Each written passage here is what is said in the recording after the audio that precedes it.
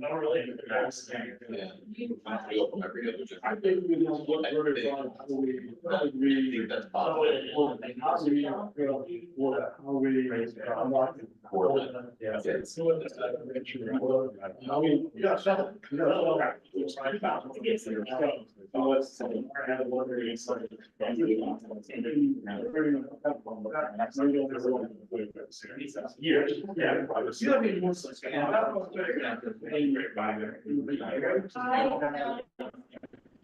That's all right. Thanks. No,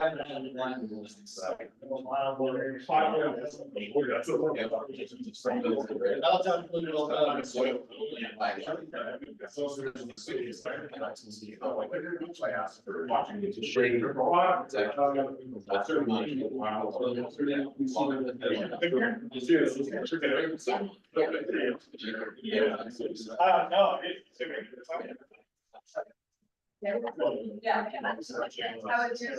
Once if I find out.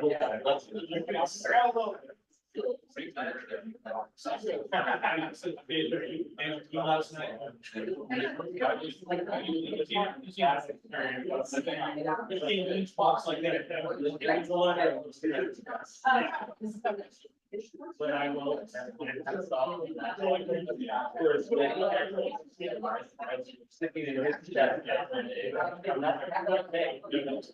What state stands for?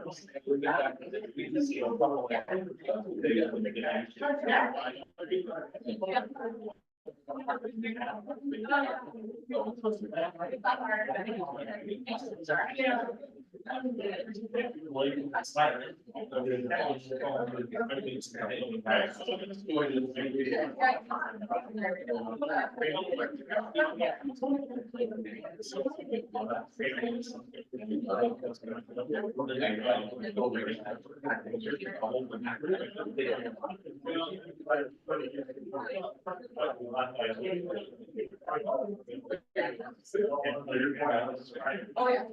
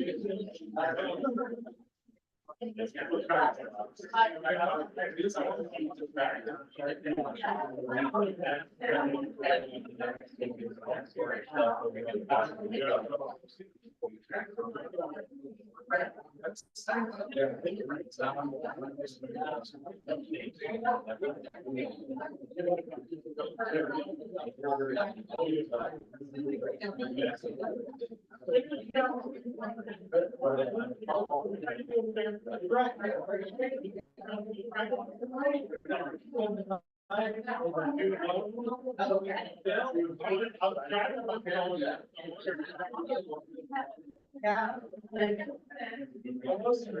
Oh. Sorry.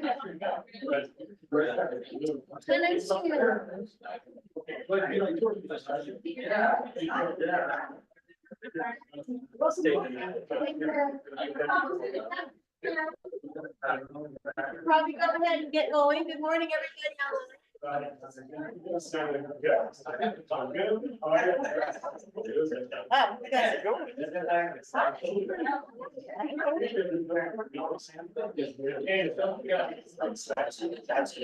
Yeah, yeah.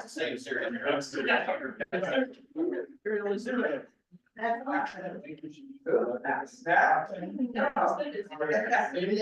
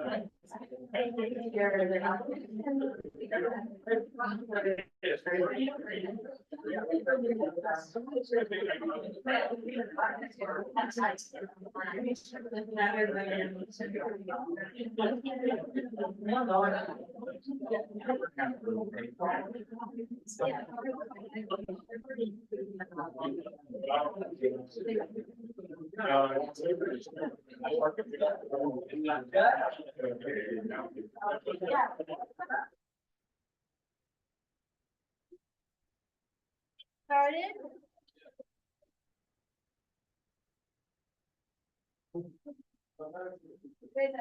There's a Girl Scout one where you go like that and everybody. I was never in a Girl Scout. How about Boy Scouts? No? Can't fire girls? I was there a short period of time, I was camp. Yeah, just checking. Well, good morning, everybody, and thanks for making the trek out here. For those that went on the tour and stayed the night last night, it's another beautiful day in Eastern Oregon, so we're really glad to be here. Welcome to everybody online. So I want to start off with just a couple things. First, I see we have a lot of members of the public here, and thank you so much for coming. The way that it works, and we mentioned this last night, because I see some familiar faces from the public meeting last night, is that the meeting is open for you to observe. There is not an opportunity for public conversation with the rep. That's why we did the public meeting last night. So you're welcome to stay in the back, observe as long as you like. I don't know about if there's like extra for lunch, or I don't know what lunch is. Probably not. Probably not. Yeah, we lunch in for the rep members. We can see what we've got, Yeah, and we'll share as much as we can. Yeah. But I don't, So we again, bring- I'm not confident enough for. okay. You're like, we're good. I'm just letting you know, we bring food in for the rep members because it's an all-day meeting. And sometimes we have extra and you're welcome to stay. So we'll just gauge that when we get there. So the meeting is all day. We go until, we're going until 4:30. We've got a couple little breaks built in and then a lunch break. So I just want to let you know. So again, thanks members of the public for coming.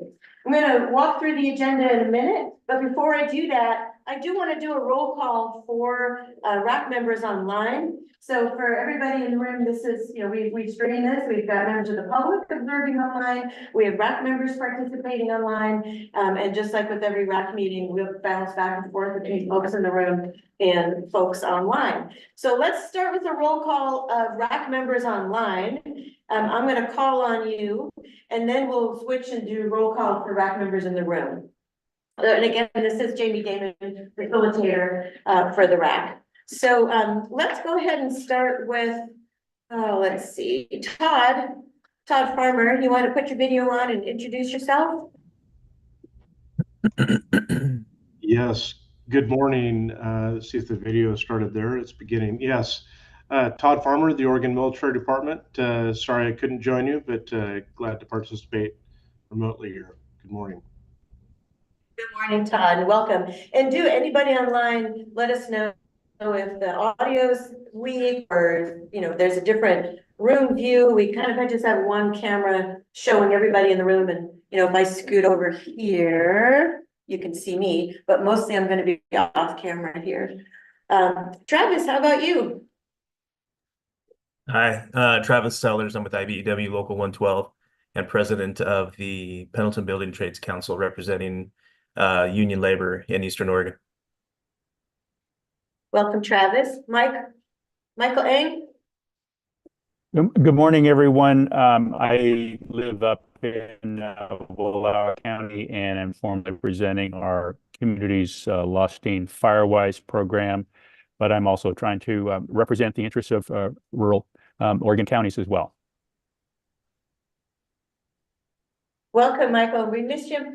Hopefully COVID's winding down out there. I understand that it's pretty rampant in Wallowa County. Well, I had interactions with a bunch of folks who later showed up positive for COVID, and I thought it'd be best if I joined remotely this time.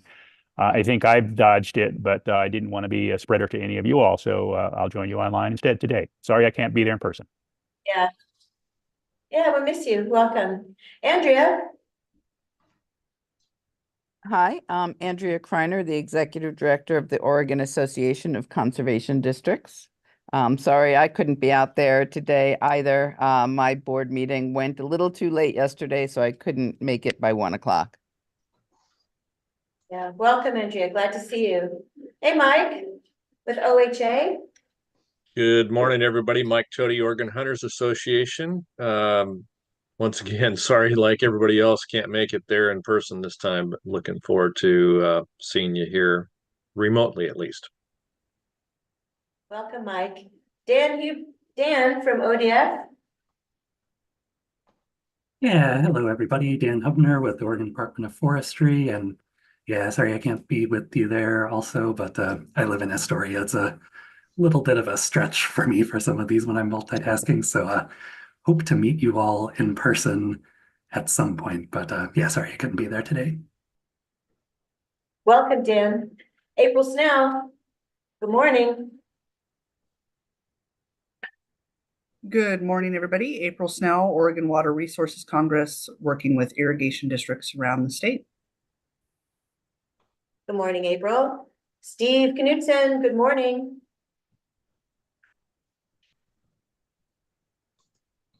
Did you say Steve? Yeah. Yes, this is Steve Knudsen. I apologize. Something came up and I couldn't make it today, but looking forward to participating. Good morning and welcome.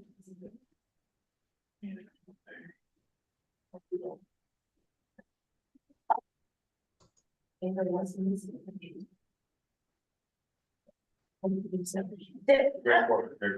Oh, Greg. Hey, Greg.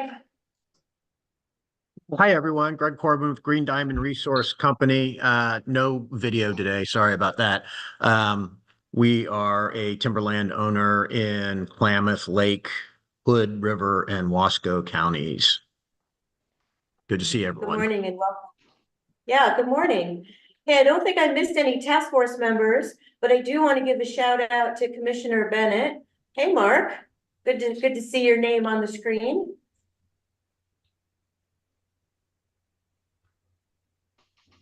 I don't know that I've been let in that I have video privileges, but I'm now the LCDC Commissioner liaison to the solar siting RAC. And always good to see your name there, Mark. Hope you're doing well. Yes, great to see you also, and look forward to joining in on the conversation. Good, okay.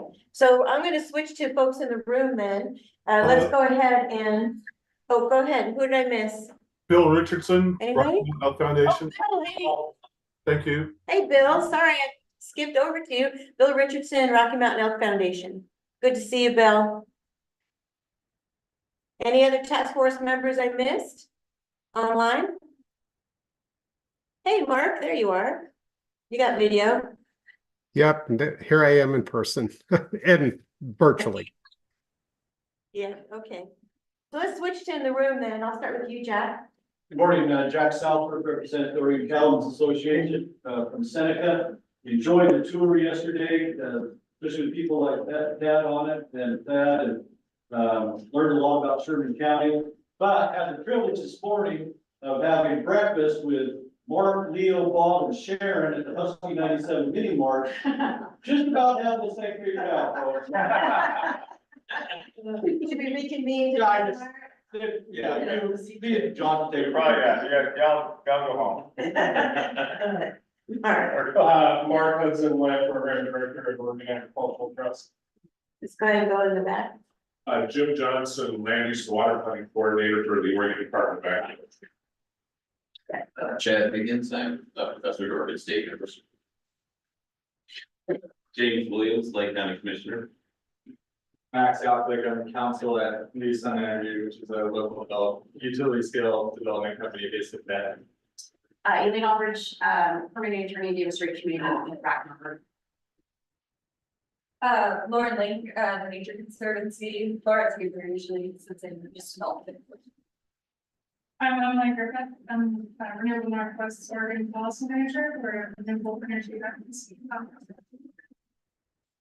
Maybe call lands journey, we recommend we're 7 minutes. And tell everybody who SEA is for our members of the public. All right, SEA is an industry group, stands for Oregon Solar Storage and Energy Industry Association, I believe. And it is the utility scale solar development, but also smaller, like solar development, but just solar industry really large. So I'm Mike McArthur. I'm from Sherman County here. Welcome, everybody. I'm representing the Community Renewable Energy Association today. That wanted to do a little meeting on behalf of Sherman County. I want to set on Commissioner Bird's glory here as our county commissioner, but a little bit about where you are. This is the Burnett building that's dedicated to the memory of Steve Burnett, who was a longtime multi-generational farmer. He also served as president of Senex Harvest State, which is a huge cooperative, nationwide cooperative. Steve was also became county commissioner. He's very interested in renewable energy as well. This building, which houses Sherman County Planning Department and Extension, and we department here. No. Anyway, so this is been something that was dreamed about for a long time in Sherman County and made possible by the renewable energy that's here and proceeds from that. So welcome to the camera. That's nice. And Commissioner, with anything you'd like to share?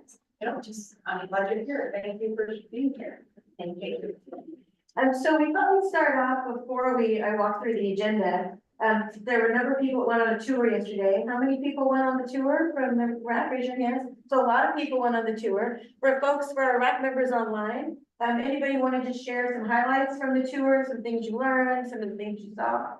And anybody from the RAC? Jeff? I think one thing we talked about soil classes in Sherman County was a great display of what 1 through 5 soils are and what 6, 7, and 8 soils are. And there's just Sherman County, the county borders on the good soil, it looks like. But anyway, it's really interesting to see what good farmland looks like, the depth of soils and what we're talking about. That was really helpful. Appreciate it. Other highlights from the tour? How about from the public meeting last night? We had, I don't know, I think I counted about 40, a little more than 40 people. There was just more than just under 10,000. There's under 10,000 people in the room. The whole county youth population showed up in Lynn, all the surrounding county population. Jamie, I want to apologize publicly, John, for the way Sherman County people there behaved last night. I thought it was very inappropriate. I thought he was the brunt of some other frustrations that have nothing to do with this process. And John did a remarkable job standing up to that and really embarrassed people behave that way. So I appreciate that, but it's unnecessary. You know, we find out yourself. And people need to be heard, right? And I think that's an example of that. I mean, that's why we had, carved out those space for, public, I hope. I know that I came away from that meeting knowing some more things, understanding things a little better, and I hope that they did too, right? From us. So I appreciate that. I will take this moment to say I really want to thank Judge MacArthur and Judge Bolsius and the Sherman County crew for welcoming us here. So glad we're at the top. We wanted to get to Sherman County. We were kind of strained in our ability to get everywhere we wanted to, but we made it happen. Thank you for everybody's hospitality. I think it's been very much worthwhile. Yeah, so for member of the public, you want to? Oh, I'm not saying that. Oh, are you? Oh, I didn't get to introduce yourself. Can we have an overview of the concerns the county had last night? Yeah, I For was the back members. gonna share that. Can you introduce yourself as a back? That age and I'm a fifth generation beef farmer. And I'm here on Oregon beef. Oh, for Oregon Beef, welcome. Yeah, and you're welcome to come up to the table too. And Andrew, I saw you come in. You want to introduce yourself? Oh, hi, Andy Walton from the Thousand Principal. Welcome, Andrew. Yeah, you're welcome to come up to be on the table. So I was going to do an overview. So we had about 40 people here. And I will look to Don and Alexis and others who were here to help me fill in the gaps. So some of the things so to start with, I think there were a lot of concerns and a lot of sort of, I wouldn't say misinformation, but just folks wanting information about what is this process all about? What is Department of Land Conservation Development's role in this? There are a lot of concerns about large scale solar siting and who's responsible for that. And so we talked some about that's FSEC, the Energy Facility Siting Council, and that's the Oregon Department of Energy versus what Department of Land Conservation Development does. We talked a little bit about that. I'm not sure if folks walked away with a strong understanding of the differences, but there are a lot of concerns about siting large scale, about siting small scale.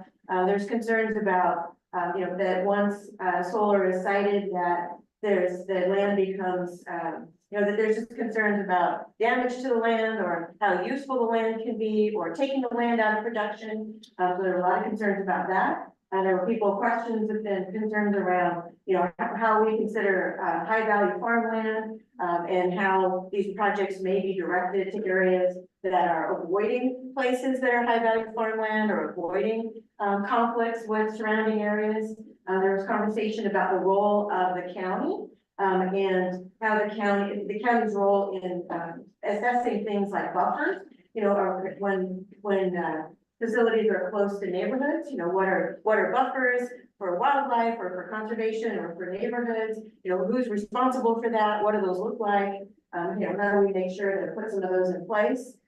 There were concerns about, there was a little bit of conversation about kind of speculation, that there were some landowners who talked about that solar, developers have been contacting them and offering, lots of money for, speculative development. And they're just like, either not sure where to go with that or had concerns around that.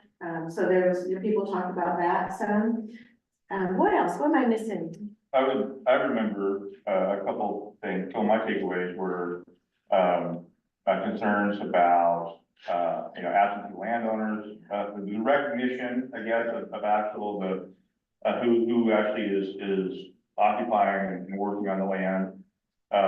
And we've heard a lot about that there was a preference to see more siting authority be vested at the county level. Which is already stated. Yeah, and there was questions and concerns about wildfire. Do the solar panels contribute to wildfire? What are developers paying into in terms of wildfire abatement or local wildfire response? And so there were a lot of questions around that. So environmental, there's some concerns regarding environmental impacts to the land and surrounding areas. And then the other one was about when they are no longer working and removal of. Yeah, that's right. Yeah. So who's responsible? So we had some different, we had some landowners at different stages of the process. We had some landowners who have winter events on their property, who have solar development on their property. And some folks spoke, and some of those folks spoke about a lot of concerns that they had around the agreements that they signed and what they thought was happening and what ended up happening. And so there was some of that shared. And then there were folks who are just new, to signing on and talking about high best use of their land and looking forward to those opportunities. And so, we were people at different ends of the spectrum in terms of folks who were different places in development. Yeah, Commissioner? Yeah, I was going to touch on that as well, just in terms of the bond issue on how those properties are put back into appropriate use in the future once projects no longer viable for solar or wind. But also a key point that came up last night and on our tour was this concept around the value of land, and that the soil classification doesn't necessarily always capture that, at least in the site of the men and women who take care of that land. And you know, their blood, sweat, and tears for it. As farmers, you know, we put a lot of value in our land and even, you know, our neighbors' land and the landscapes and the lands that we live and call home that go beyond the simple numbers of the soil classification. So that was just something that, you know, I think it was pulled out a little bit. It's been a common thread through many of our RAC meetings already. And we're trying to understand that. And unless we have probably more decent understanding of that, it's hard to even go into the conversation around mitigation. Yeah, no, that's a good point. Anything else that people heard that? Jamie, I think there's a lot, it indicated to me there's a real need for education here about what's happening in the industry, how the land use processes work. And I'm not quite sure how we get at that. But it seemed to me that there was a lot of either lack of information or misinformation that was amongst the folks last night. Yeah, people were frustrated, you know, people were frustrated because they just weren't sure kind of where and how this all fits in the larger scheme of what they're seeing or what they're worried about, you know, in their community. The other aspect of that is I think people have a lot of fear that this is gonna overwhelm county, and you know, some of us have done back of the envelope calculations of how many acres are actually needed to meet our need, and it isn't that large in that. Yeah, and I did hear the term foundation lands come up last night in the public meeting. I don't know if it came up on the tour, but if you remember back in the Madras meeting, you know, we had that really good conversation with Mickey and others about the importance of foundation farmlands and how that is critical to the you know, the vibrancy of a community, I mean, and the ability of the community to survive. And so I think people touched on some of that yesterday, that they're concerned that, you know, we start to tip the balance with too many projects and taking land out of production, and then you start to see that snowball effect of, you know, the grocery store, you know, not enough to support the grocery store, not enough to support the tractor supply, not enough to support the hardware store. So people were talking about some of those concerns last night, but they didn't use that term, the foundation lands. Jeff, I saw your hand go up. Well, you put your finger on it, Jamie, and that was that there was a worse fear, but the real one is that this one participant said she didn't want to see Sherman County become a green energy wasteland. Yeah. And I thought that was well phrased, even if it's a worse fear, because it captures what some of the tensions in the community. Yeah, so, you know, just really trying to figure out that balance. And we, you know, we heard some folks that were like, this is highest best use of my land. I'm looking forward to, you know, these opportunities. These are, you know, this is my property. I get to make these decisions. And, you know, so we heard folks talking about that as well. Don, Alexis, Ariella, anything I missed? Yeah. Good summary? Close, yep. There was a push for the solar to be located in the Willamette Valley. Oh, yeah, that's true. I did forget that. Yeah, there was just, you know, a lot of frustration about, you know, Salem coming here. People were concerned about things being sort of pushed on them or crammed down their throat.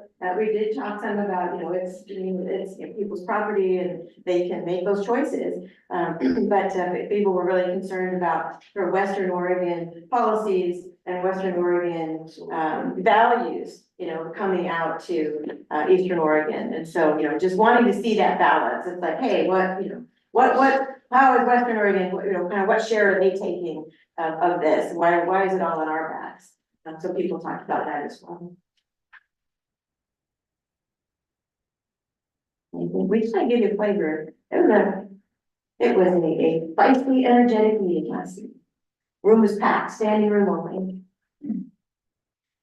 So with that, I'm going to move forward to walk through the agenda today. We can go ahead and go to the next slide, Ruby. Actually, can you go back to the ground rules? There we go. There we are. Thank you, Ruby. So same ground rules we've always had: honor the agenda, participate actively, be mindful of your speaking time. And it's helpful for folks in the room and people online, every time you speak, if you can remind us who you are and who you're with, so people online know who's speaking, and for people in the room to remember. be tough on issues, soft on people. You know, we're at the point where, you know, we're working through some stuff on the, you know, with this language, and we have some disagreements. We have some different trade-offs, different ways we can go. So that we're gonna be talking about a lot of it. Asking questions of each other. I think the last couple of meetings, RAC members did a really great job at asking each other. It's like, okay, you know, well, what about this, or does that work? So this is your opportunity to have these conversations. And do refrain from sidebar discussions. This is a small room. This is probably the smallest room I think we've had a RAC meeting in. And so, you know, if people talking on the side, but especially for our members of the public, you know, it's really gonna carry forward. It makes it hard for folks online to hear. Hey, Adam. So let's go to the next slide. We did all the welcome remarks. Okay, talking through our agenda, and you've got, I think you all received your agenda packets. So we're gonna start off the morning focused around Division 33 and 6. If you remember, we've had this on the agenda for the last, I don't know, 3 meetings, 4 meetings. Haven't got to it at all, in part because, you know, we've been focused on other divisions. So we want to spend a little bit of time there, take a lunch break at noon. And then the technical advisory committees, they've been meeting. Remember in Madras, we've identified a few other conversations we needed to have. People signed up for those. A lot of those groups have met. They've got some things to share with you. I don't know that we're at the point for recommendations, but they want to share with you where they're going. And then we're going to follow that with a continued conversation around Division 23.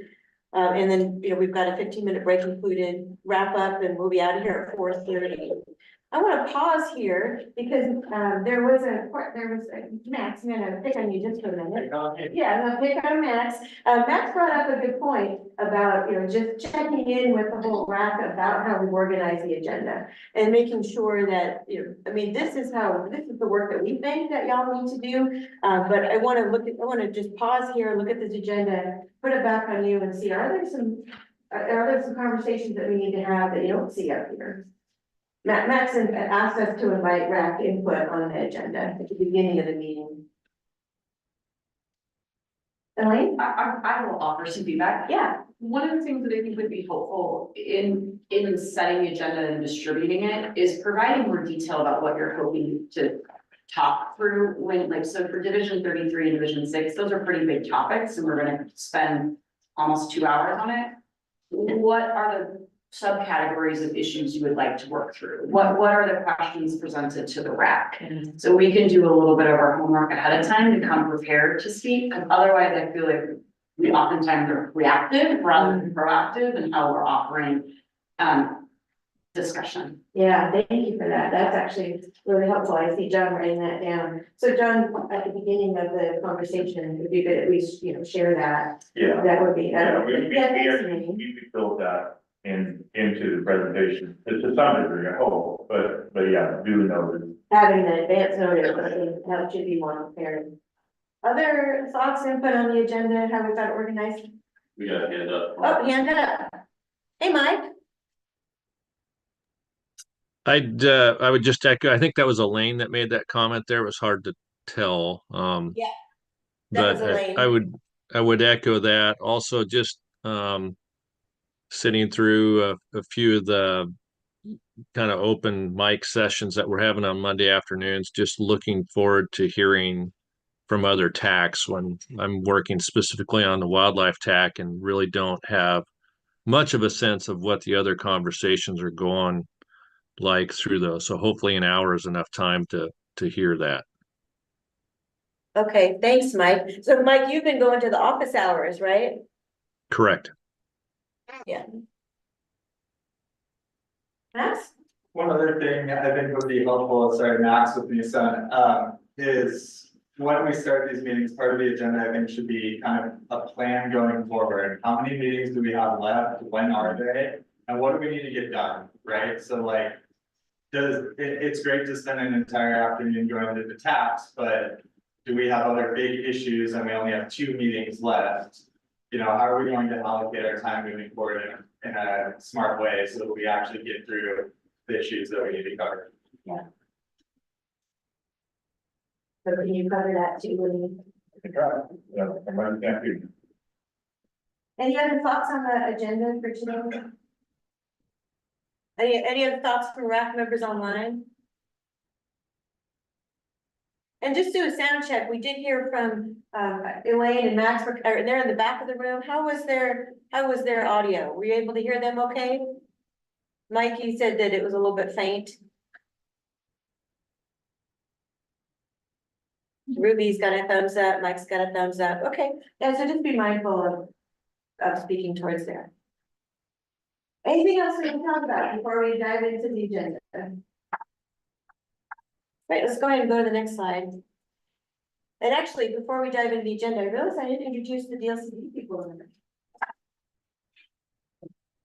I didn't even do. Everybody, I'm John Garrett. I'm the community services specialist for the Department of Land Conservation Development. And again, great to see everybody. And I'm really thrilled to be able to be here in Sherman County. I think it's really added a lot of value to our county here. Adam? Everybody, I think everybody knows me. Adam Tate, DLCD Renewable Energy Planner. Good to see y'all again. Glad we could get another RAC meeting out here in Sherman County. Love that Canyon Road on the last bit up here. That was a lot of fun. Sorry to be a couple minutes late. Took a bit. Alexis Hammer, Legislative and Policy Manager. That's it. I'm Dawn Bird. I'm the Eastern Oregon Regional Rep, born and raised in Wasatch County, and my home office is in the Dallas, and my business office is at the Brand in Gordon Howard, I'm the Community Services Division Manager for DLCD, and I'll have to admit I'm from rather Western Oregon. And then online, we've got Kazaria.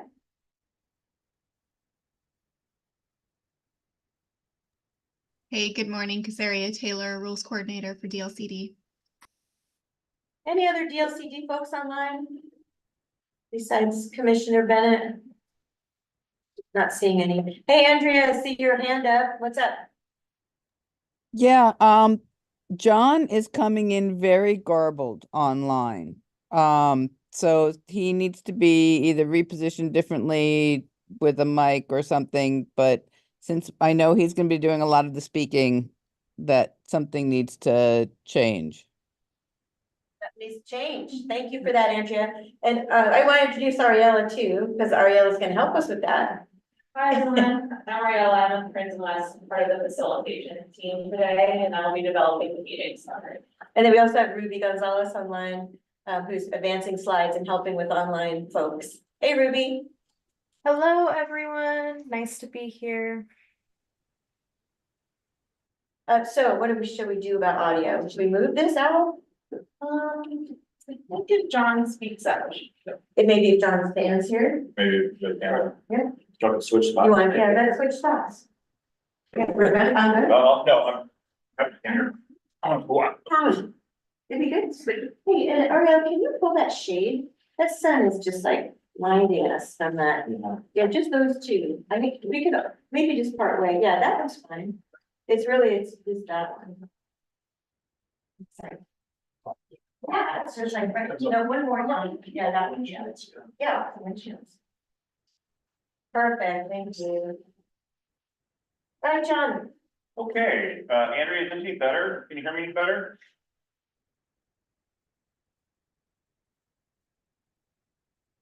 So we'll do our best. Why don't we go ahead? Oh, got a thumbs up, Mike. Yeah, so, John, that little tower there, that's the mic. Right there? Yep, exactly. So if you want to get closer to that, and then they also see you on the camera. Is this any better? It's not better for us. Okay, well, let's go ahead and move. Next slide, please. And next slide. And next slide. Next slide. And next slide. And so we're going to start here, you guys. We felt it's very important. There's a number of rules that need to be kind of synchronized, and we just haven't had a chance to talk about the intersection with our other farm and forest rules. We'll also have a conversation about the exception rules. I left that off at this point, hoping to get through these two, but we'll come back to division 4. Because these lands that will become subject to the Division 23 process, they will remain zoned for future farm use. or for forest use. And so therefore it's necessary to, make sure that we've got them lined up properly. Next slide, please.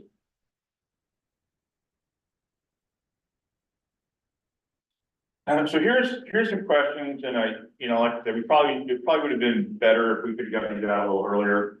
I guess I kind of assumed that some of the stuff was fairly self-evident, but nonetheless, these are some questions, and we'll get back to this, right? So this kind of key is some thinking. There's a number of things in this rule. Some of them would act collaterally with bid 23. And some of them, are really specific to how to consider those types of plans within this context. So like I say, we'll come back to these at the end. Just kind of start to think a little bit about what we're hoping would be useful to hear back a little bit on. Next slide, please. So in the beginning, so this is a portion, right? This is a section of Division 33, which is our agricultural land rule, which talks to solar development. It's often referred to as LCD solar rule. At the beginning, we proposed some adjustments to the definition. Agrivoltaics is a subject that a lot of people are interested in, right? And it's not necessarily, doesn't necessarily have to be combined with the other work that we're doing with Division 23, but we thought that it fell pretty squarely within the direction of finding opportunities to reducing conflicts. And so we thought it would be worth talking about and observing talking about. In this definition, we've tried to clarify any doubt, that you can conduct an agrivoltaic arrangement along with any approved photovoltaic solar project.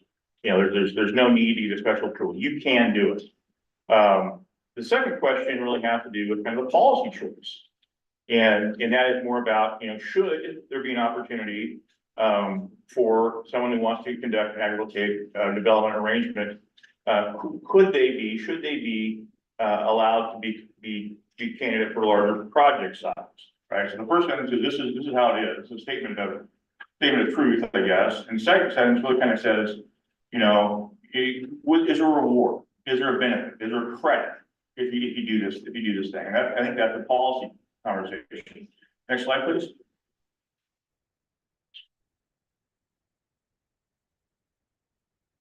So I know there's a lot of text here. I'm not going to read it all to you. But this is kind of, we would need to rearrange this to get it to fit just right. But for purposes of discussion, we wanted to see how this feels to people. This would express what would be expected of a plan for an applicant who wants to pursue an agrivoltaic development program. It talks about balancing farm income, and basically the notion is that you want to see that the presence of agrivoltaics keeps steady or improves the overall production of that facility, and also builds in a sunset date of about 10 years out. The purpose of that is to try to use that time and gather information about what happened, like see some things on the ground, and understand how they work, and then be able to decide, is this something we just want to allow or maintain, or is this something that may not be the best fit. And like I said, a lot of that remains to be seen. Next slide, please. So these are a little out of order, only because they have been going alphabetically. So this is intention. The intention here is to describe a county would decide to allow these types of facilities, that that would be candidates for larger project sizes. They would go through a process, and they would decide, voluntary. And also, this is what it would mean. It's an attempt, A, B, and C here, and the red would be kind of plug these numbers in. But this would be a difference than would be available otherwise. And it would be the eligibility for a larger project size, whether we measure that in megawatts or acres, can be discussed further, whether these are the right numbers, I don't know.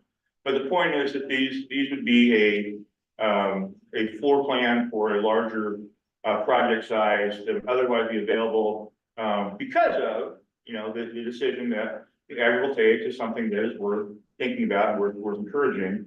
And then that would be sort of balanced by placing a ceiling on the cumulative amount that a county individual can approve.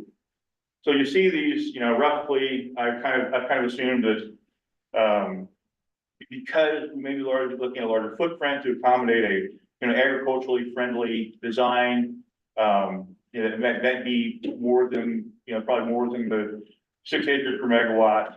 I've assumed 150% of that, and also try to keep within the 40, 80, you know, 160 metrics that is, you know, we're familiar with our rural land mix. So anyway, that's what that attempts to do.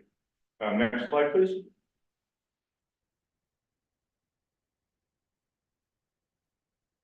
No one liked microgrid idea. Yeah, that's good. Process question. Max and Newton. So what do you want to do here? You want to go through all the proposed changes first, and then we'll go back and talk about that? Yes. And also, you know, can at some point in the rack give feedback on what we want to do in Division 33 generally? So what I like to do, yes, Matt, what I like to do, we have the question at the beginning. We can stop now and talk about it. I thought that it might be useful to go through this and then come back to those questions. Yeah, we can understand. Yeah, that's kind of the plan. And I think that would be time to talk about what we want to do. Next slide, please. All this does is it incorporates the temporary workforce housing provision. It mirrors what's in the wind rule. You know, so we put it into the solar rule. No one seemed interested or excited about the language at the bottom, so I struck it. Next slide, please. Here's a going on here. I guess this is language about, it seems to be the language about the facilities for workforce housing. Next slide, please. Here are the existing standards that apply to a conditional use proceeding for solar. The bulleting is mine, but these citing standards apply right now. I'm talking about, you know, we've seen this before, negative impacts to other areas on the farm, unnecessary soil erosion, unnecessary soil compaction, noxious weeds, and these can be satisfied by presenting a plan on how they'll be dealt with. This done by someone with this adequate credentials. Next slide, please.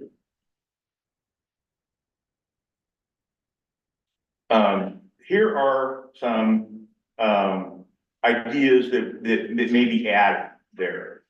And we've heard a lot about interest in soil health. So we've added, you know, something to try to get at that. We've heard a lot about the risk of wildfire. And we've come to learn that FSEC, Energy Soliciting Council, has adopted something with wildfire in the last couple of years. So we thought that would be worth talking about. And also temporary workforce housing. Again, that's and the notion there is that there would be some level of not financial assurance necessarily, but a demonstration that the workforce that is going to come build a project is going to be taken care of. There's a place for them to go. That in itself, we think, is a positive thing and helpful thing for the community to kind of understand. Next slide, please.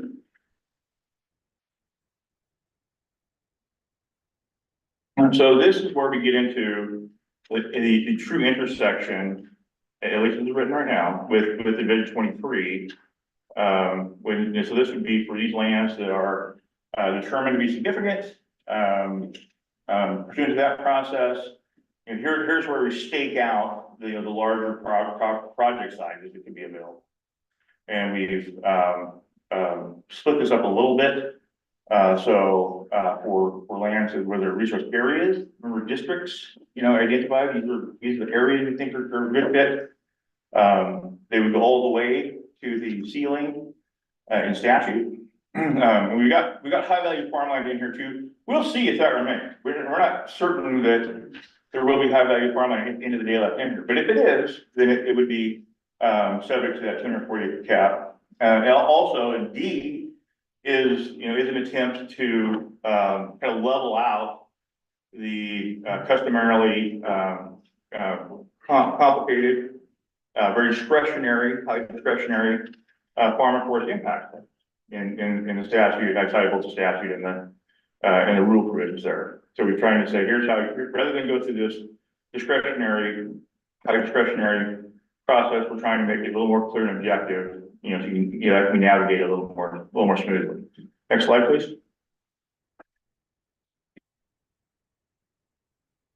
So with regard to sites, it's pretty much the same. The difference is that, there would be a lesser project size. Because there's something that's up to debate, right? The production areas, there wouldn't have been the level of public participation necessarily, or neighborhood conversations in that realm. And so we thought, well, maybe that could be offset to some degree by a lower process size or project size. And it doesn't have the accounting for an alternative pathway on the farm forest compatibility statute. Next slide, please.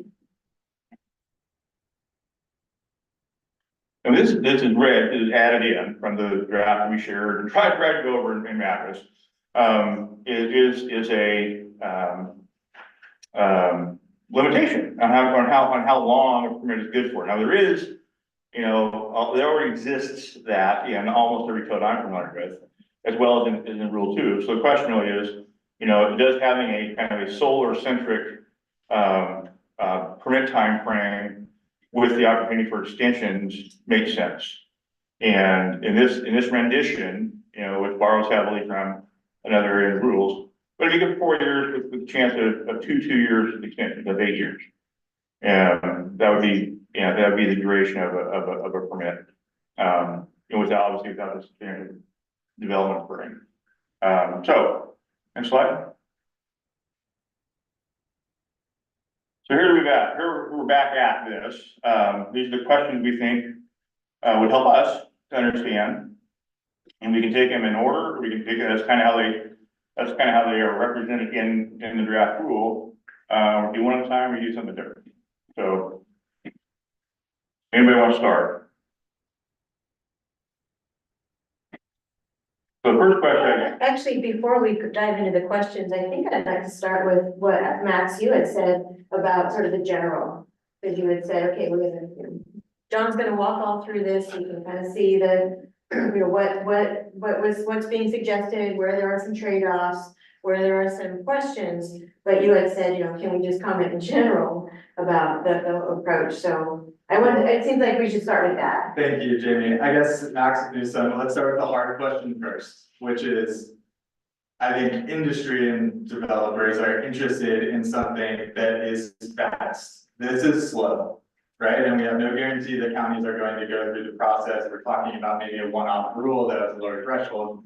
So is the RAC open, and is the agency open to talking about changing the baseline standards of what the thresholds are? So because that is the easiest, most simple way to create meaningful progress today on decarbonization in the state of Oregon. We can change 3 numbers and totally change the perspective of how much solar we can build in the state. And not only that, I think part of the thing I'm thinking about with this proposal for goal 5 is, okay, so what happens if we've talked about this before, what happens if no counties do this and there's a review provision that's in like 5 years?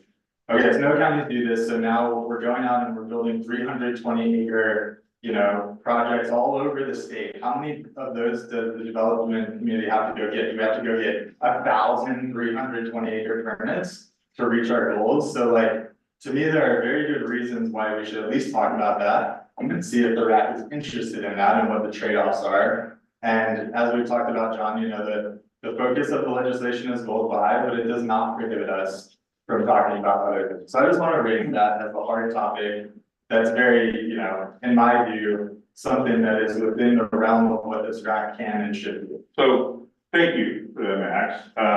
I guess, you know, you all heard me say this one way or another before. And Lauren, I see your hand up. Did you want to say anything first, or should I go ahead? Or maybe should I give me that? Yeah, you should ask me then. Yes, we do. Yeah, you can go first and then I'll go. Okay. So, you know, by the baseline standard, what you're talking about, I think, Max, is adjusting those thresholds individually for right now. I mean, you're doing away with everything else and saying. Not doing away with everything else, in addition to. Okay, you know, I guess there's a couple ways to think about that. And as you know, the legislative record has been understood, does not dispute, you know, the primary sponsor's position that Division 23 be center fees for LCDCs aligned with the charter directing, you know, a voluntary rule in Division 23. Beyond that, though, you know, the photovoltaic solar is bull-fired resource. And so that's, we believe, very strong. That's the right place to have a policy conversation about that. We're having policy conversations on other fronts with other varieties of things. There's a huge amount of talk about housing, obviously. There is housing on EFU lands.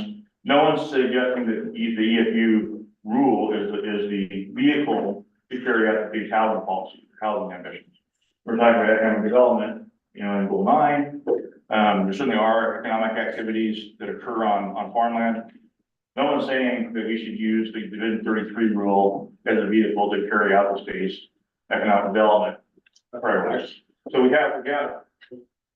Well, maybe let's see, another ad I work, co-chair of the Housing Production Advisory Council that the government put together that we made last year.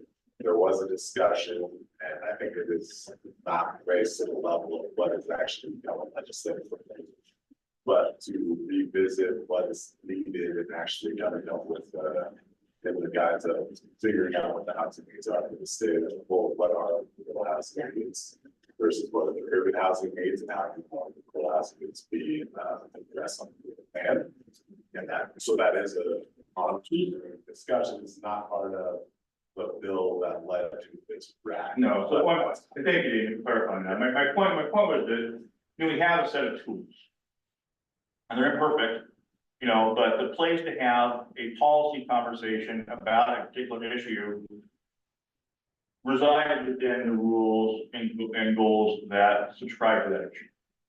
You know, so we certainly, we have solar on farm. We're going to now solar on farm and forest. You know, the right place, we believe strongly, the right place to have a, you know, a genuine policy conversation is with these other areas that you know, are suited to accommodate those thoughts. And some places there is some intersections and there will be, but that's our feeling. And we also, you know, a big part of this, and I got to tell you, I'll be honest, I was pretty thankful to be able to say this last night, was that, you know, we've been emphasizing this is a voluntary program. And, you know, if you just go in and adjust the provisions in Division 23, you know, those would be directly applicable unless something different than I'm familiar with happened. You know, a county could be in a position to have to apply those directly. And I get it, you know, counties may not do this. They get the choice whether to do it or not. But I would also say that, you know, this doesn't have to be a county originated proposal. I mean, we've got a lot of groups here that, you know, that have an interest in and represent energy interests. I believe if they want to, they can make an application. If they thought it'd be to the benefit of their members to be able to utilize a program like this in one of the counties or all the counties.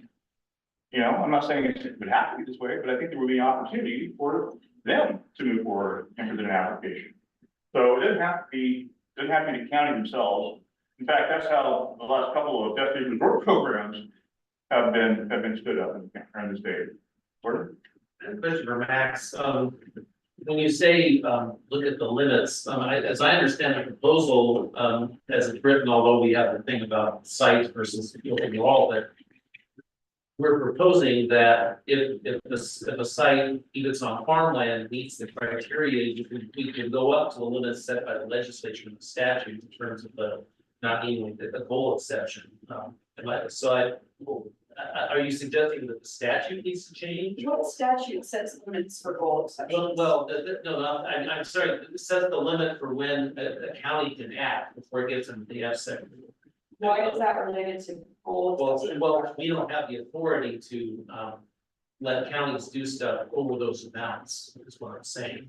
You know, if it's more than 3,840 acres, it goes to FSEC, the county doesn't have the ability to do that by statute. And so what we're doing is, as I understand this rule, is if the land is, you know, if property goes up to that limit and a county still has authority and therefore our rules apply, that there's no goal exception needed if the land meets the criteria set forth in rules in Division 23. Yeah, that was a really good point, Gordon. Is DLCD doing then the FSEC jurisdictional statutory limit as limiting DLCD's authority to give counties the ability, or sorry, not even that, to amend the DLCD rules to allow for higher goal exception thresholds? Are you relating the DLCD rulemaking authority for Division 33 to the FSEC jurisdictional statute? I would say that whichever jurisdiction you're in. Because FSEC applies DLCD's rules in its process. Well, So what we're doing is, I don't think we're conflating the two. I think we're just simply saying that, you know, there's a point under which LCD has authority and point beyond that where they don't. And that's articulated in that. I guess, but you're saying then LCDC doesn't have authority because of FSEC's jurisdictional threshold limits. So I would say that LCD doesn't have the authority to say that county has jurisdiction for projects larger than those expressed in RS 250. But your rules also tell FSEC when an applicant has to take that goal exception. So I would, and I'm married those together. I mean, I'm just simply saying that, you know, where those thresholds, well, tell me if I'm wrong. You know, tell me, the legislature said above 240, above 2560, above 3840, that triggers FSEC review. Right. I don't believe LCD has the authority to say that the county could consider a project that. You're not giving the county the authority to do that.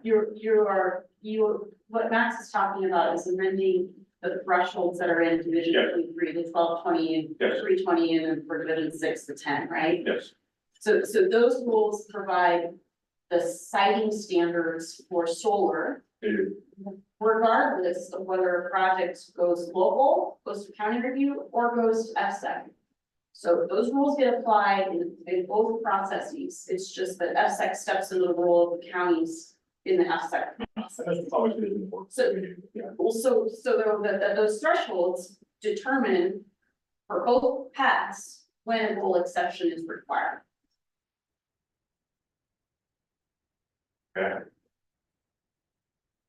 Because FSEC independently has preemption authority over counties, but it still applies the county's rules and DLCD's rules in the process. Yeah, I mean, yeah, the exception is a little different. Yeah, I was gonna say, Jim Johnson, isn't FSEC's exception rules actually in ODO statute, not in the LCD? Yeah, oh, they're just areas, yeah, it's not. It's the test, not the acreage limits. Yeah, so I'm gonna try to. I feel like we're having these totally kind of collateral. Yeah, actually, if I can pause you, John, because Lauren's been waiting patiently to speak, and then Andrew's hand shut up, and I think Andrew probably has something helpful to share on this as well. Lauren, I'm gonna go to you, you've been waiting. And also just checking in on the sound, there's been a lot of good conversation in the room, y'all hearing that? Yeah, I don't know if it's my internet or yours, it's a little spotty, so I'm not gonna turn my camera on just to make sure that I can still hear all right. And this is more at the 10,000 foot level on this, and I apologize that I haven't been able to attend all of these. There's been a lot of RAC meetings for a lot of different things, and so I've been kind of pulled in a lot of different directions, so I apologize for that. But at just the a very high level on this, I have some big questions about just the actual how this would work. I mean, I represent farmers, I'm not a farmer, but I would say that I think a lot of farmers would love to be able to plan out how they're going to make every year for 5, 10, 15, 20 years. And so I have a lot of concerns about agrivoltaics development plan to predict farm income and compare that to what you would probably, I imagine, a solar generation facility. You can predict kind of what your income's going to be on that and sort of kind of make a pathway for how you can make a project that's going to be larger than otherwise would be allowed based on a prediction of what your farm income's going to be to balance that out, because I don't think any farmer can predict in a commodities market long term what your farm activity and income is going to be. So I'm concerned about that. And also I'm concerned, so what actually happens if, because I've heard this a lot from my farmers where they've seen projects say they're going to be an agrivoltaic project and they have big plans on what they're going to actually do as farming. And, you know, the actual farmers kind of laugh and say, oh, good luck with that. That's not going to work. But what actually happens if that's their plan and they say they're going to do it and it gets approved and then they report with an explanation of what the discrepancies are because it doesn't work? I mean, the project's there now. Is the county or someone going to go in and ask them to remove it if the discrepancy is very large and they're not actually producing anywhere near the farm income they predicted they were going to have? I guess is one of my bigger questions here. So in practice, John, again, I'm waiting against the wall, if you guys see me. So, you know, I guess the fundamental question, the first question is, you know, is the RAC interested in discussing agrivoltaics? And if they are, and again, we think it's a fair thing to talk about, you know, then what are the things that should be considered and accounted for? The language as it's written, you know, isn't a recommendation, you know, but it attempts to get at a notion that, you know, the presence of an agrivoltaic facility, you know, shouldn't result in, you know, a detriment to the overall health of that farm, commercial farm ranching activity. And that is if they're rewarded a larger size, you know. Now how we measure that, we talk about that. If we think that's something that we want to move forward on. And also, you know, that's the biggest question, as you point out there, is what do you do if they fail to perform? You know, that's what really concerns counties, I think, that I've talked to, because they're going to be the ones left in an enforcement posture, and that's a really undesirable place to be. So that's why, you know, we want to try to build in the right way to think about it, the right way to measure it, and then hopefully people aren't left with having to police an area that has been, you know, not performing or not performing the way they said they're going. And I think the other question I have, I think if we even are going to talk about this is, especially as it relates to high value farmland, are we also still considering, I mean, because in this, it doesn't differentiate between lands with or without irrigation. And so I also wanted to put that flag out there. Yeah, so thank you, Lauren. What I just wanted to say is that you know, the NRCS information identifies, you know, whether it meets those soil classifications, irrigated or non-irrigated. So I think we rely on that. You know, where the soil is high value if irrigated and it's irrigated, then it's high value, right? If it's high value if irrigated and it's not irrigated, then it's not high value. Oh. Yeah. See how that's fair. That makes sense. So we've got like 3 huge conversation topics going in the room simultaneously.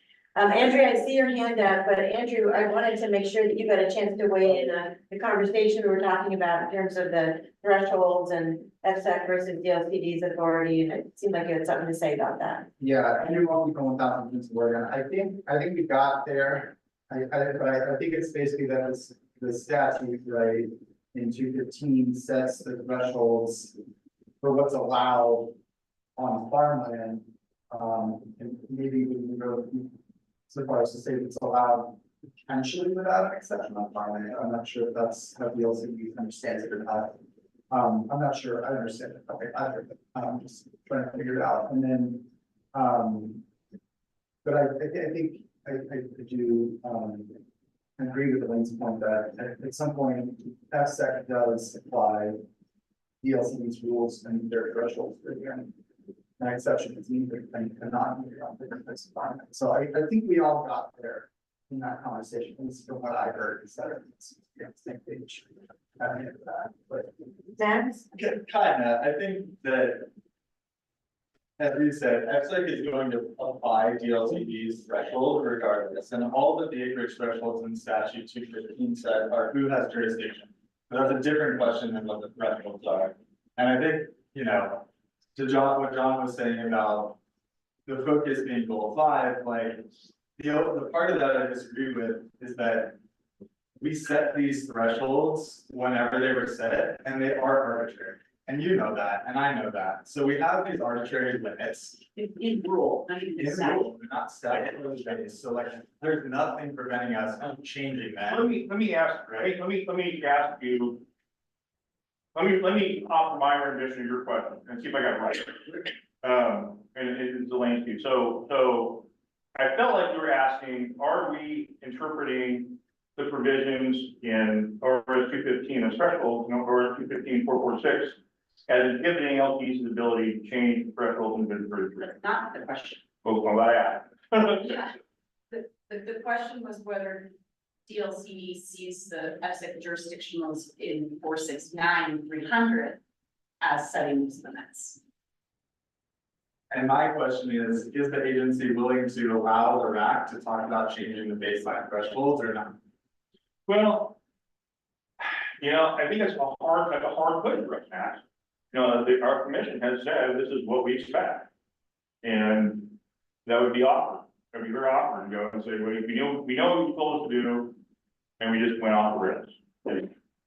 Gordon? Yeah, as I understand it, Matt, what you're saying, and Elaine said, if we were to say instead of 3,000 acres, 40 acres, the threshold was 100,000 acres, or no threshold, FSEC would be bound, therefore not to require an exception, as part of their process.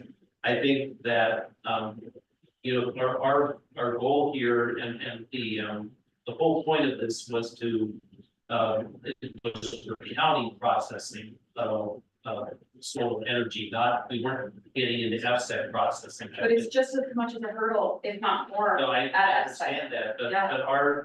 the statute is, you know, when you read what the legislature passed, they told us to look at expediting county review of and they didn't tell us to work on expediting FSEC review of the first part of the statute says the county, you know, we talk about, you know, maybe allow or perhaps required to do so, and so it doesn't say anything about FSEC in there, so that's, at least I don't believe it does, so, that, I think that's, my opinion, it's beyond our scope here to get into areas that are exclusively FSEC jurisdiction.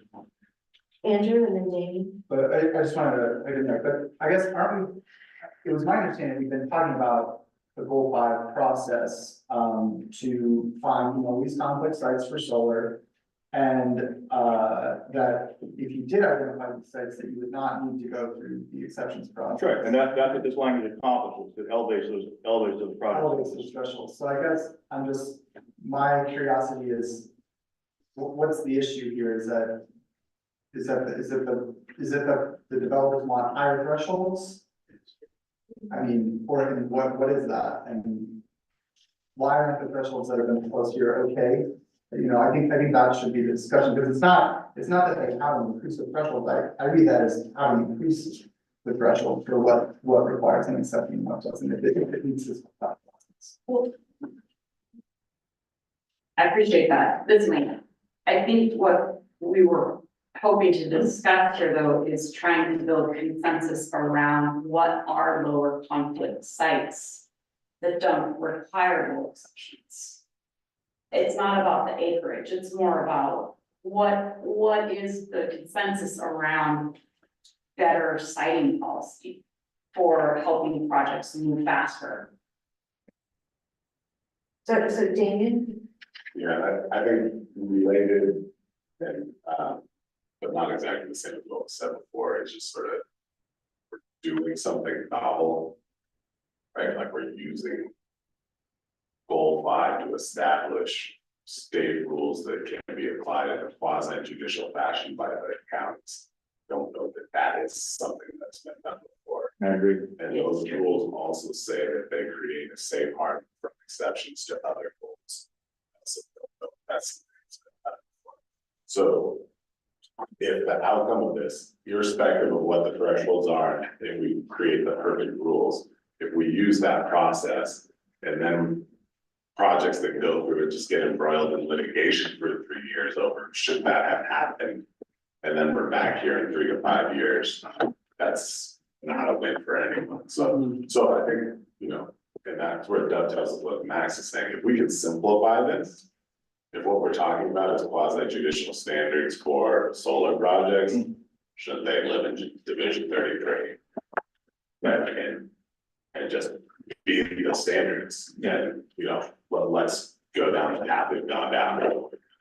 Yeah, so, I'm sorry. Yeah. And we got, thank you. I guess I feel like we've had that conversation before, and not that we can't have it again or continue to have it, but, I really think that solar is identified as a resource in goal 5, it's the appropriate place to put it. I mean, in terms of the quasi-judicial pathway, I guess I disagree a little bit, that we don't already have precedent for that in goal 5. I think there are goal 5 programs, that do implement goal 5 protections to goal 5 resources that don't involve exceptions. I think, you know, one example, although it's not as big scale as this, what is being proposed here would be riparian areas. There's safe harbor riparian rules, those get applied all the time outside of the goal exception process in terms of how to deal with them. I think the agency certainly has authority and leeway to do something similar here. So anyway, I think the piece of logic that's missing for me is the current rule that's creating the issue is in Division 33. So like, we're talking about all this stuff in goal 5, but the rule right now is not in goal 5. So why is it in Division 33 then? You know, why is the existing standard that we're held to over here, but we're not allowed to talk about that standard? We have to now go talk about some new nascent thing that has never been done. You know what I'm saying? I guess I do. Because we're saying if you meet these goal 5 criteria, you've identified a resource that's good for solar, it's low conflict, therefore you don't need an exception in terms of balancing the goals, balancing goal 3 with goal 5. We're gonna say when you've met these thresholds, you don't need an exception up to this amount. I guess I mean, to me that works. It dovetails, it seems to fit within the overall planning program as well. Elaine, actually, Andrea's been waiting for quite a while to speak. Andrea, is this the conversation you wanted to weigh in on? Both Yeah. this and agrivoltaics. So one concern that I have when we start looking at the thresholds is that we're supposed to be focusing, our mission, our task is to be focusing on Eastern Oregon. And are we going to have 2 sets of thresholds then for the state?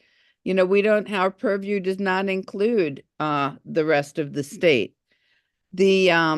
On the agrivoltaics, I just want to be really quick on this, is that I have a concern about including financial in the qualifications for something to be agrivoltaics at all. Sometimes the reason that the site needs to be bigger is that in order to design the agrivoltaics, you have to have there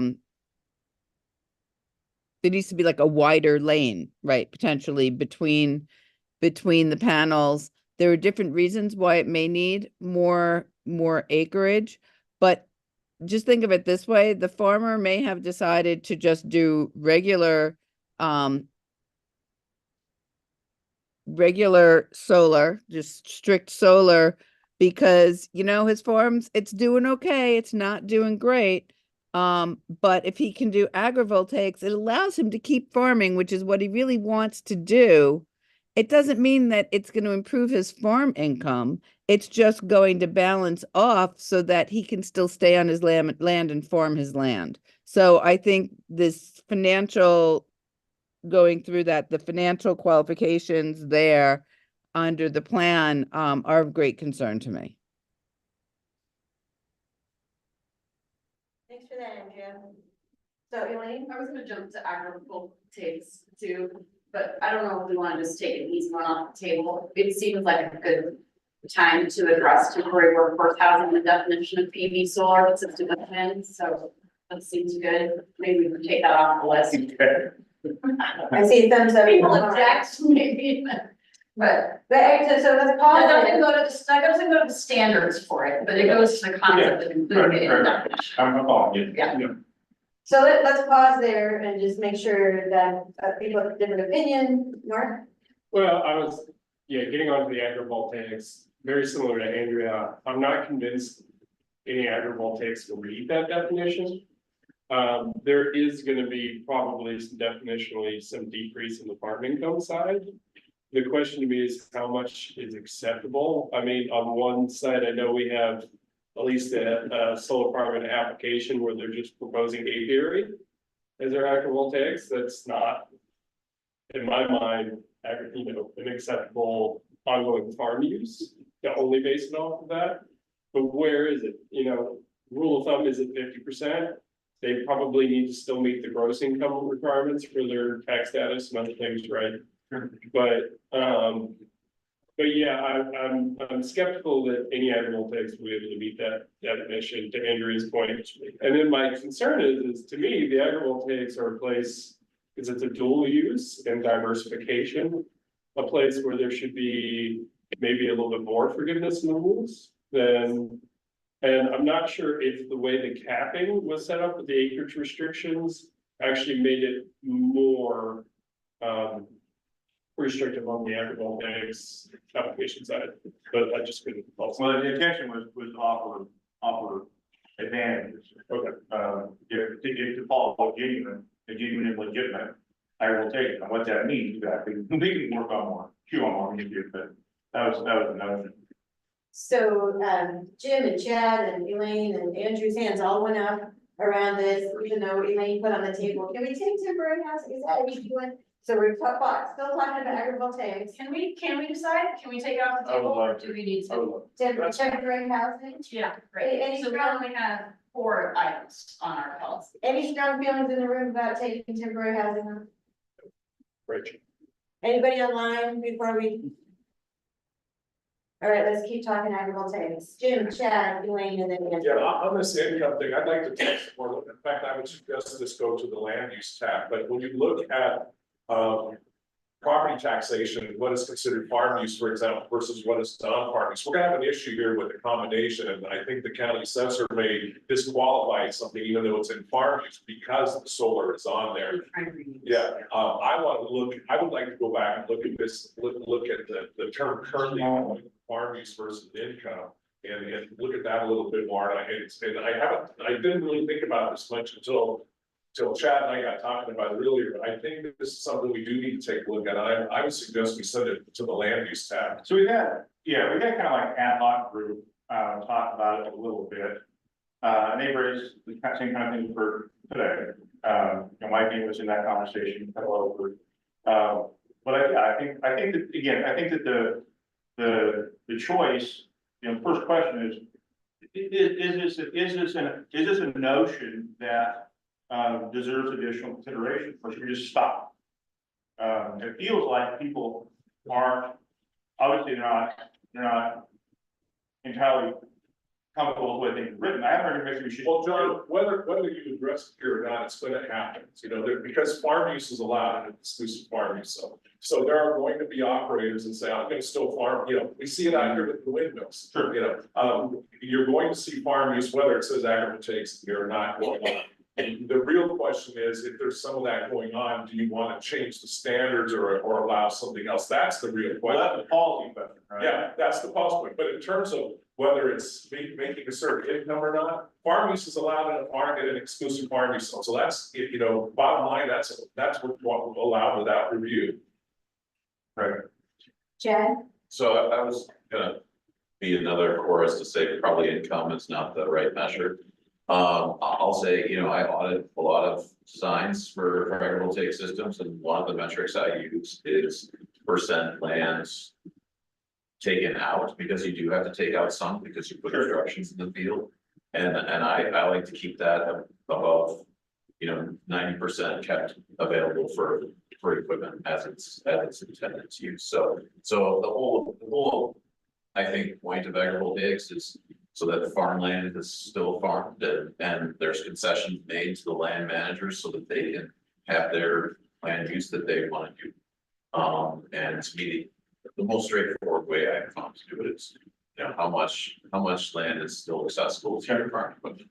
And that's probably easier, because the other thing from the income is, you know, I'm a farmer, but I'm a shed farmer, and I am a farmer and I'm a shed farmer, and I don't do as good as my neighbor, because I'm here and I'm not in the field. So if it was based on the, you know, if it's based on the regional average, then I would lose. Right. So there's like a cruelty of mathematics if you're a shed farmer in that statute. So we've got Elaine, Andrew, James, and then Mark. Thanks, Elaine. One of the things about what's proposed here is that there's like another burden on the county to develop a program. And that is a flag for me, in that we're putting more on the counties to implement this concept. I think the conversation around agrivoltaics is a good one to have. I think from the developer side, folks are thinking about it, folks are thinking about how to implement it.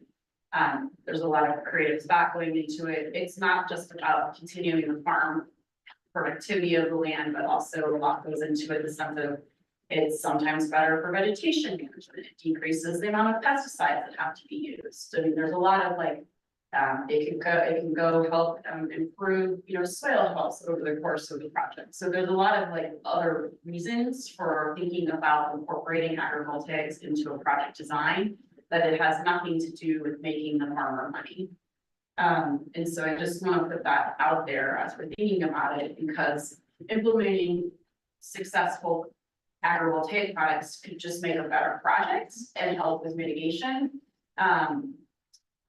And not have anything to do about ongoing farming operations or income or anything like that. Andrew, James, Mark, and then back to Chad. Real quick, this is Andrew from the principal, and I just wanted to kind of understand the extent to which the proposed Division 33 agrivoltaics definitions would apply. Are we just talking about their application in Eastern Oregon, or is this? Yes, at this point, it's written or intended to be written to apply to Eastern Oregon. Okay, and then I guess my follow-up question to that is like, you know, I've seen examples, the chat at OSU site about how agrivoltaics might work in the Willamette Valley. I have seen some examples of that, or opinion that I'm aware of in Eastern Oregon. So I guess if we're creating provisions for them, I think it's worth discussing, or at least understanding what those projects can be. I'm just throwing that out there. So. Well, I think we'll look. That's our hope. Yeah. If we set the table right. You know, again, if you guys don't want to do it, that's not gonna hurt feelings, right? Well, I think we're unpacking it here. Yeah. We're trying to figure it out. You know, we're trying to figure it out. We got James and then Mark, and then back to Chad. Yeah, it was similar chain of thought for the use of the metric cost to assess the value of the land and the profit margin, so to speak. I don't like that at all as a farmer. I don't measure that the value of my land based necessarily upon the markets and how the market is at that point in time in terms of my crops.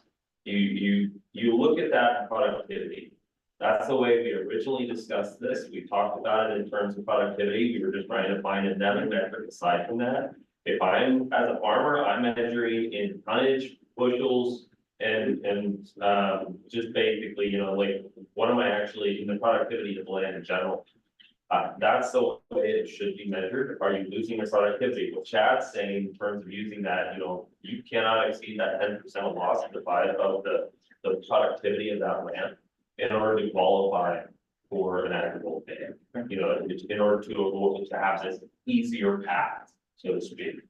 The idea behind it was born out of earlier RAC meetings.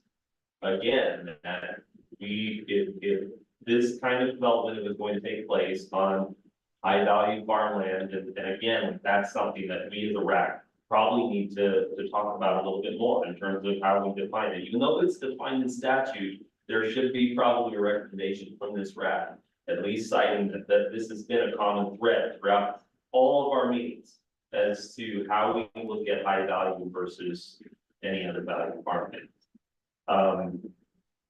When we talk about agrivoltaics, the idea is we are trying to provide an opportunity to those landowners, if they wanted to do this, fine, but we really want to see this land stay in agricultural use. And be benefiting the betterment of society and keeping that culture rooted and grounded. So that was, I again, just do not think that using a financial lens on that as a farmer, I am not going to share with people exactly, you know, what price I got at the market that year. Yeah. It's just not something that would be captured. And again, it goes back to, okay, let's say they didn't meet that financial marker. What happens then? As a town commissioner, I'll put that hat on. And I'll tell you that is not a road I want to ever done it wrong with constituents. So, you know, but if per se, you know, someone isn't using their land productively for agricultural use, yeah, that's actually, there's a process for that already in place for how it's assessed and how land use is actually implemented in our counties. So there was Mark and Chad and then the next. Yeah, I mean, I think James put a pretty good point on it. It really is more of a productivity question, I think, to Chad's point too. So, you know, I was a little worried about 90% use because the apiary is still technically a use, even if that was a cereal crop. So I have excellent Right. definitions in terms of. Right, but I think to James' point, like, if you're still within 90% productivity, you're within the variance of that farm's productivity in the area. So I'm not sure why you would throw any barriers up in front of that high bar. Now, I don't know how high that bar is at 90%, because to, I think Andrew's point, how we differ in Eastern Oregon is we have bigger farms with bigger equipment and no rain and a lot of dust. And so I think there's a lot of reasons to be skeptical that we're gonna be able to maintain all the same productivity as what has been in the example sites. So, well, excellent lead. So, and just to kicking off that on my point, Chad Higgins, Oregon State. I wasn't talking about productivity per se. I was talking about that the physical design of the solar array made concessions to the agricultural land managers such that using their equipment, they could access 90% of the land and do their farm practice. That is an objective thing you can do at design rather than trying to project productivity out in the future.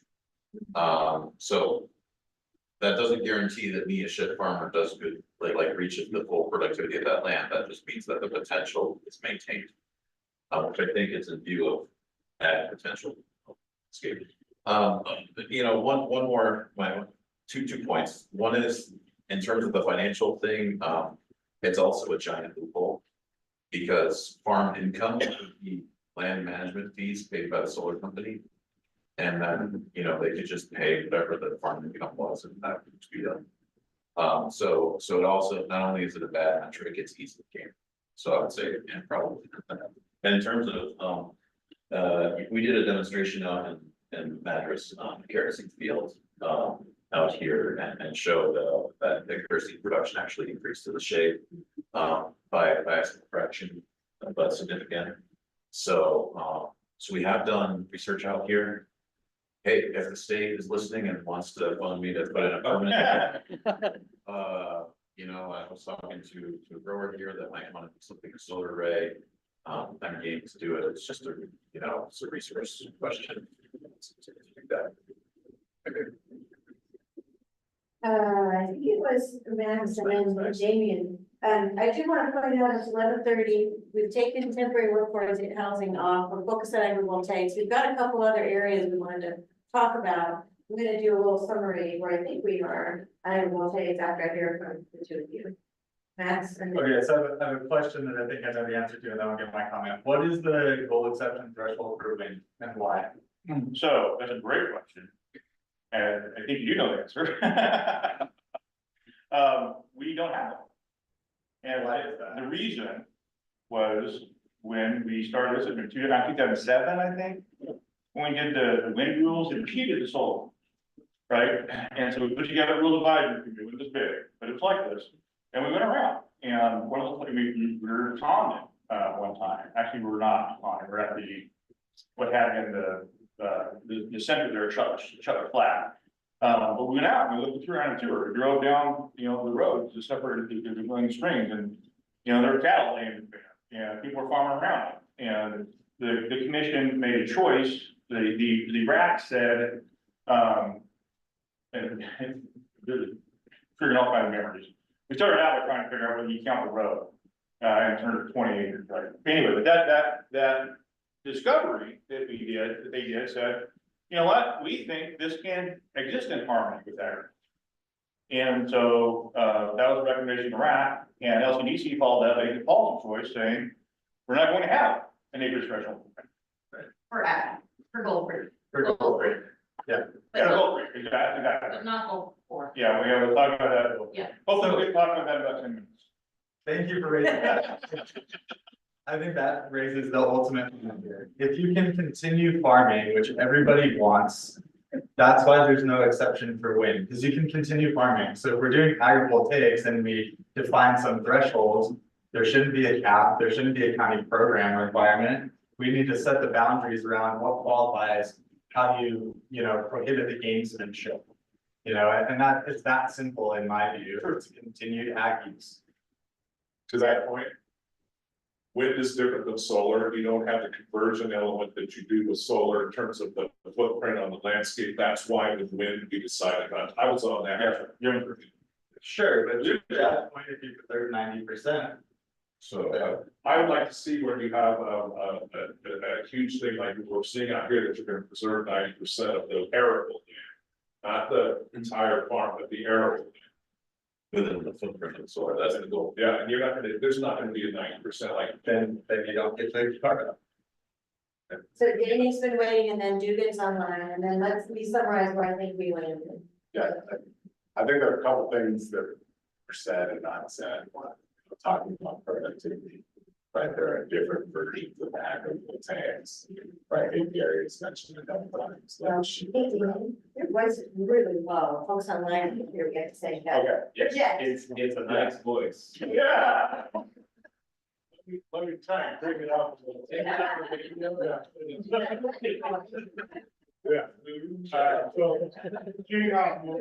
So kicking off, a couple things James, Mark, and Chad were saying. Really, I think there's different types of agrivoltaics. They probably shouldn't all be incentivized the same way. If you really are just making the roads wide enough that you can easily run whatever equipment to keep farming the thing. And, needing some version of a 90-10 or whatever the right metric is. I agree with Max.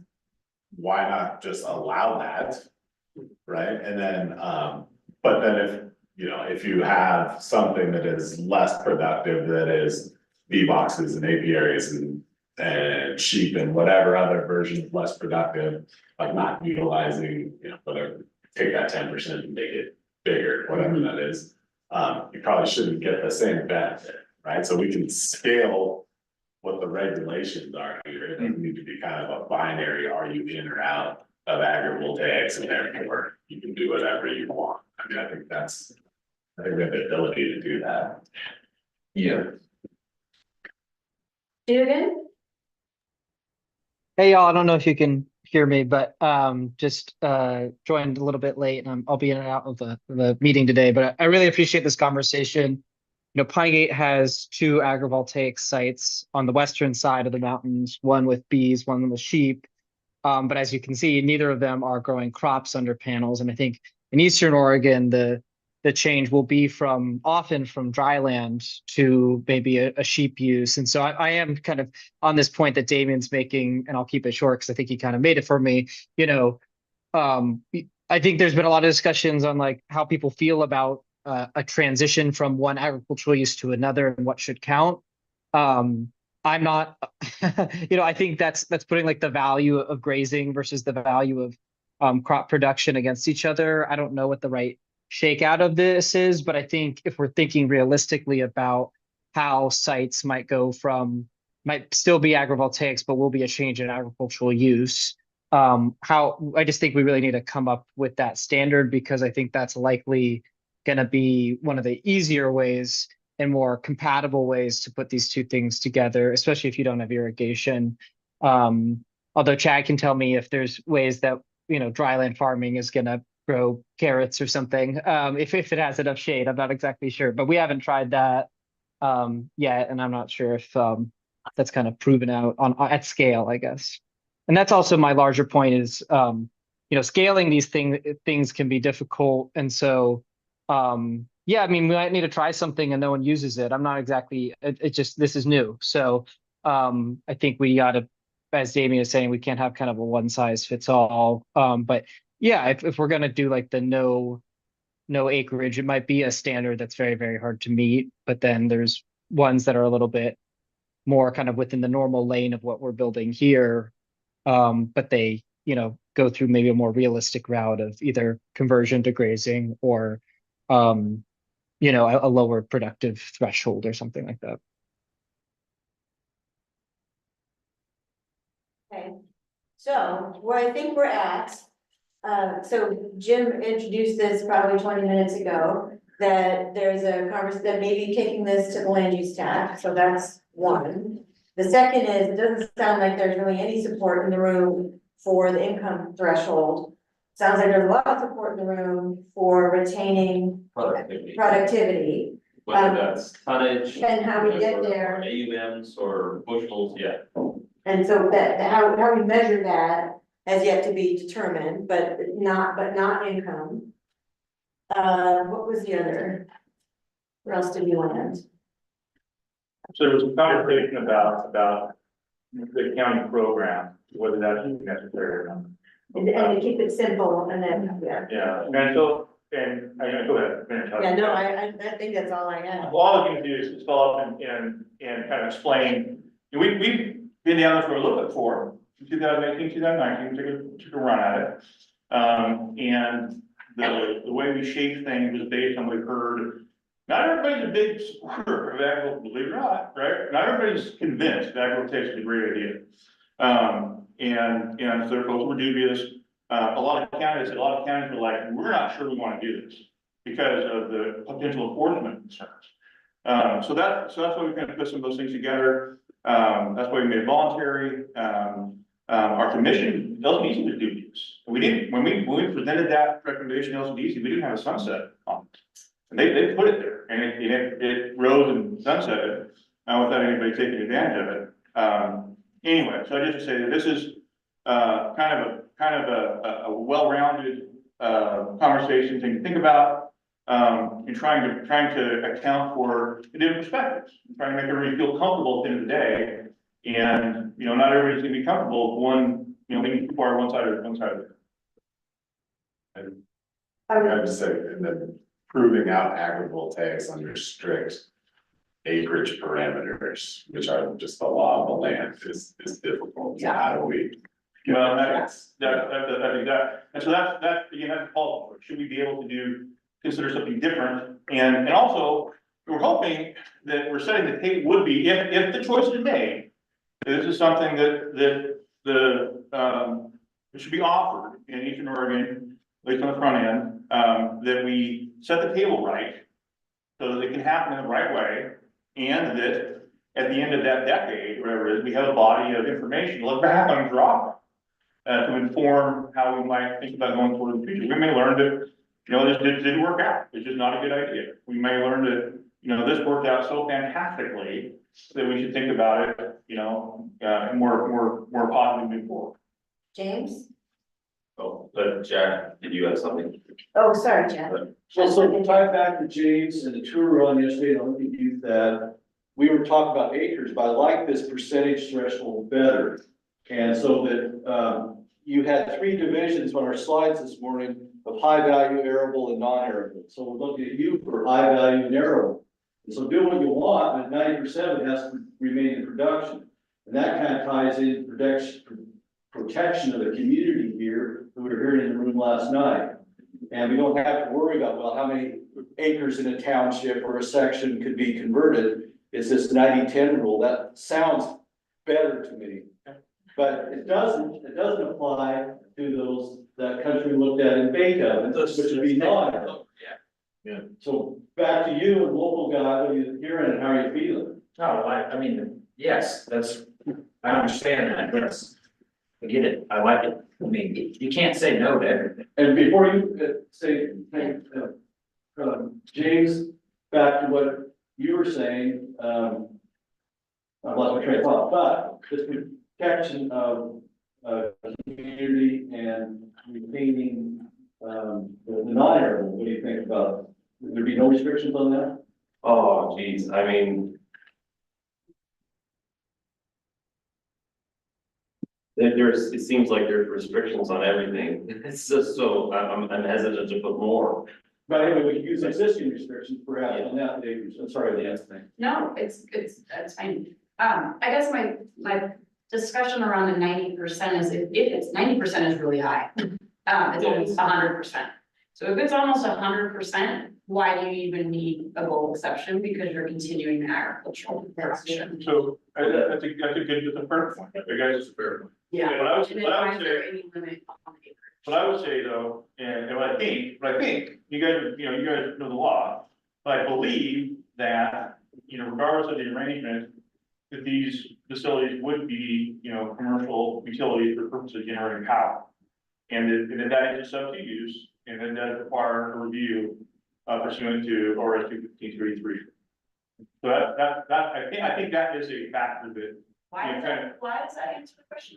Well, I mean, it's a CUP yeah. So if the question was, could we allow this? Why wouldn't we just consider this a farm use? That's not what I'm saying. Okay, well, I'm much more time.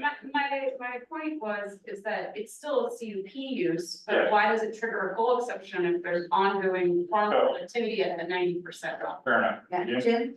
Yeah, and when Jim Johnson, Department of Agriculture, and when we talk about productivity, you've got to be looking at the productivity based on the capability of the land, not based on some lower productivity crop that they put out there just to say I'm making that productivity. So if it's class 2 wheatland and you're saying it's 90% productive with food and sheep out there, that's not productivity. No. I would agree on that. But everybody knows what productivity of the land is, so that threshold is. I've seen this game so much in my career that it's got to be real clear what we're talking about. The capability, I don't know how many times people have tried to define ag land based on some use as opposed to its ability to do multiple diversity of crops. I see what you're saying. So we've got Mark and Emily. Yeah, I think the other thing about the acreage and why, I guess, for productivity in the tonnage, the bushel context too, is when you're doing the site planning, there's gonna be part of the field that's really high productivity and part of the field that's really low productivity. And you might be doing 30-foot gaps in the high productivity areas to get the combine through it, but in the low productivity area, you might say, we're just gonna panel it all right there, but if it's still meeting a 90% productivity context, I think it's good. Yeah. And honestly, a better way of using the land than using a strict acreage calculation. James? Yeah. Oh, sorry, Emily. Oh, sorry, there was just one thing, I wanted to probably pull us off a little bit, so Emily, if this is related to this, I'll speak back. Yeah, when you mentioned with the vertical process of record. Yeah. Is that what you're referring to, Jim, as potentially changed? And, or what is the process to measure productivity? Is it easily? There's really, that term in terms of making land use decisions is only used right now when determining what is or is not agricultural, and it's really not used that much in determining if a use is or is not allowed. So this is gonna have to be developed. That's what the default has been, soil classifications. Yeah. James? Oh, so I may pull us off just a little bit, but I wanna go back because Matt, you brought up two things. But the one thing you brought up several times, and I felt like a little nudge towards me as a local government, that why is it that, what's gonna happen when these counties choose not to go this route and adopt some of these things? Again, that was born out of the fact that early on, several years ago, it was coming down the rails as this was something counties would do. And we all got pissed as counties and we said, oh, so it's another unfunded mandate. We're all gonna be made to do this. What if counties don't want to? If you've been in one county, you've been in one county. We've said this numerous times. So that went to a may. And if counties didn't want to do it, they didn't have to. But again, now we're at this point where we have a little bit of uncertainty as to what's gonna happen if counties don't do it. I don't really know the answer to that question. I have hesitancy coming from Lake County. It being in favor of any kind of legislation that is going to put a lot of additional work mandatorily on the table of counties. There is a problem there's language as to what will happen if counties don't do it. And for all counties that aren't looking to do this, they're fine with it that I've heard from so far. But again, like, I guess, like, I pose a question to you, but also to the rest of the group. What's the alternative? I just heard this come up a couple times, so I need to tease that out a little bit as to what's the alternative to the may? Because we kind of felt like that was a good feeling from the county perspective. I'm interested in where the rest of it. So can we, that is taking us in a different, that is taking us in a different direction. I think it's really important conversation for the RAC to have. I would think everyone's weigh in on that. Can we? There's a short one? Yeah. Andrew's hand registered. Categories: legislative, quasi-judicial. Legislative by definition is opt-in, the county don't have to pass any laws. Quasi-judicial, it's either opt-in or opt-out. And real quick, and there's precedent for that, but agritourism rules are not mandatory. Counties choose to or not to. Yeah. So y'all do want to talk about this? Well, yeah, I just say the same thing.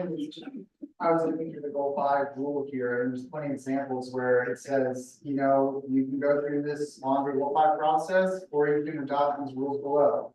And so I feel like that's, and some of them are shall, like until you go through this process, you shall use it.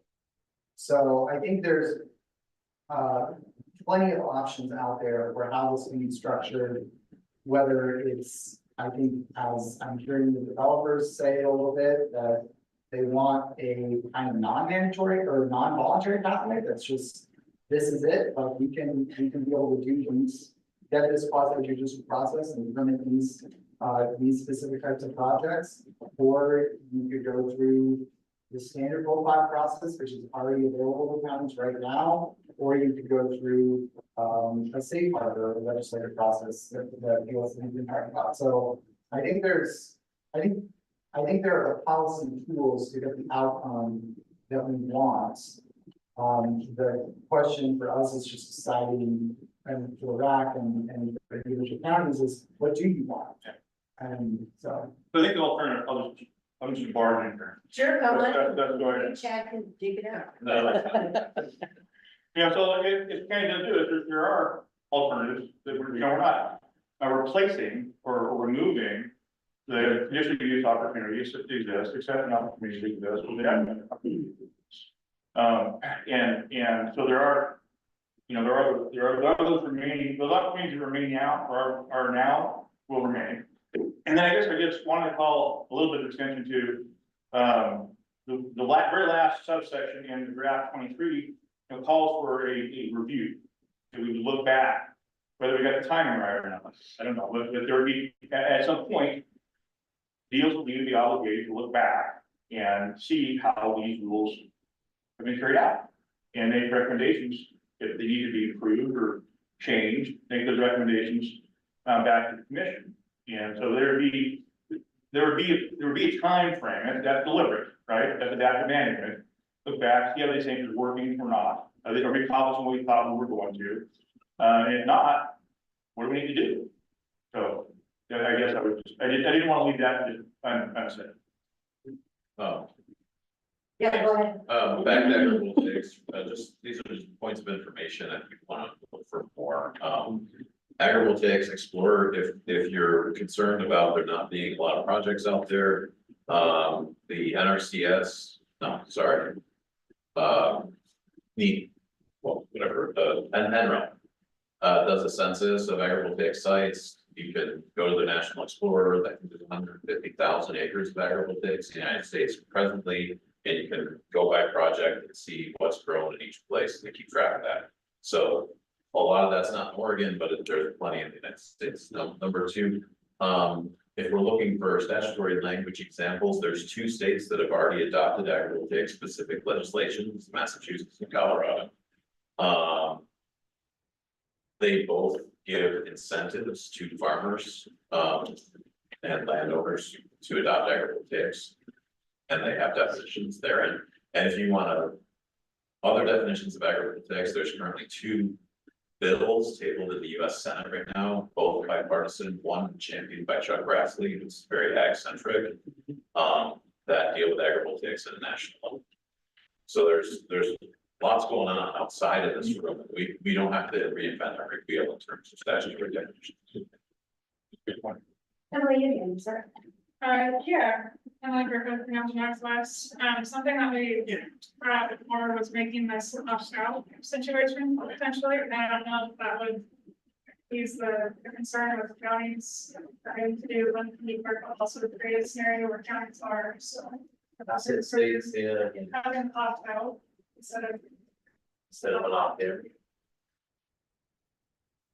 I don't know. I haven't really given it a lot of thought because I'm from a county that is going to be doing this work regardless.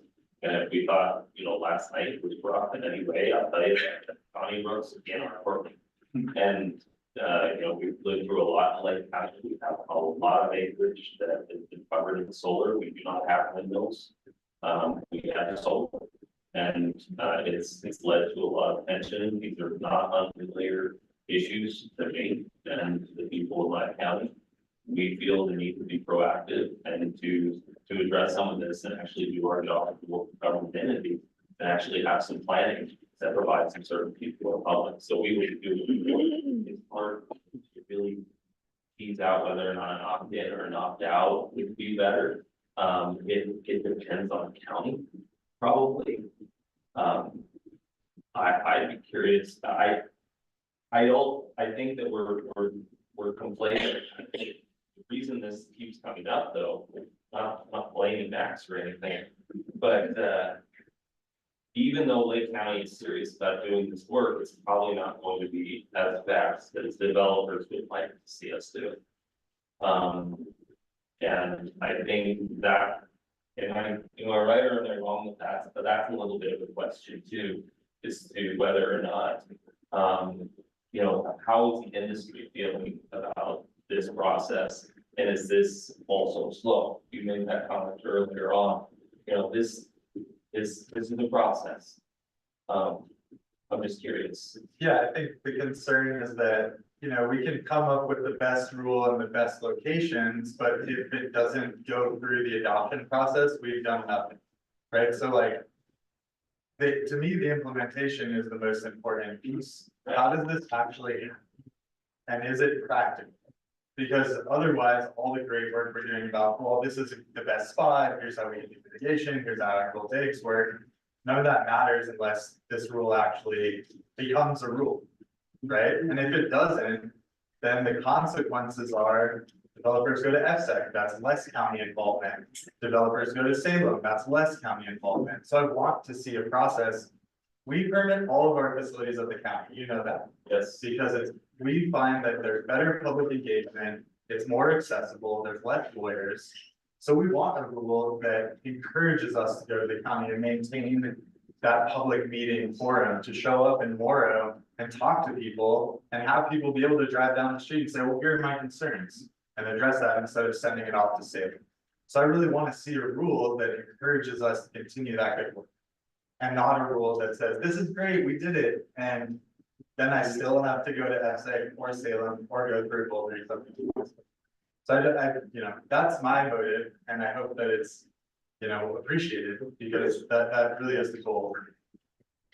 Yeah, Max, thanks for that. I mean, I think that is we're looking at the time, we've made it through two. I think we did touch on a little bit around review standards, and projects. So yeah, we need to revisit these after lunch. Can I ask one more question about that, please? Yeah. This is tying back to that in Sherman County. Let's say that that owns 4,000 acres. And Elaine, let's say we raise the 15% exception. So now you're almost with a section that he could do. Could he do that section, Chad, in a block that would be attractive to Max rather than scattered out all over his acreage? And still qualify as agrivoltaics, and still meet needs of the community, and still generate some income from that. And have Max interested in it. Yeah. So farming in a solar array has an additional payment, yes. Right, so let's just put it in a block. So put it in a block, and, you know, if he's willing to incur that pain in the ass for the land management fee that the solar pays to manage the ground fully because they're required to, then yeah, and, you know, if the design is made such that there's access. But there wouldn't be access, my thinking, it would just be a block. It would just be get back to this 15%, maintaining productivity, maintaining the community. That's not agrivoltaics to me. Okay, but it is simple and it is possible if Max is interested. If it's agrivoltaics, it won't happen in Sherman County and Max won't be interested. I don't have an objection. But it's not true agrivoltaics.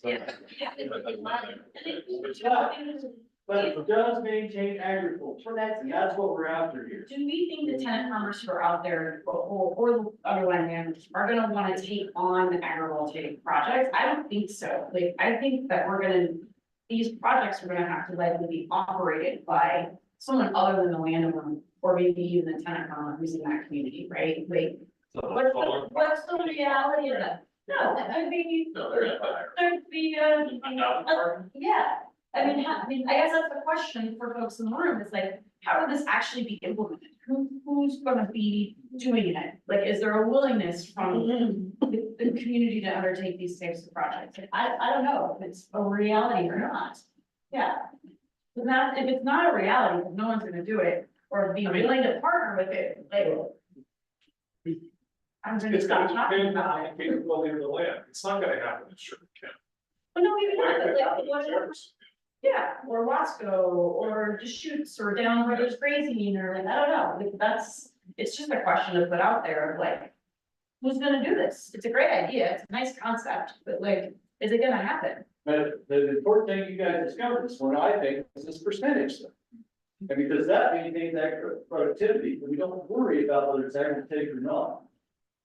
That. So just like in the early 80s, CRP coming out, they said you could do 25% of your productive land. That was the original intent, not a whole ranch.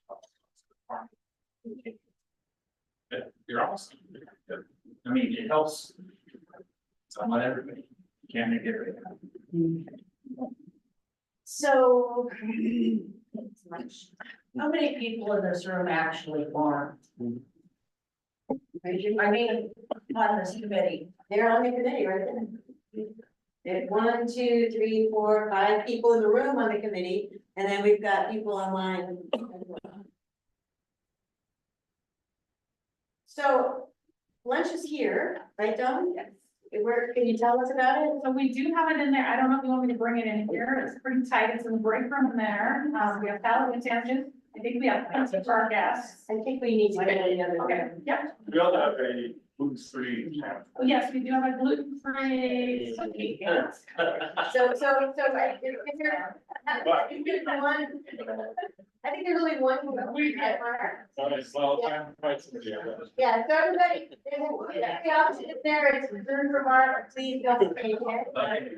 That's the gluten-free. Yeah. This guy, We can all agree on that. The guy from. Hey, bud, you're texting in a minute. So here's what's gonna happen for people online too. Andrea, I see your hand up, but we're gonna break for lunch. We're gonna break for lunch till 12:30. Lunch is in the break room. We have plenty of lunch for our guests as well. Members of the public are welcome to join us. And the drinks are in the cooler by dawn. So let's reconvene at 12:30.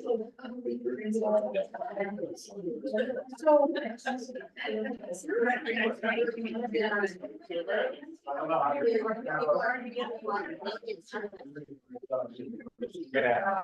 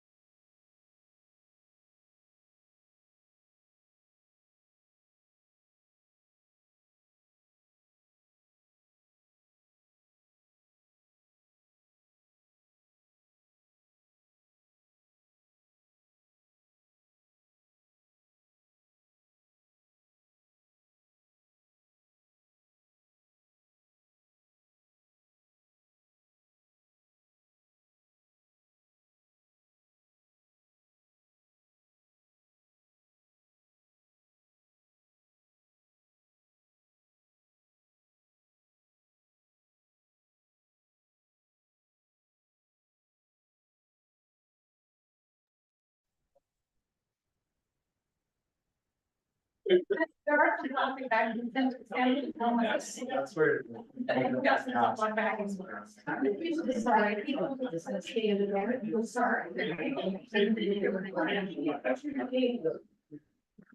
Okay, oh, did you already tell everybody in the office? I think so. Okay, so yeah, lots of food. Way too much food. Yeah, I like these.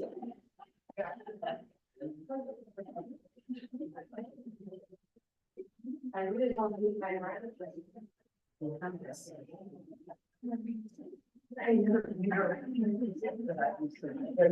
Hey, folks online, are we back on? Hey, folks online, people are just finishing up lunch.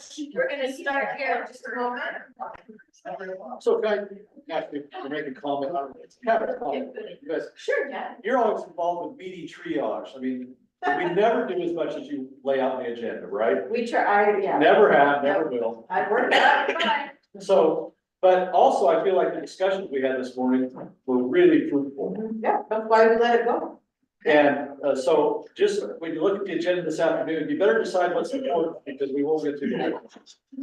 We already talked about it. Yeah, yeah. No, I think that's a good observation. I mean, and Max brought this up before, just about how we organize the agenda. I mean, the agency has material that they need to get through. You know, we've got to get to a draft rule language that they need to present to the commission on behalf of all of you. And so that's partly why you see things organized the way they are. John's like, yep. You know, I mean, they have a charge and a mandate to do this. And so that's partly why, you know, we organize the conversations the way we do. That being said, I mean, the conversations that happen in the room, so much of it, when y'all are asking questions of each other, and especially like over lunch, I mean, that's how we're starting to sort of take stuff off the table and winnow language down and see where we have areas of agreement. So yeah, those conversations are so important. I know we're missing some folks out in the other room. And I hesitate to. I think it'd be nice. I'll wait for Max to get in. Over there. Exactly, yeah. Okay. So to Jack's point, Jack said, you know, we organize our agendas in the best way we think to get through the material. We seldom get through everything on the agenda. No, I said you never. I'm looking at it from the outside. Thank you for that. Keeping me honest. So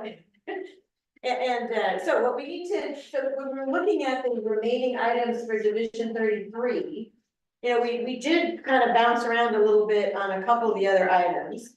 What John and I were talking about, what we'd like to do is see if we can knock the remaining 3 items out by 1, and then we have a choice to make, because we haven't talked about Division 6. And Division 6 is the forestry, the forest side of things. There is some things that we talked about in the earlier conversation that probably could apply, you know, to that. And so we can decide if we want to talk about that or set that aside and move to the TAC reports. So we'll get to that at 1. But the 3 remaining things that we've got on the table for Division 33, one is the permit expiration. And John and I asked John, like, what's the issue with permit expiration? So we'll talk to you a little bit about briefly about that. The other is the review standards, and there's soil, wildfire, you know, there's a number of things. It's E, G, and F, I think, if you look at the rule. It's all the blue language, ETF. And we talked a little bit about soil. We haven't talked about wildfire, but it came up last night. So that's the second. And the third is, what's the third I'm thinking? Is it size? The third is, yes, the third is is 2 and all, and the size. The size, okay. So those are the 3 remaining things for Division 33. So we want to start with permit expiration, just. Well, we can get that off the table. The idea, again, we all know, everybody has in their local programs, something that speaks to the duration of a permit as well as the opportunity to see it exchange. And we have it in our rules too in another location. And so the question is, does it make sense, is it reasonable or not to consider having, one that's, that's more, that's directly applicable to a photovoltaic solar. And, the reason I'm thinking about this and hearing from a few folks is, we do have some projects out there that have had a pretty long shelf. That's probably okay, right? But, could there be value, to saying, and there will come a time that these projects approvals will expire. And so, they can be reapplied if you need to, but, it seems like it could be a reasonable amount of time that something hasn't happened yet. Maybe that shouldn't, move forward at the risk of having a bunch of dormant approvals out there, that lead to some uncertainty and anxiety about, what really can be developed, what can't be. And that's really the crux of it. And so what we've heard, is it, 8 years seems like a fairly reasonable, not for project completion necessarily, but for, project initiation and some, some levels of mechanical construction. Could be a reasonable period of time, but it happened after 8 years, with being too interested, then that approval would expire. That's the idea. And so, we've got some language we borrowed from here and there, but really, the question is should there be something like that, or should, as happens, as is occurring in some places, projects that are approved really kind of just continue to be, renewed. Maybe, I don't know, the perpetuity, I guess, maybe some places, in some ways. So that's just kind of question, should there be, a reasonable time when, the approval no longer is valid? So this begins on page 9, line 5. If you look at the language there, if you're looking at that. So the question is, should there be a permit expiration? One of the things John brought up to me when I asked him, it's like, why is this an issue? Is he said that permits can stay on the books, they can get extended for, a really long period of time. Communities change, people change, folks aren't aware that, something's happening. So there's that issue as well. But I So didn't can you get bring it up on the screen? So the language. is that the conflict we're reducing by creating this regulatory timeframe, like? What is the conflict we're trying to resolve? Yeah, so that's exactly the right question, Max. I think. Yeah, so Dan? there is a default rule for conditional use.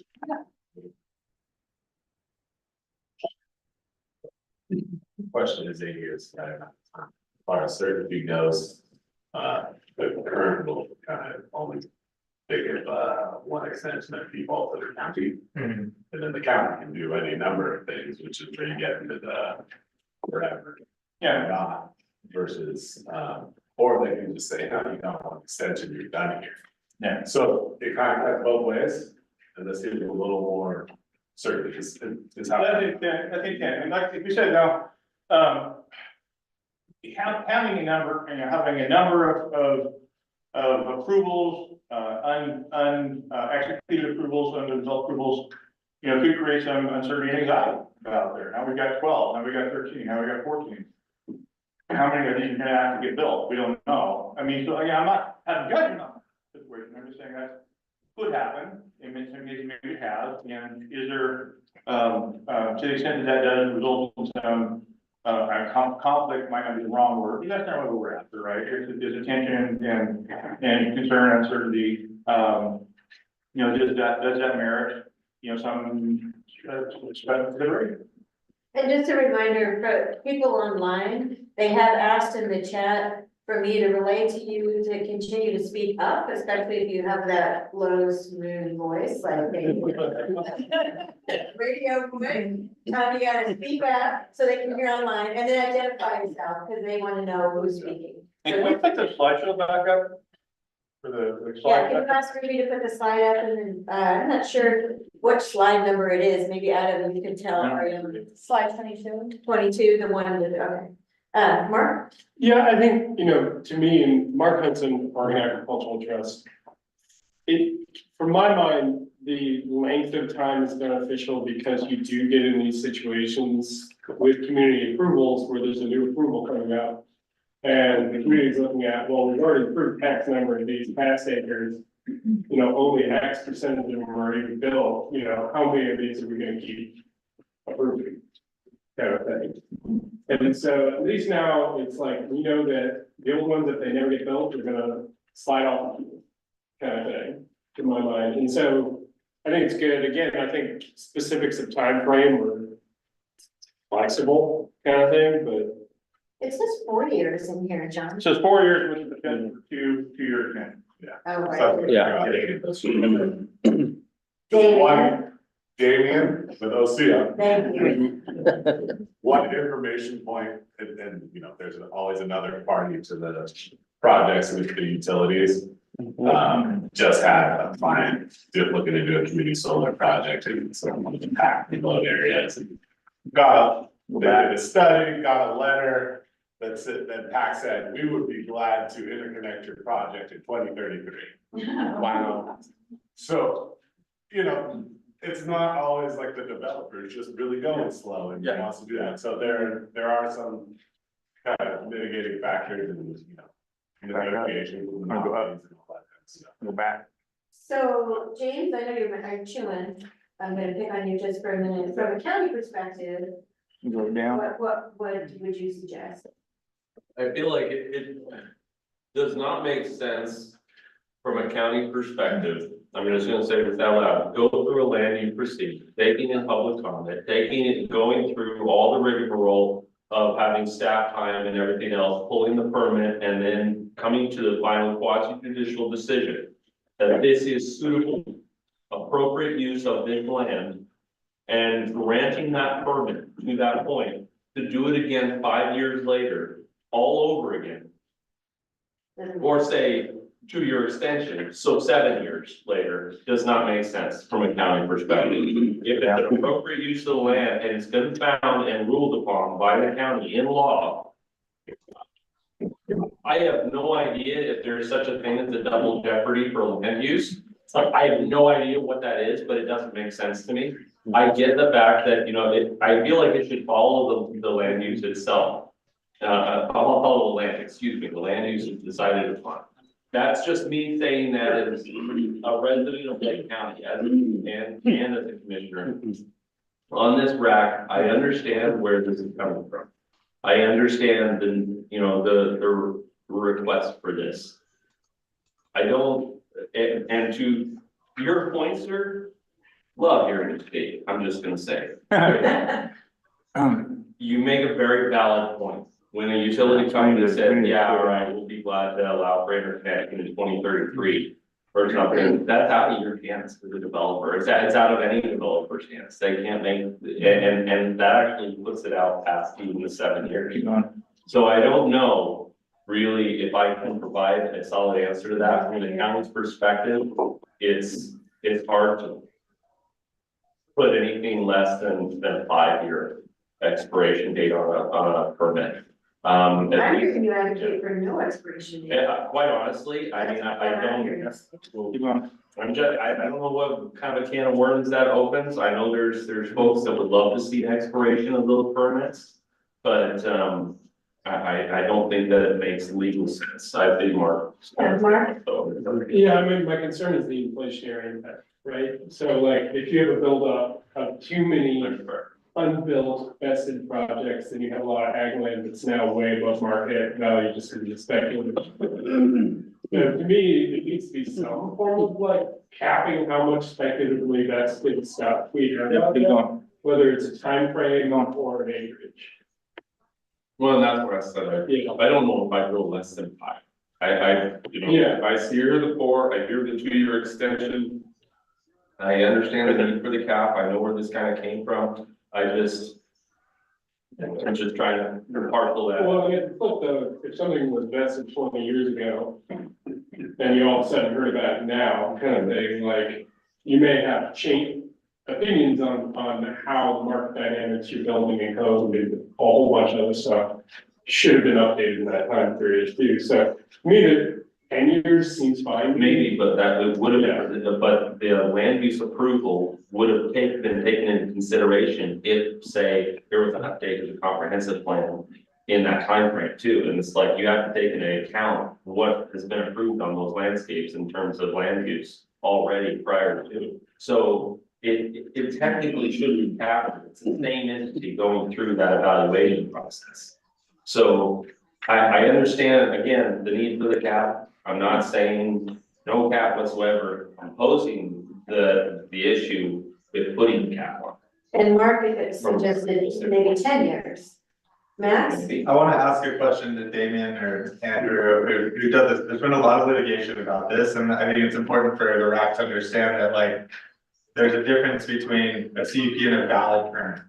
So at a certain point, the permit becomes valid and it's no longer subject to this expiration requirement. There's been tons of cases about that. So, like, can you tell us, Damien, Andrew, a little bit about that? And, you know, so how does this interact with that? Yeah, so as I understand it, the timeline that we're talking about is from the day your permit becomes final. The county said, yes, it's. So it must be that.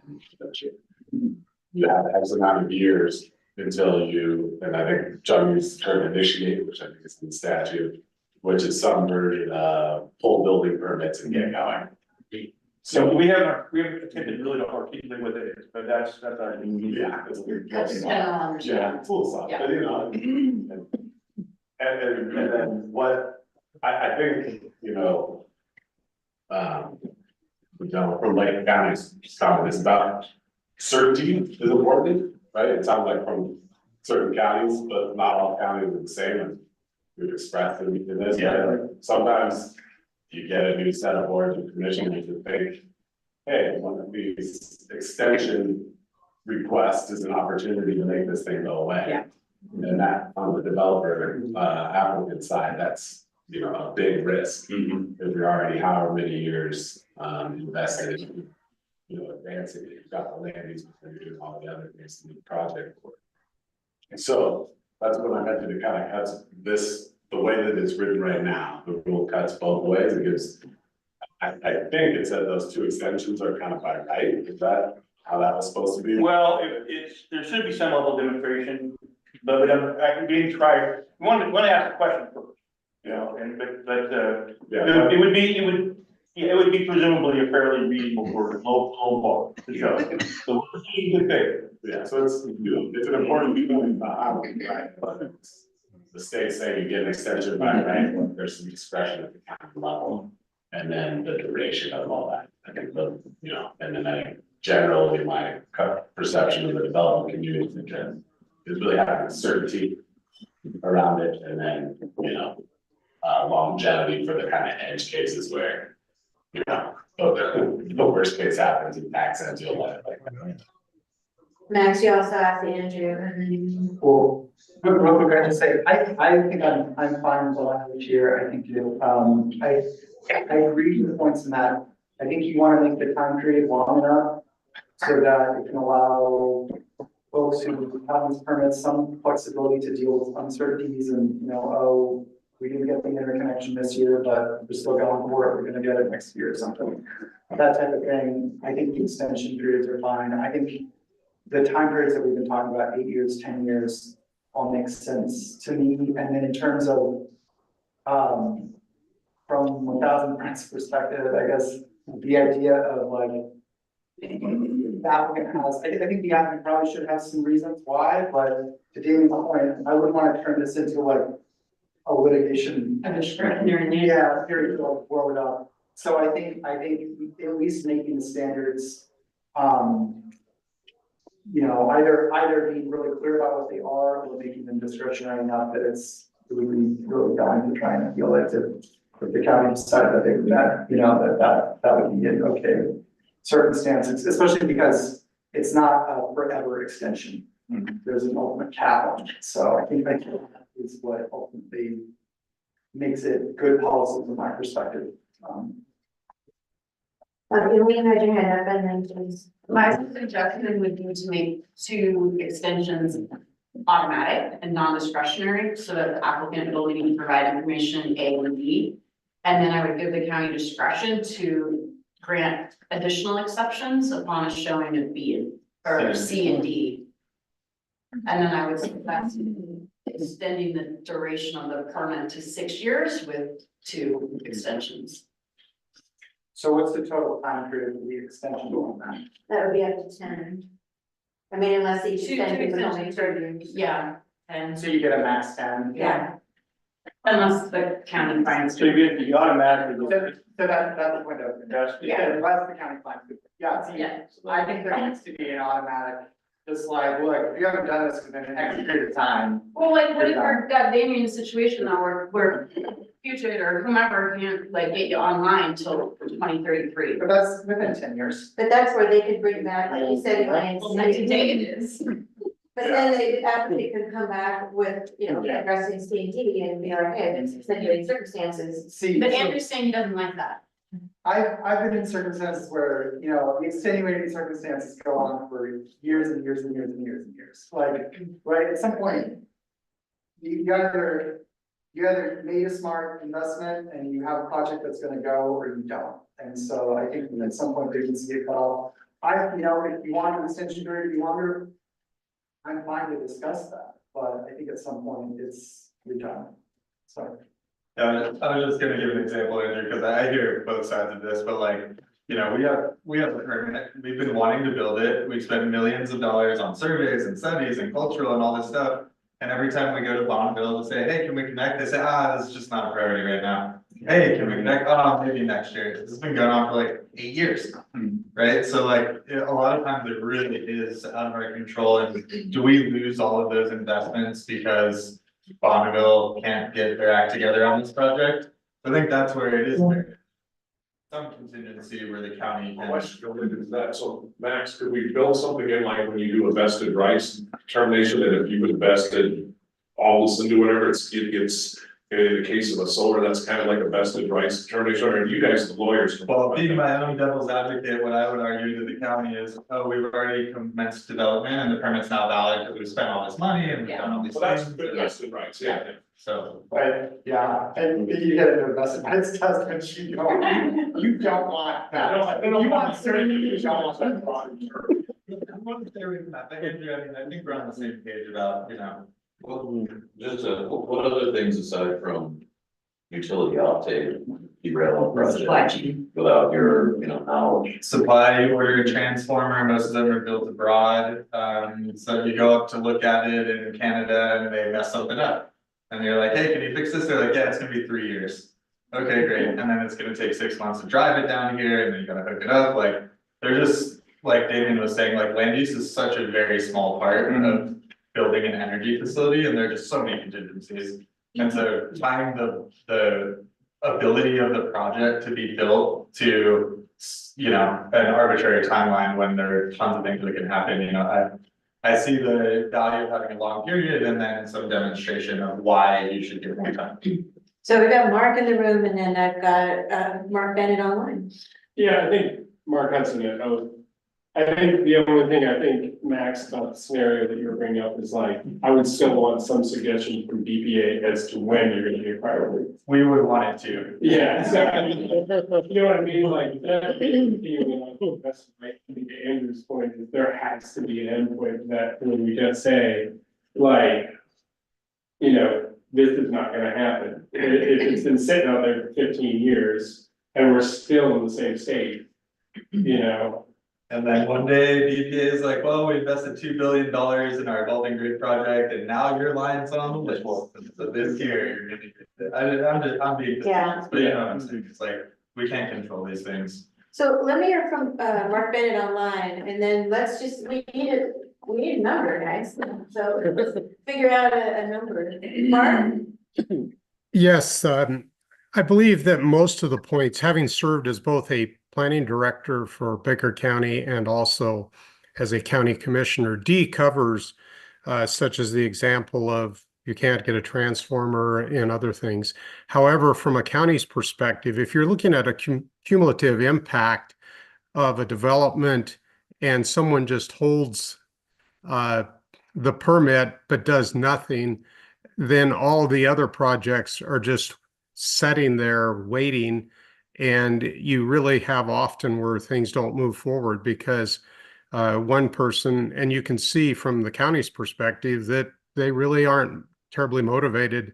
I can think of a Canadian corporation that did it here, and we were just waiting, and until we could bring it up for an extension review, it was blocking it. So it works both ways, but from a county perspective, having that there. Also, it was determined that if you complete 20% of your project, then really the project's underway and it's really automatic for an extension.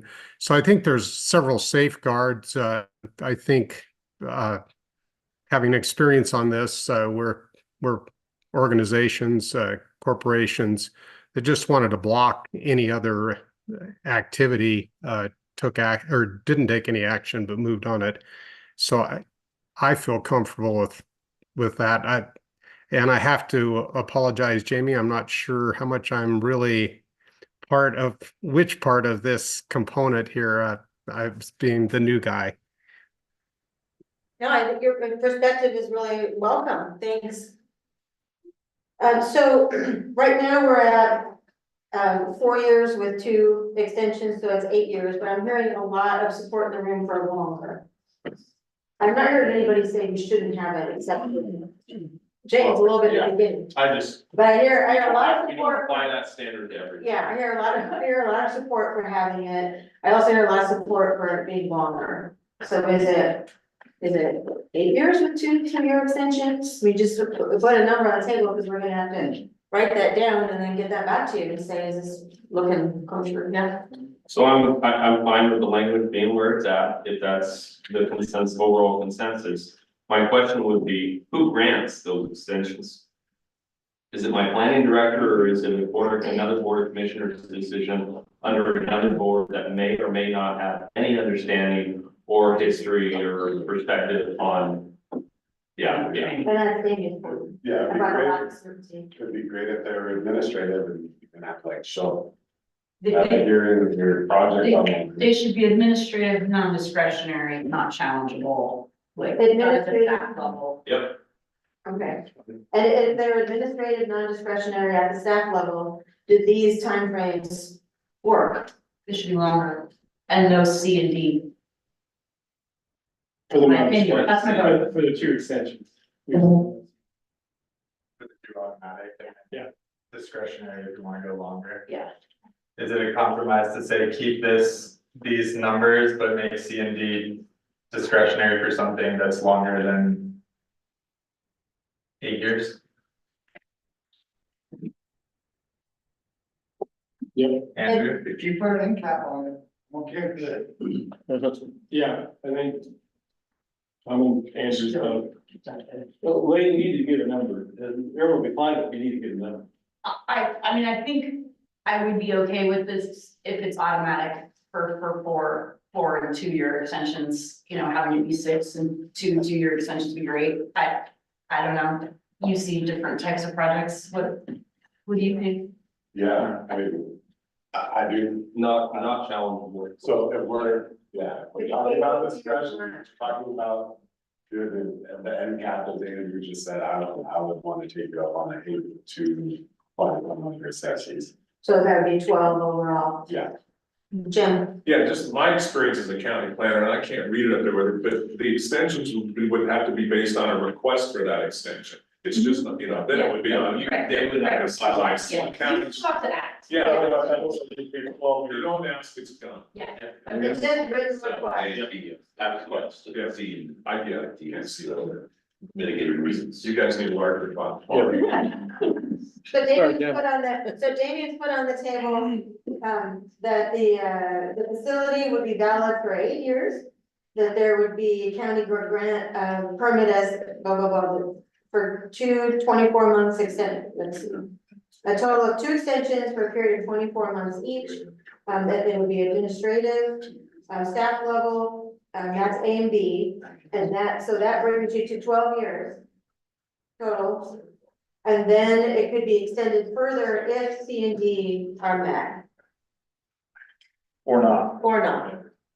Or not. And Alright. the CUP would be a discretionary. That'd be a discretionary decision, C and D, extenuating circumstances, blah, blah, blah. And again, I just think there needs to be a cap, so what I'd say is, we're looking at 12 years here, so.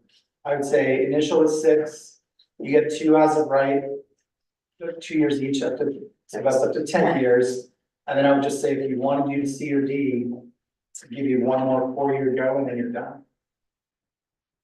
4-year go. At 14 years. I accept.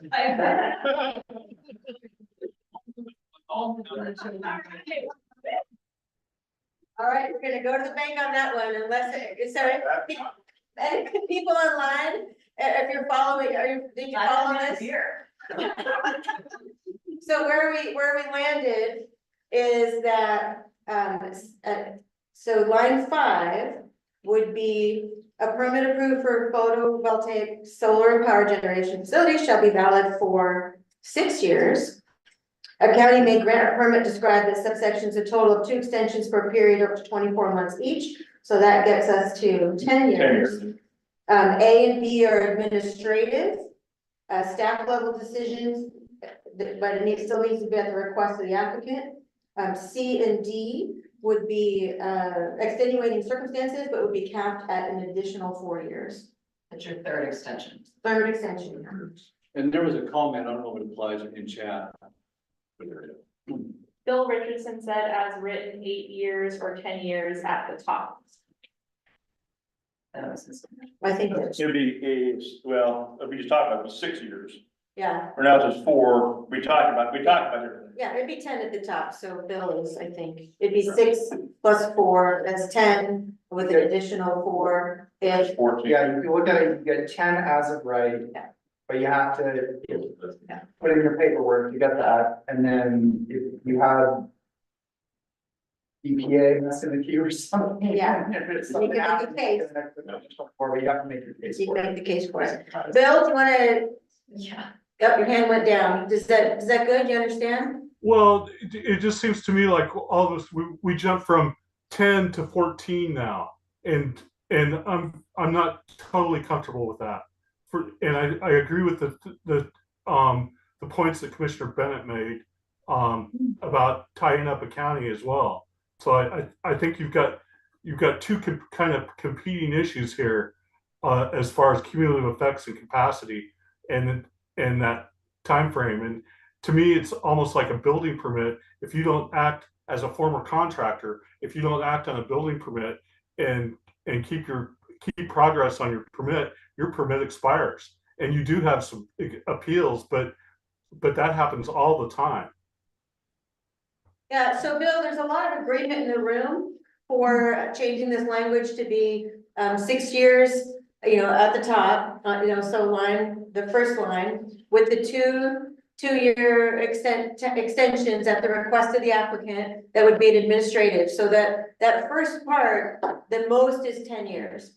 The additional 4 would be 1 additional extension if the applicant makes a strong case because there's extenuating circumstances, like what we heard in the room, that are outside of the developer's control because of available, the tie or the power availability or supply chain issue, those kinds of things. But that applicant needs to make that case. So that's not an automatic at all. Does that help? No, I guess I'll just have to agree to disagree on that one. Yeah, well, this is Andy Mulkey from 1000 Runs. I guess my question would be, is what is the time limit that you would prefer to address the issues of having one project potentially block other projects because a county can't address the cumulative impacts or there's uncertainty around that? What's the appropriate timeline from your point of view? Bill, did you hear that question? Yeah, I actually thought it was written fairly well to begin with, but I'd be comfortable going to a total of 10 years. I'm not totally comfortable going to 14 years with that seems like a lot.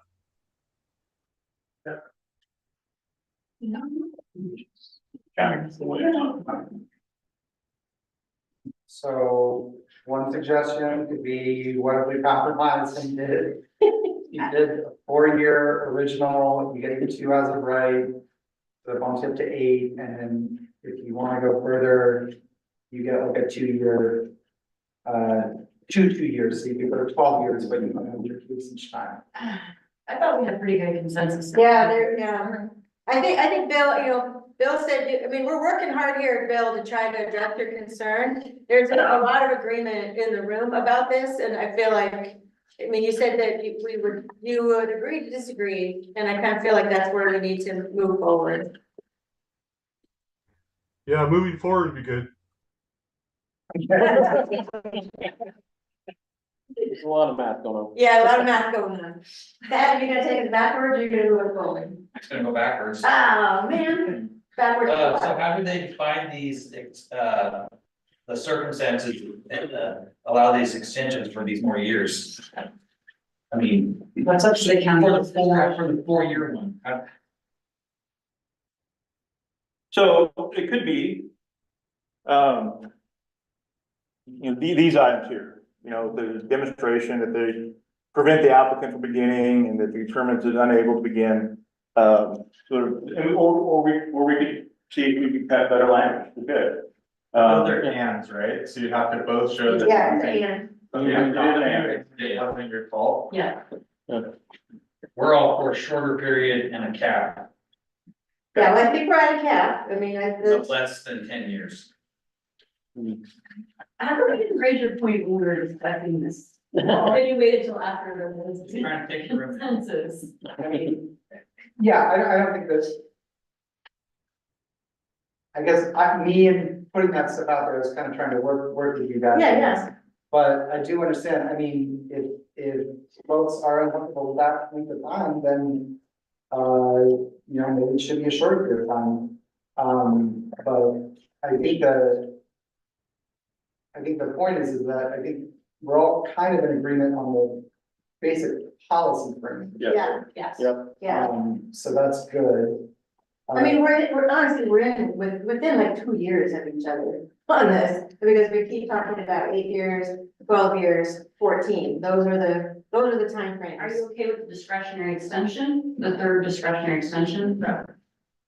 So what's your view? What's your plan? Move the project forward, just like I know, but like, what would you want the standard to be?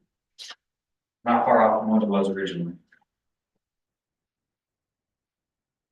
And this is. In practice, in practice, that standard has baked into it the county's discretion to go beyond 2 extensions. Sort of what's happening around the state. Jim? Well, there's also the third option, it's run out, you reapply and start all over again, and I think that's what Tad's getting at, because circumstances change, the ag economy would have changed, different options in life, we need to look at it from a fresh start. Farmer, the community. Well, and I guess part of my thinking about the timelines right now is in terms of the state's climate action goals, at what point are we too late anyways? I understand there's a growing energy demand, right? We're gonna have to keep up with it. A lot of it is decarbonization. There's gonna be a delta where that demand starts to, for new facility siting, is gonna start to not plateau, but level off. Okay? Yeah. And so, Spot on. yeah, so I do kind of wonder if We get to the implementation section. right, but we are gonna end up at some point, I don't know what that point will be, where we're gonna have a lot more facility settings than we have energy need, because we get a big build up. And it's gonna crash, and I think that and I's concern is like, all right, these people have put in money, right, like, to try to invest these sites, but they're not gonna get built, and they are just inflating the ag land real estate economy and filling that right good way. So to my Are mind. people making money off of it though, while they're waiting? Would you? They're operating. Yes. They will be, yeah, but like, No, but the issue is generation. It's not about the administration, it's about the people who access it. It's not gonna be a part where you can afford to pay to buy that property. Because of the investing around the solar. You're saying it's generating. We got. Conversation. Right, so anyways, I was gonna say, is to me, the compromise point on these, knowing that it's gonna take a year or two to get this new program going, seems to be around the state energy goal. There's a point where we're just kind of late. I agree with that concept, but that concept is really around meeting the state's energy demands through increased generation of renewables. And at some point, we'll catch up to it. I don't know what the timeline is exactly, right? Well, we set a goal first. Yeah, I mean, at some point we'll catch up to it or not. Yeah, it may not be on that. But the one where we catch up to it is when these things are gonna become all the more important, right? Because you will have see people, the developers out there with land use approvals that are not going to be finding utilities to buy their power. Because the utilities will have met their state goal. Right. And that type of thing. So that's going to play itself out. That risk outside of land use is one that the developers are taking on. Well, I know, but I think that gets to the point of my concern being like, the reason being, well, we couldn't get a connection agreement right now. Right? Well, Yeah. if there were only, look that easy, because you can get an interconnection agreement, you've got a body of federal law that says, you know, you can, within getting folks to do that. So even now, while we're clearly not caught up, you know, what do? If Pacific Court just says like, hey, we have this deadline, we don't feel like doing it. Right. Which is not something that's infrequent. You sort of, like you run to the PUC and write them a strongly worded letter, you know, like. But that actually is like the recourse. Yeah. Right, I mean, you know, that's kind of fun. Yeah. Yeah, but, so, you know, that's just, and then I think there's gonna be some point and which I think you're smart to call out about, where there actually is a question of, is the demand societal demand for energy outstripping, no longer outstripping the ability of the state to provide renewable energy. I don't think we're even close to that yet, but if we build, you know, however many years, decades, whatever it is, we get close to that, I think there's probably gonna be some developers that lose their shirt on projects over that. Hopefully not units. And Like, when someone lose some. yeah, but yeah, I mean, all that being said, you know, I don't know how we control that in here, and that go back to kind of the touch points around certainty and having an extension, because there are some very foreseeable reasons why it would take 10 plus years to get certainty on some of these projects. Well, and Actually, Mark, can you pause just for a second, because Gordon, your hand's gone up and down. Oh, I was just gonna suggest, we talked about this quite a bit, this might be an issue that we just need to have eventually, you know, a vote of the RAC, the last meeting on what the RAC wants to recommend, because we have different things. Yeah. And I don't wanna necessarily cut off the discussion early here, but it sounds like we've got kind of a pretty, you know, divergent viewpoints on this issue. But I mean, you're close, and so I get that, I thank you for that, and we do several other things, I mean, we have a lot of other stuff on the agenda, as Jeff has pointed out. explain to Elaine the inflationary impact thing, because it's pretty. Let's talk on it in the hallway. Okay. Yeah, and I want to say, I appreciate everybody's willingness to try to compromise on this, I think you're really close. I think so what I'm hearing is that people want an end date. We're not too far off with what's here. People like the administrative, you know, the first two, A and B, having that be administrative. Whether or not that first number is 4 or 6, it sounds like, or 8, that's where we're within 2 years. And then the last part, the C and D, it sounds like there's understanding in the room about the need for C and D, that the applicant would need to make a case. Andrew threw out, maybe that's a 4-year, and one more extension. I heard 3. So we're gonna have to put a number in. And I think we've probably gone as close as we can go.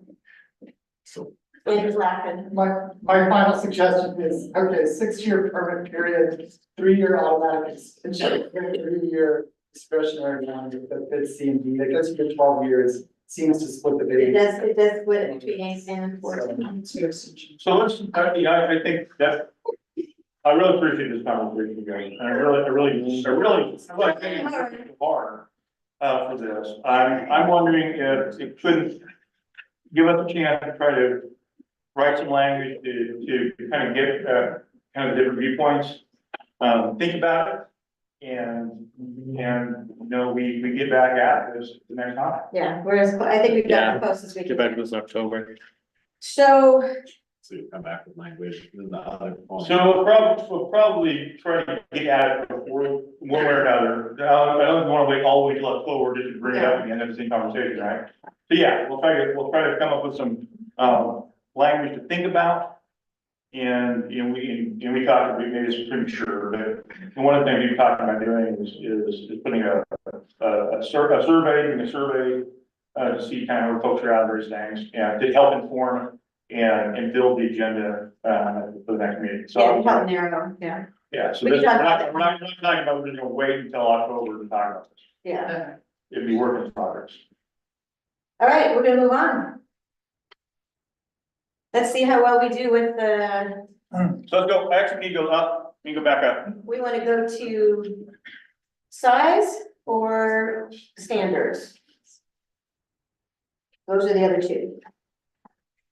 Review standards or project size? Your choice. Let's go to standards, do these, Okay, go back down. Down. Down one more, perfect, right there.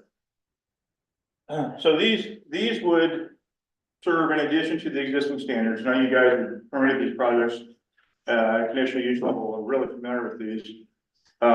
As they did right now, and these would be added, they'd be three more. Right, we've heard a lot about risks of soil health and the importance of maintaining a healthy vegetative cover. You know, not wanting a barrier situation where people are, you know, pouring chemicals on the ground. I'm dead. But you know, basically using a herbicide to kill the ground cover, have it be healthy and so it can be resilient. We've also, everybody has heard a lot of wildfire, right? So we thought it made sense to ask the question, does it make, you know, should we talk about here? And then the third piece is, you know, the notion of temporary workforce housing. You know, is it reasonable to, you know, to ask a project that's likely to bring in, you know, a large transient workforce and, you know, to have a sense of how that workforce is gonna be housed. I'm not trying to convince somebody to investing money to house them, but at least saying, it's reasonable to expect that it's not gonna be, you know, something that can't happen. So those are real three quick summaries and be really curious to hear what folks think. Or else, I guess I'll finish it, I'll tie it off by, it's our expectation that these are, can be satisfied in the manner of the above, you know, with a report, or a study, probably report, to mention a plan by someone who's credentialed, who's credible and able to speak to these things, you know, so it's, you know, something to be addressed. It's not intended to be a hugely discretionary type thing. We'd like to see them, think it's reasonable to see that they're accounted for, but that they, you know, they're not, you know, wildly, discretionary. this is page 4, EFG, and I thought we decided to get rid of temporary housing. Okay, Not yet. yeah, and So then, what I heard last night and this morning was the importance of the retention of airability once the solar installation is terminated. And there were some worse fears about what if the solar energy companies no longer in business, doesn't exist, and there's things that are buried, they want to be able to farm the land again. So is that something that is included in this? Yes, that's the idea. I mean, and I'll confess, you know, we didn't come up with these, the first two anyway. You know, these were things we heard and were felt very persuasive and compelling, by a farmer, a sheep rancher named Cameron Krebs. He approached us in Boardman, and the way that we had our information session last night, we felt it made a lot of sense, and that it was worth talking about. And so, yeah, so that's the idea, is having, you know, with the first BE there, yeah, the soil health is maintained, maybe it's in the right way to write it. That's the idea, so it is not, disturbed or damaged to the point that it can't be put back to legitimate agricultural use at The- the right time. So the words put back are important. Make sure they're in there. I don't know. Yeah, no, Mark was next. Yeah, I think my point's similar. I generally speaking approve of all of this. I think there's some vagaries in E that that might be answered by, or definitions in common practice, I just don't deal with. But for example, vital living ecosystem. What's that mean? And I don't think that gets to Jack's point about it being returnable to agriculture. Also, I don't know how many plants you need to have a non-bare earth situation. I think it just needs to be vegetated. And continuous chemical application, some of that's only gonna be maintained by continuous chemical. It's not a negative per se, right? And it's gonna be a necessary element for invasive grass treatments in Eastern Oregon. And frankly, you're gonna need to fertilize, if you're gonna be doing any kind of intercropping and grassing, you're probably gonna have to fertilize. So those would be my only The comments. thing here, I'm hearing the remark is in concept they're okay, but. Yeah. Yeah, just a little refining, I think. Other thoughts? Joanne? I think, for the most part, I think adding these types of standards to the solar standards is fine. I think the one thing to consider in how we draft E is how it applies to the 3 different soil categories, because this applies to high value arable and non-arable, and so in the discussion of returning to arable conditions or returning to agricultural use, it may, if it's non-arable, be back to grazing land or shrub step or something like that later. So it's just the way we draft it, but the concept I think is good to address soil health. I agree with Mark, in some of the language can be more clear, try to make it more clear and objective to apply the standard. And then wildfire, I think, is important. All communities are asking for that, so it's just getting the language right around it. And then for the housing, I don't understand how that standard would apply, so I think maybe, I don't know if we need to talk about it today, but. Sure. Yeah. Lauren, you give your hand up and then. Yeah, I would just say like Elaine, I think overall, these all make sense to me. I think some of them could be hard to implement, and then I just had, I think I can do this, like, a clarifying question around the wildfire plan and what an adequately qualified individual would be, and like, is that in combination with like the defensible space that the landowner is required to do anyway, or like what that all entails? Yeah, I think, someone who has experience in wildfire science. Okay. Is kind of what I had in mind. We can try to, again, like we try to get it out there, right? Just to see, are these fair things to ask? And if we think that they are, then we can work on them. Okay. Max? So I just want to clarify, so this is standards that would be applied to every facility, regardless of whether they're taking advantage. So we're creating a new permitting burden, a new risk, a new cost that a developer has to undertake to get any permit. Is that right? They would apply to all applications. Okay, so.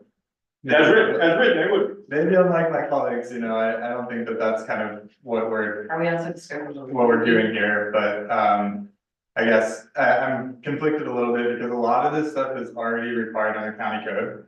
So like when I submit a conditional use permit application with or without a goal exception, I have to submit, a vegetation management plan, what's a weed management plan, an emergency response plan that addresses wildfire. The temporary housing thing is new, but that's something that is needed. So I guess I would say, like, if we are gonna do this and we're adding a new burden to the permits, then let's not make some new difficult standard. We can use what's already out there and just, we can look at the county code, see what's required and make that the regulatory requirement that would apply to all counties. That makes sense.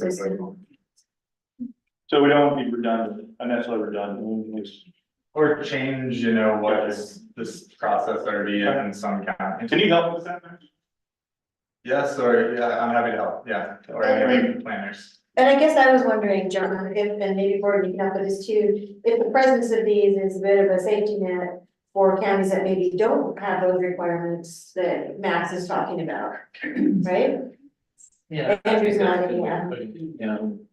Yeah, so it's, so trying to figure out how not to be redundant, but how to have that backstop in case the county doesn't have these requirements of a developer. Is it TAD or FAD? Does the state have like a generic, because each county is gonna be different on the wildfire standards or practice? So, I mean, is there something? so what we've done, we've referenced the FSEC standard. Just because it felt like right thing to do at the time, maybe not. So we're kind of building it as we go. To some degree. So maybe we could do some research and. Go ahead, I'm not familiar with the statewide universal set of principles, so to speak. So, no, I appreciate the question. So like on, what the facility has to do at decommissioning, there's a statutory requirement that it be returned to a useful, non-hazardous condition, which is different than this. It's a lower bar. A lot of counties will require that it be returned to the same kind of status that it was before you did the solar facility. How that is done, can change between the counties, but on the wildfire thing, like that one can be difficult because the way that you design a wildfire mitigation or response plan, like you have, roads for fire trucks and turnout, so you can't really do that until you have the final design, and that comes way after the permit approval. So there's a little bit of like practical stuff here where like. But it's a condition of approval. But it's a condition of approval that you go and submit that to the county later that has all the specifics. So we have to be careful about what's required at the time of application review versus what's gonna be the condition that you have to do later. Does that answer your question? Sure. Yeah, so we've got Jim and Lauren and Mark. Jim Johnson, Department of Agriculture. John, I would suggest you look at Gauguin's standards for reclamation of mining operations. They actually call out that it has to be reclaimed back to the use that it was, or that it's reclaimed to agricultural land or wildlife habitat. Agriculture's always had a problem with the wildlife habitat thing, because all they do is leave a hole in the ground with water in it, and they say that's wildlife habitat for ducks. But the idea is the right one, so you might want to look at that, so. And I'm really glad you added in that last part, because that was about to voice that. So let's hear from Lauren and then Mark and kind of see where we are on the route, because we've got a suggestion of working on language, and it feels like there's a lot of agreement about the concept of these. Thanks. Lauren? My question was actually going to be directed towards Mark Bennett. I didn't know if the Wildfire Programs Advisory Council had talked about this as it relates to wildfire risk, defensible space, or anything as we move forward with some of the new wildfire programs. And so I didn't know if he had any comments about. And that's for Mark Bennett, right? Yeah, Mark Bennett, yeah. Lauren, to quickly answer that, no, although individual counties have prepared wildfire plans, those especially on the Boardman to Hemingway power lines, that was one of the requirements for, which is, I don't recall how many Eastern Oregon counties, but that was a standard put forward by FSEC for the counties. Also an invasive weed plan, which would go back to the E discussion. So counties are familiar with it. There are a number of templates out there. So none of these are going to be really, okay, let's go create something. But likewise, there aren't any right off the shelf. Traditionally, what's been done by the counties is that they will develop a plan in conjunction with the Oregon Department of Forestry, district foresters, staff, for the wildfire. Thanks, Mark. Mark in the room. Well, I was just gonna say, in terms of not rewriting the rule book when local governments have standards addressing these things, putting an exception unless section in here that just says exception unless they're being locally developed standards which meet these criteria. Kind of, but not really, because local standards have to be as or more stringent than state standards. So if the state standard is more stringent, then it automatically applies. Is that right? Yeah. Yeah. I think so. Yeah. Okay. I mean, I was a little distracted. I believe that's correct. I believe that's correct. But they also define them differently too, you know, like. Yeah, I mean, that's kind of what I'm wondering too, because when you, particularly for the wildfire one, right, wildfire mitigation management is different from range to forest, from urban to urban to rural. And that in particular, like, there's not really stringency in that section that's written different. It's just a requirement of the plan, and then anything that the county has on the books is guides in the requirement. of the plan. Well, that's way more stringent because it's referencing the FSEC standard, and Well, FSEC standards are always higher because they're intended to address bigger, more impactful facilities, that's why the standards are harder. So, yeah, I mean. Pretend like I never know what the references. Yeah, so if we remove the reference to FSEC and we do something that's similar to what's already required, but that way it's uniformly applied, I think. Like I said, an intention, because I think that's reasonable, but also kind of beyond the scope of what the rulemaking is, but. Well, the question is, even if it is an FSEC standard, wildfire is such a danger, especially cumulative, it can spread so fast, maybe the standard has to be high for all development when it comes to wildfire. So we should put this in the rule for every type of use on farmland. We're talking about solar now. If you want to go into other rules, we can do that, but for this situation, wildfire is wildfire, and if the standard is to address that, I don't think a fire can start on a 5 acre house.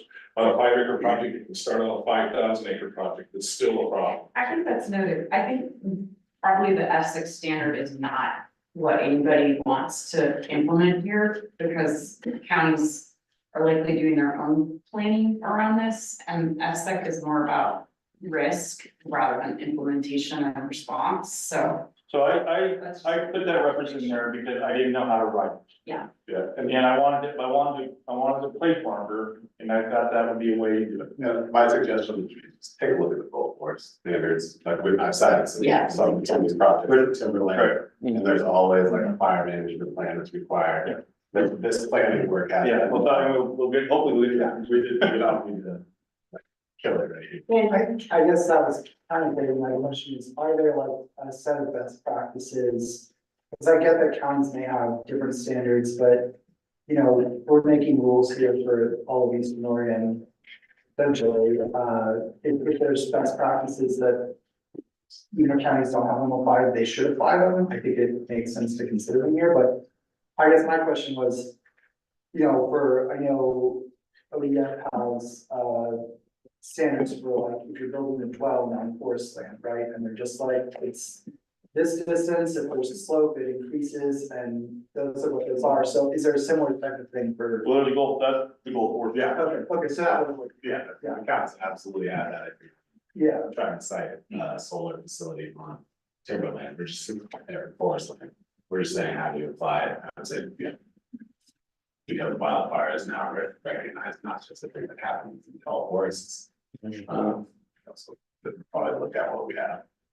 So I want to wrap this up because we've got a couple of things, and I see your hand up, but we're trying to have the conversation as it's.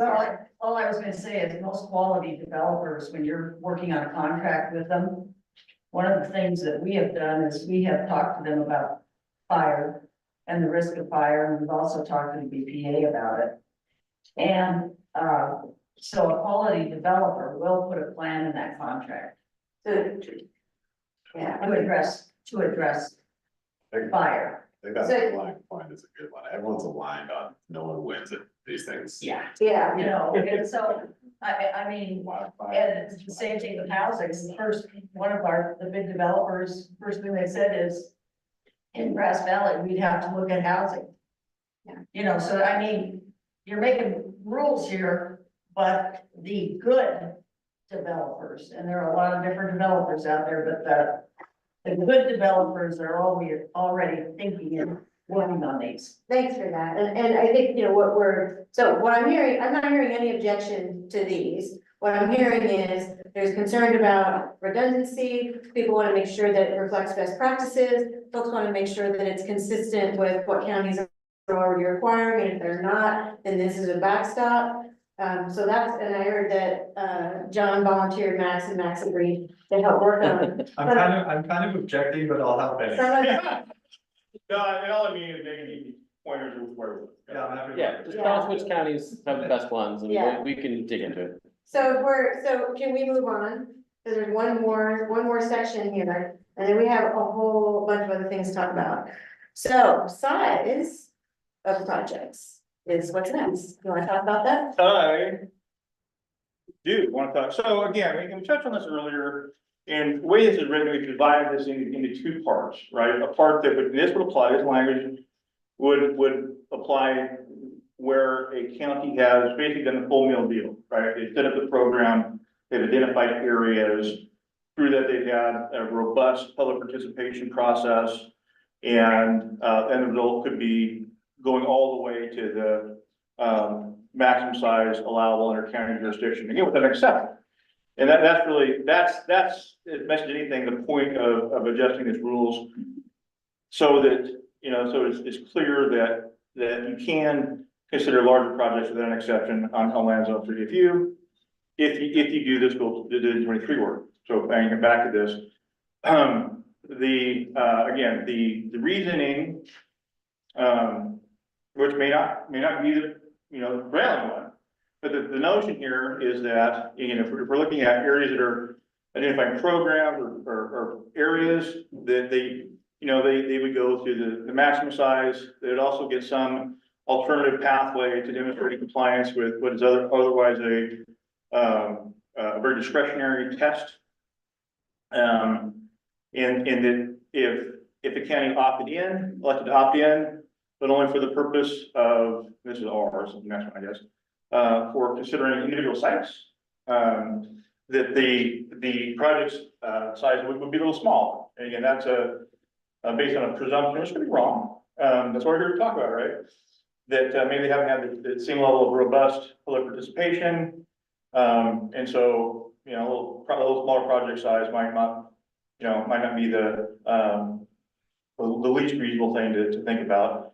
And that the alternative pathway to the farm forest criteria wouldn't be available. What I just talked about isn't on the screen right now, but that's the companion piece. So there's two right now. There's two. One for areas, with the full mill deal.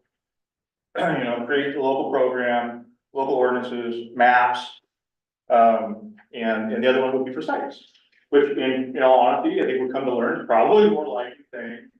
At least we'll see on the short term horizon anyway. There's opting in to be able to consider individual sites. Those would be a little smaller projects. They correspond, I think, with the original House 2329 thresholds, and it wouldn't get as much leeway or any other leeway with regard to the farm forest compatibility test. Okay, page 8, beginning on line 17. Got a hand up on screen, Tom?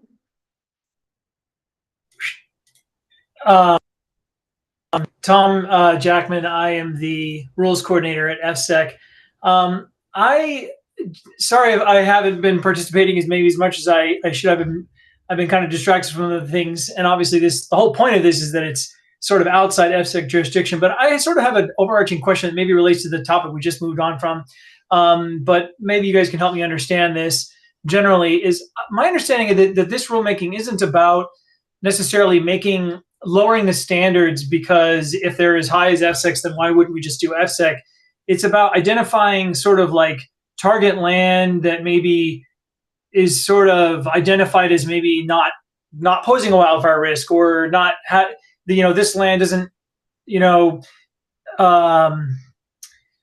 impinge on potential cultural resources. So it's easier for a developer to show that they've kind of meet those standards because the work's already been done.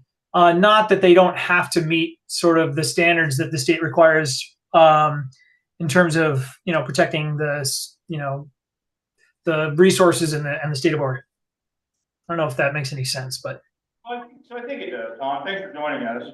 So I think that you're on target, and I think the distinction you've drawn here is when conducting this work, for finding opportunities and reducing conflict. In one way, the county could do that would be to go through and apply these rule provisions in more of a, I don't know, be counterclauses, more directly, and make some determinations about where in the county they feel would be best suited to, respond to, finding opportunities, reducing conflicts. We anticipate that would be a robust public process, neighborhood conversations, but it would require a lot of buy-in, a lot of conversation. And because of that, we think it could be that using the larger project size, maybe a distinguishing feature there. Whereas if the county is relying on applicant-driven proposals, which we think is fine, and we agree that's fine. But they wouldn't have gone through, already, they wouldn't have already gone through that process to determine where these lands are. It would be based on this individual application and their burden to show that they meet the rule, maybe those projects, wouldn't be, as available for the very largest projects under county jurisdiction. Maybe it's a bad idea, but that's one thing we thought we might, we were talking about. Okay, thank you.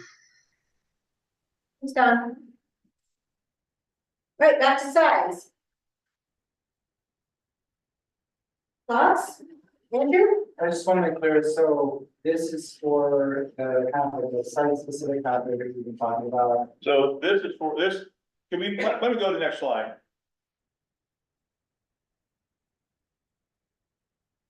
Yeah, there we go. So this would be where they have not identified resource areas, instead are limited to hitting application for individual sites. Okay, so that's the site. This would be the sites. Okay, and then the other one, going back a slide. Right. And this is Andrew 2000 Pennsylvania. The other one would be basically what I understand what's written there is if the county adopts the legislative pathway for this. But as far as I understand, it would still be basically just legislatively adopting all the safe harbors that we've been talking about. Is that correct? Well, so we try to define the resource site versus resource area. Yeah. And the area which is shorthand, right? That's where they have directly applied the rule provisions, they've identified areas, they've mapped them. They probably, they would have ordinance provisions to implement those choices. They may have comprehensive plan amendments. So that's a full meal deal. They did all of that. And so, but basically what's written in the previous section Q, I think, or whatever it was, would basically mean you get out this statutory limit on exception. Correct. On those lands. Correct. Can we go back to the jurisdictional? Yeah. Jurisdiction. That's right. And then yeah, It's right there. Nope. Yeah. Yep, right there. So maybe we can ask Tom what he said about that.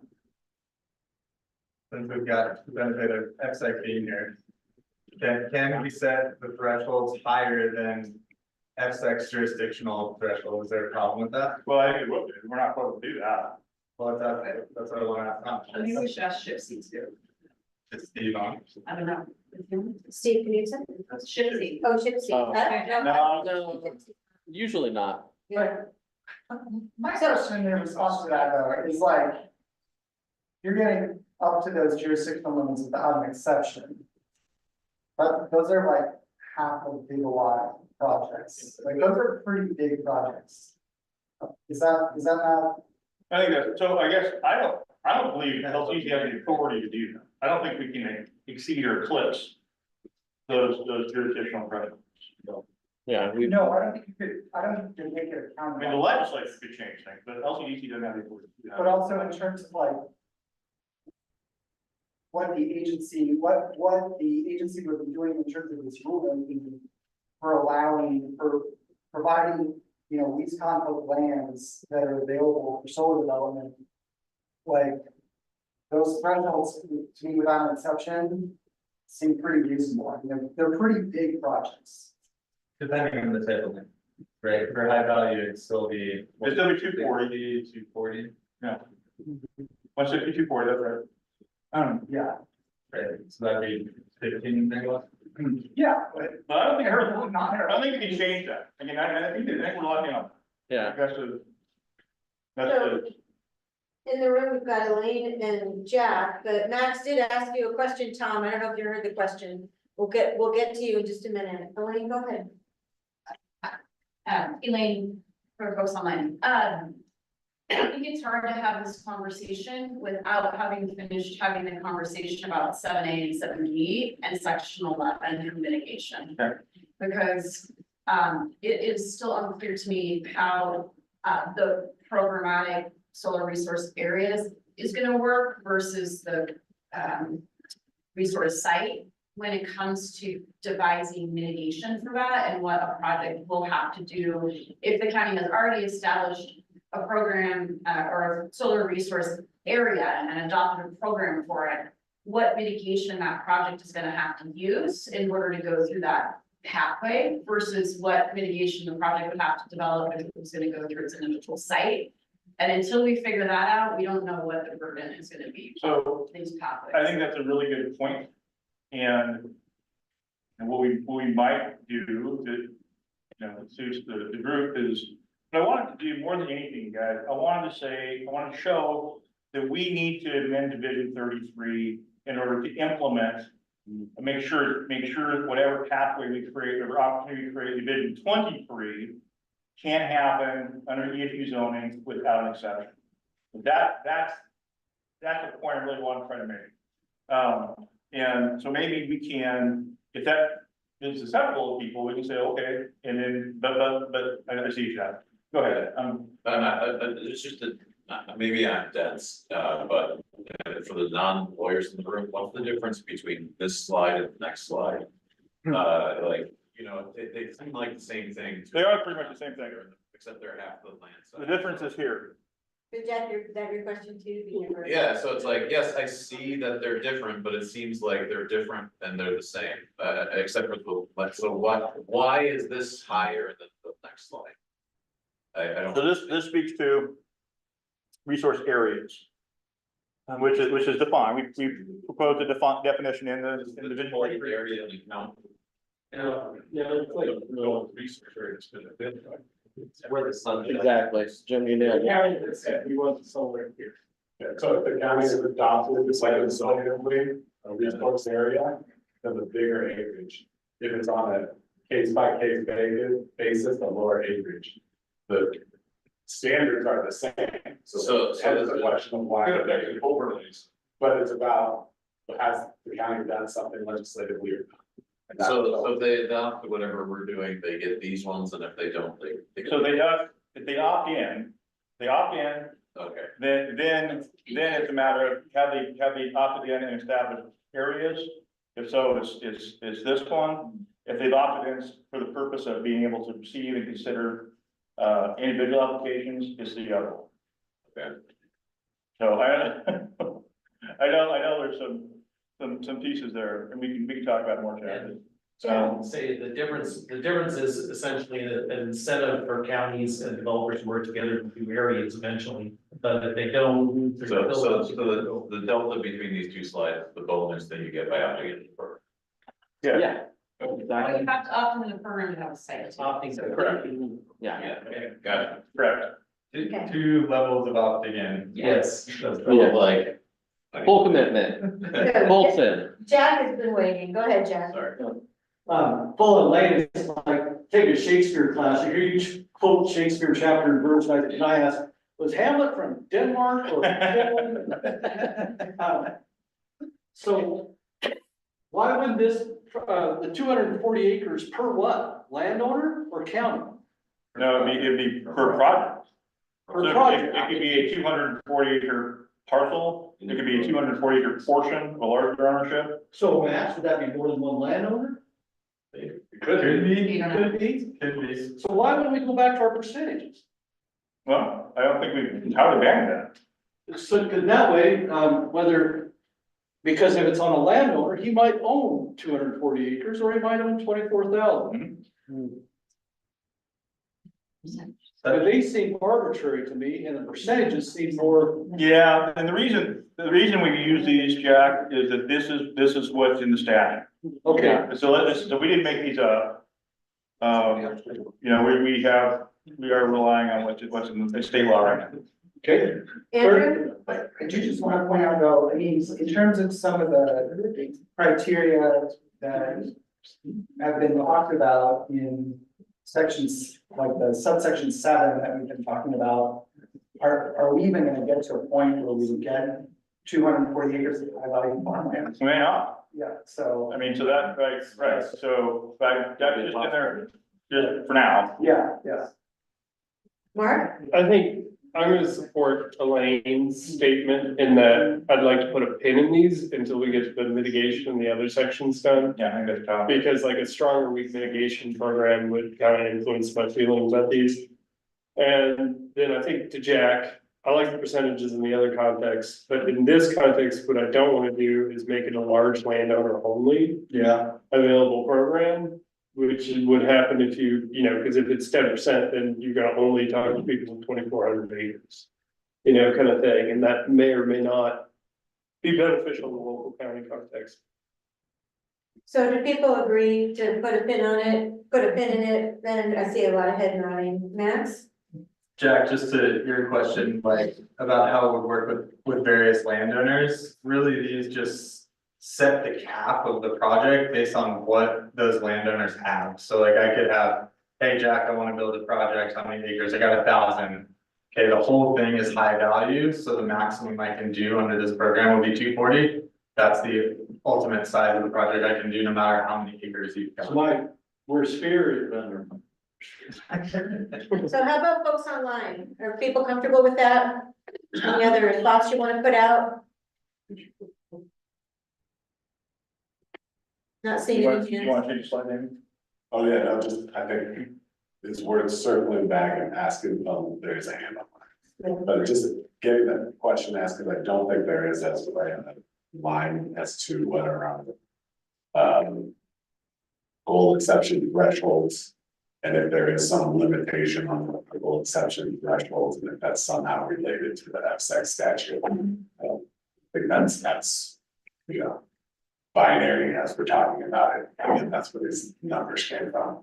But maybe that like Chipsy or somebody, you know, say yes or no or whatever. Okay. And then, yeah, put a pin on it, but it sounds like the idea is when we can all agree on what happens in Division 20, create some version of more, if you qualify more acreage, no all exceptions. Yes. That's good. Yes, that's the essence. Just a clarifying question, under the statute, is it legal to make 10 240 acre projects next to each other?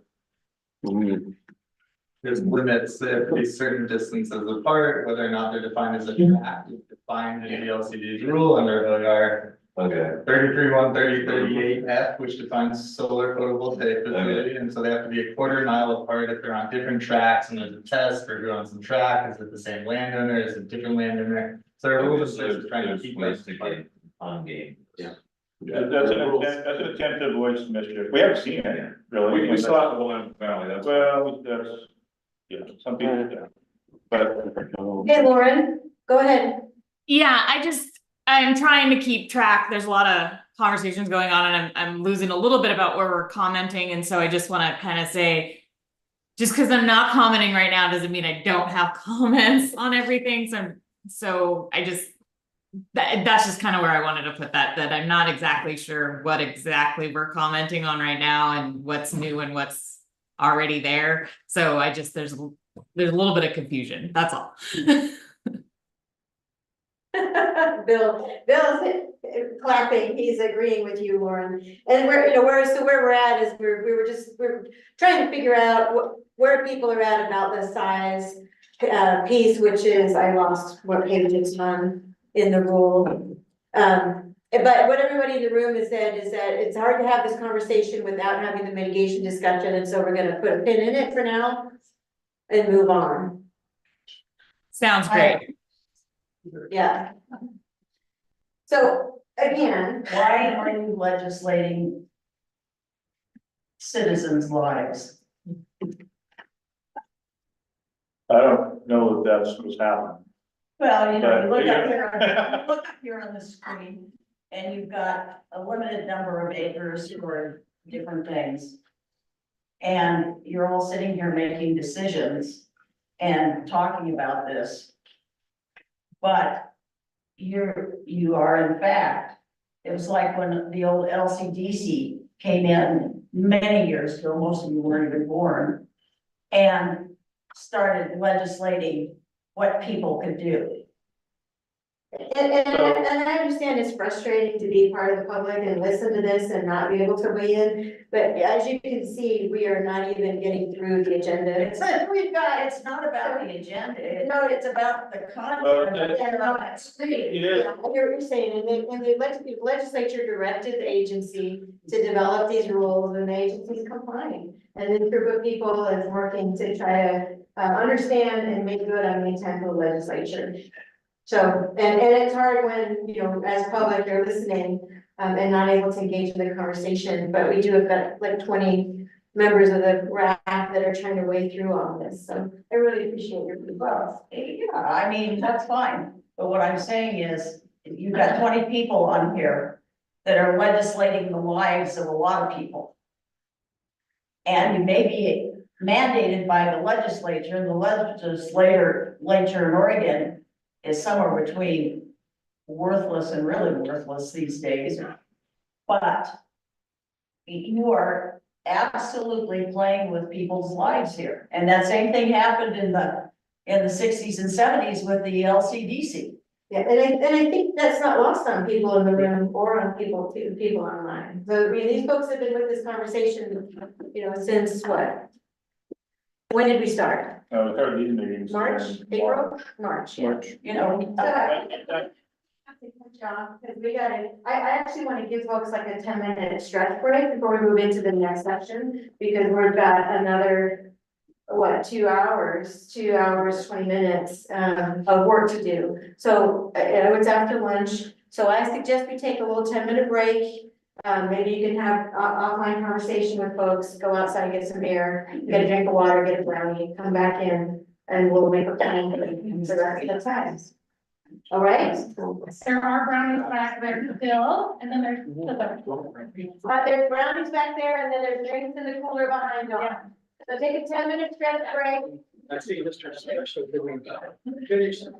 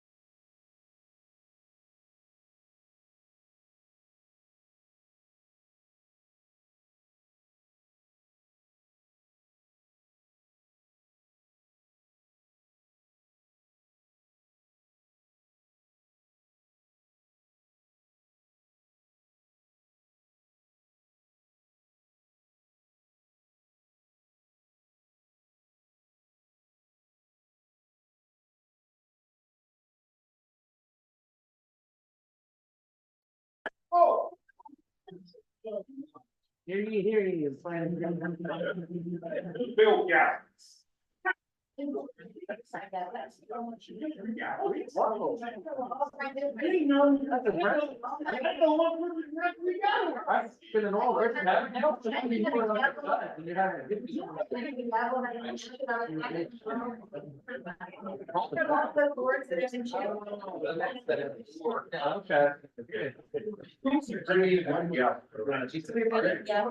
Well, we got two rounds on your left. I feel like we need to now. I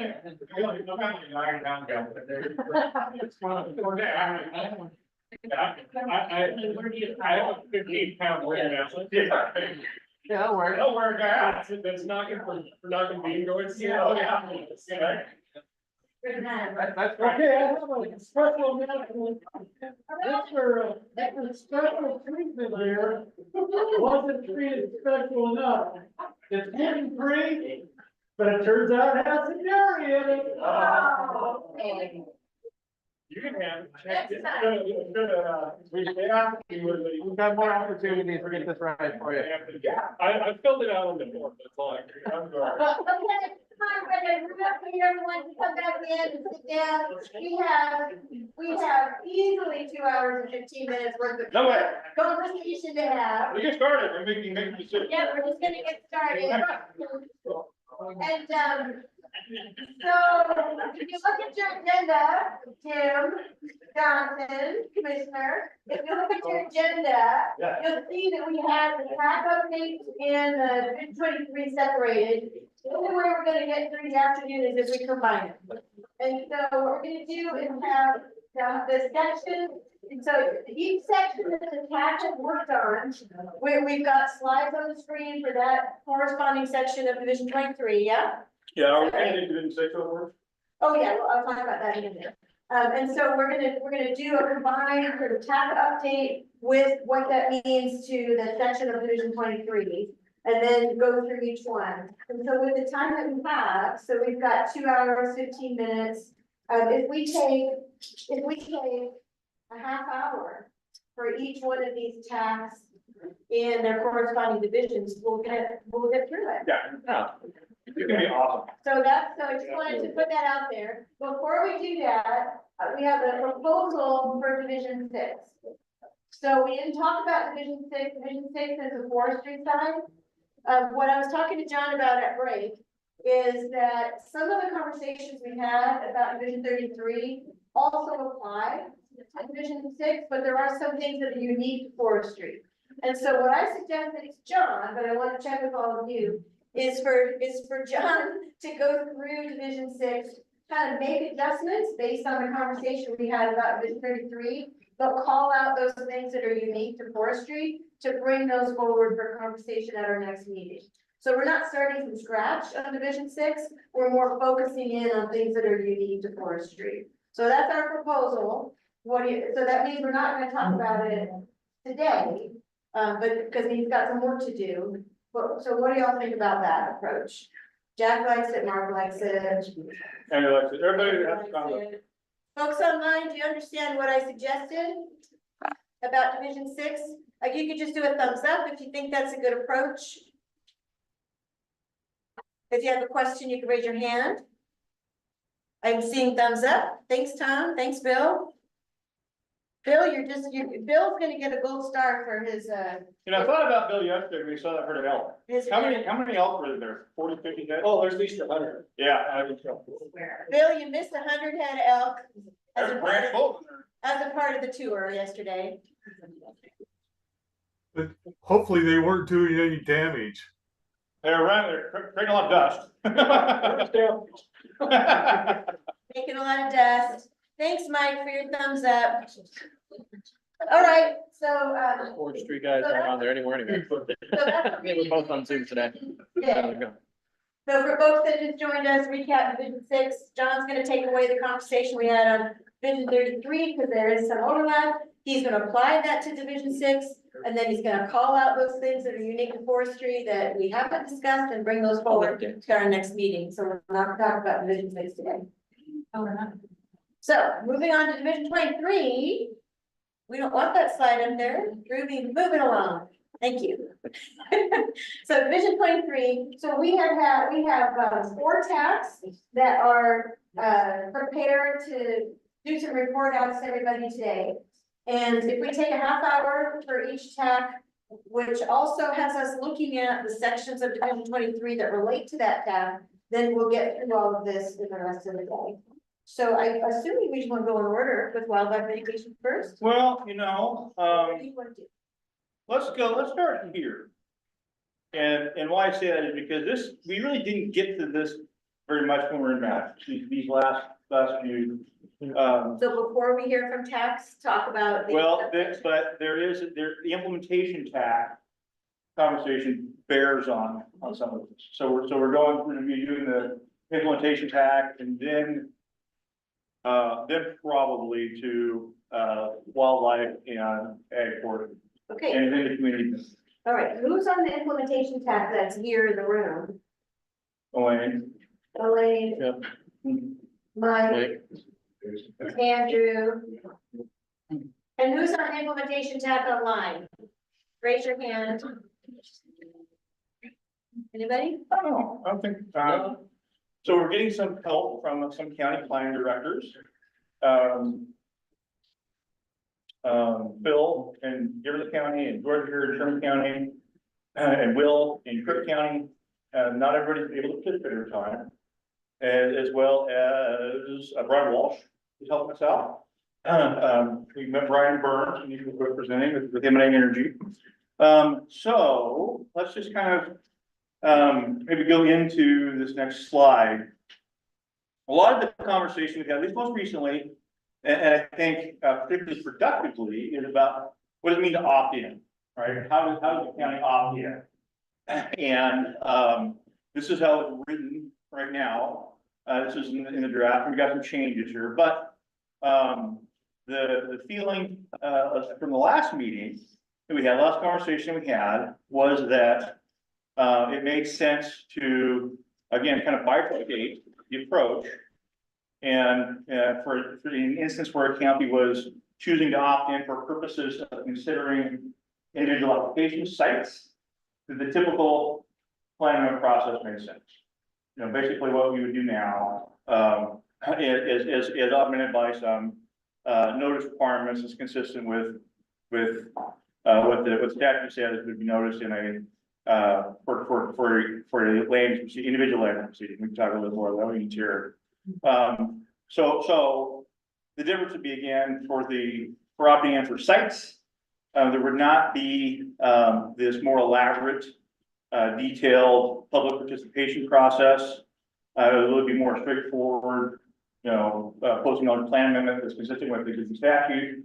There would be some additional notice to the list of parties, which are Government Defense and RDPW and tribes and some of you guys are all familiar with that. But that for where you're to be identifying areas, that there would be more robust public process. And we would expect there to be more public outreach and more neighborhood type conversations and more of that in advance of moving into adopting ordinance. I'm gonna pause there and ask folks that were involved in it, not everybody was, if that makes sense, if that's consistent with what they came with from the last conversation. That's the gist. That's the gist of it? Yeah, good. So, moving to the next slide.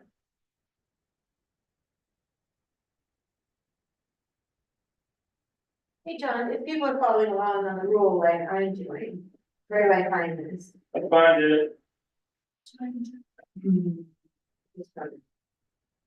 No.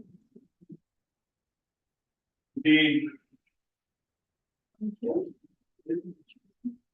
page on It's right there. Yeah. Oh, there it is. Okay. But I don't think that. 22.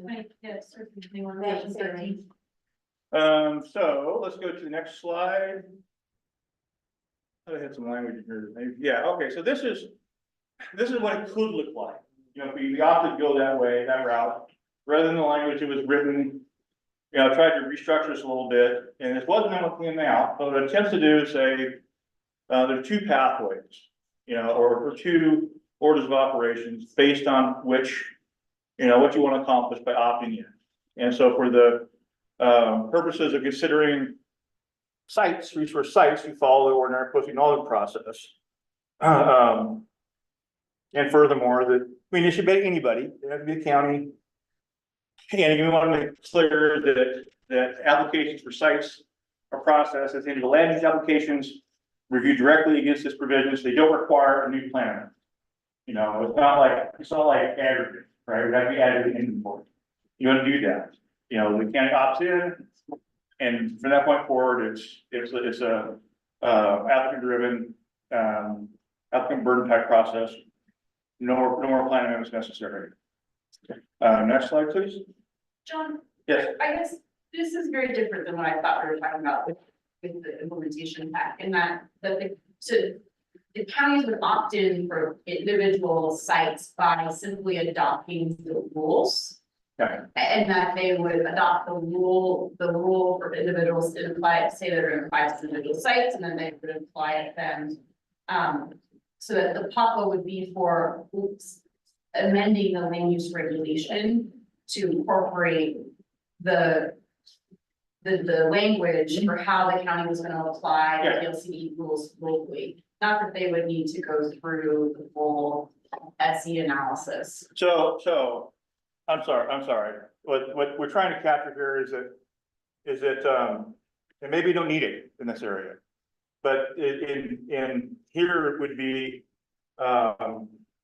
this references a section where counties can choose other areas to exclude. Conflicting uses is an area that counties are given relief from having to do, but they can do more if they want to. And same with the EC provisions.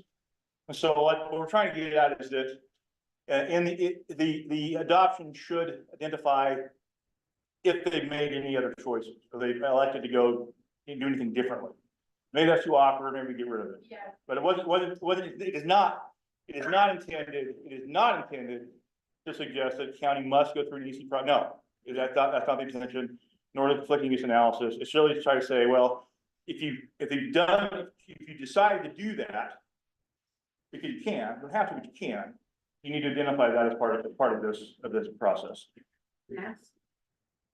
So help me understand how this goes at the county, John. So can I show up and say, hey, I've got a site and it meets all the rules, and as part of your CUP decision, instead of doing goal 3, I want you to use this, or does it have to happen at some point prior to me showing up and submitting the CUP? It would need to be before that. So county would need to opt in.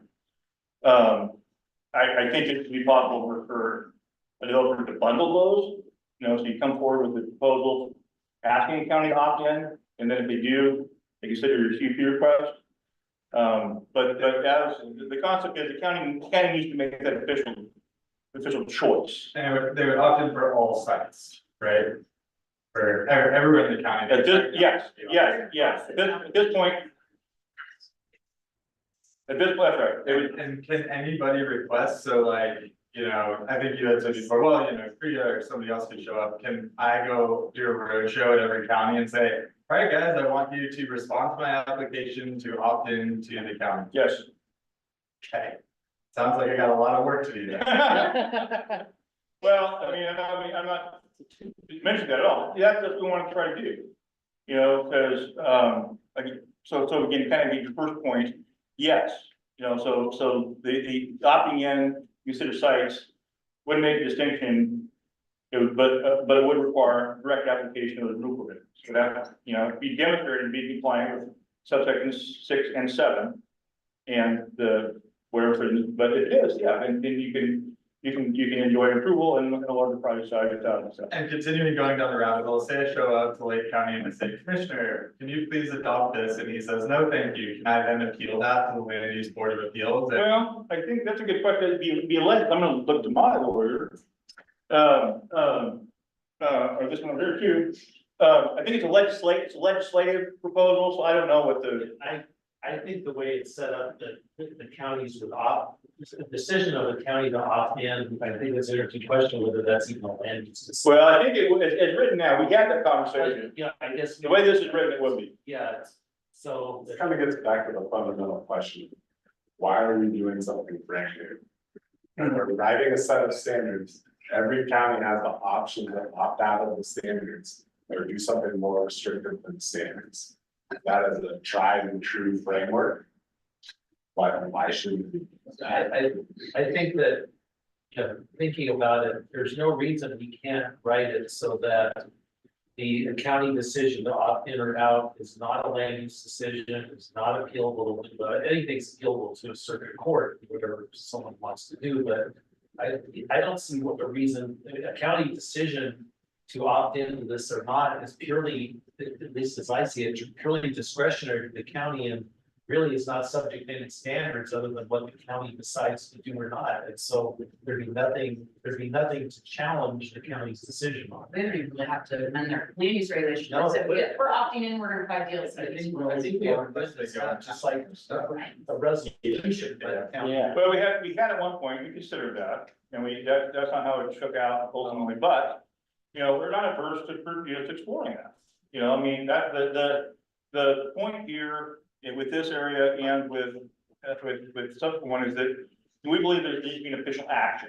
County needs to make an official action, to opt in, right? You can't be left to, you know, someone showing up at the counter and asking the planning director, are you opting in or not? You know, that has to be an official action, and this is, you know, this is one that's most familiar to us. It also, I'm not sure how to write something, although I know I could be insistent in this, but a lot of people here know more than I do. And making it something that, someone can apply for, make an application for, that's not bound through some sort of a land use decision. I don't know if you can apply for a resolution, it's not a land use, I don't know, I'm unfamiliar with that, that's a little more. So Andrew, you did hand up a little bit ago, and then Chen. I guess, I think, John, when you started this conversation, you're talking about sites, but this criteria up here is specifically for the resource area, so this is kind of as I read it up top. To implement this rule for the purpose of establishing solar resource. Yeah, that's probably a typo. Oh, okay. And I apologize. Okay, well, for whichever way, right, I get that there's an area pathway, I get that there's a site pathway. The way I understand. Oh, you know what, I'm sorry, I apologize. This is B, this is the second piece, this is for areas. Okay. So this would require the more detailed, robust public process we're talking about. What we're trying to do, right, is encourage each community conversations. And say, what would we like to accomplish here? And what are we concerned about? How do we address those concerns? How do we do that in a proactive, thoughtful, forward-looking manner? Yeah, and I guess I just want to point out to the group that like, that, you know, DLCD can certainly create a situation in which it writes these Goal 5 rules and says the county shall adopt these, you know, safe harbor provisions, or it can create its own if it wants, but it shall adopt these and then it can accept applications. But I think the issue that you're gonna run into is you're probably gonna have some counties in Eastern Oregon, probably like what you saw last night, where if you create a shall adopt situation, you're gonna have a lot of angry people.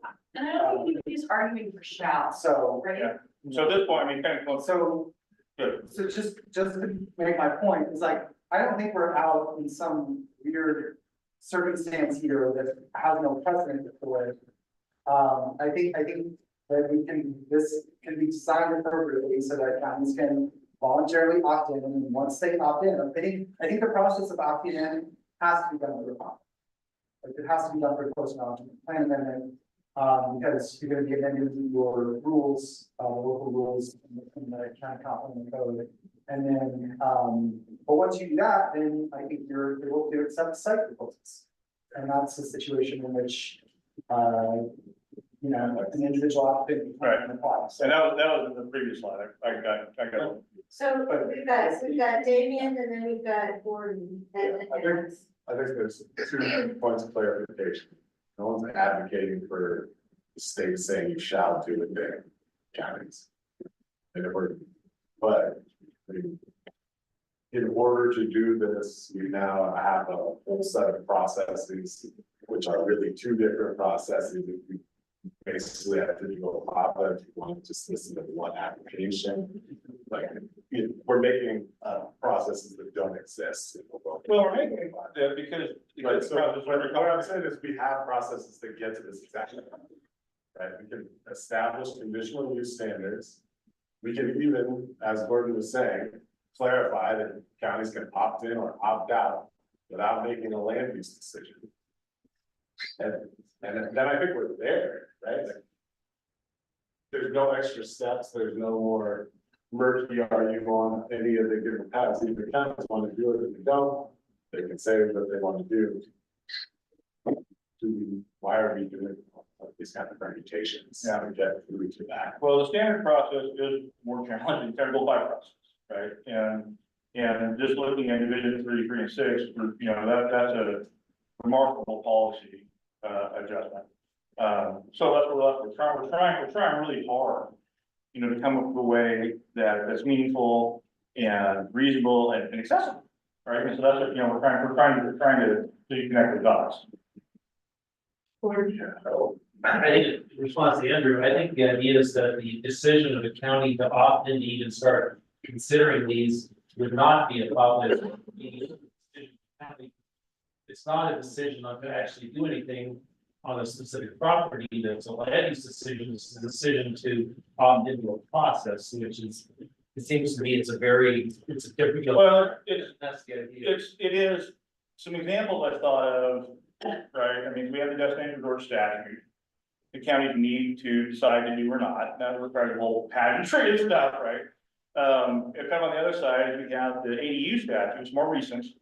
You know, which again says consistent with the county plan, you may do this, which means the county needs to amend its plan if they want to offer accessory dwelling units in rural residential areas. That's probably more closely aligned here. If you want to do it, you can't need a choice. And how you express that choice, how you take that official action is a plan amendment. I don't know if that's the only way, but that is, you know, that's one little moment.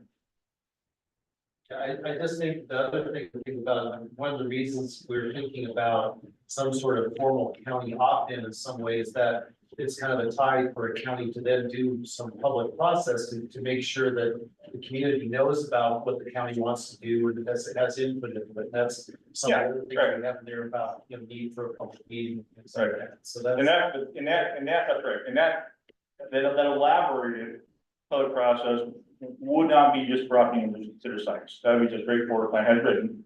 You know, but if you wanted to do the whole thing, the whole full meal deal, you know, identifying actually preferred locations, then that would be more elaborate process. Back to your question, Max, at the beginning of this, and what happens if an applicant requests, you know, makes an application to the county to do it, and they decline, is that appealable?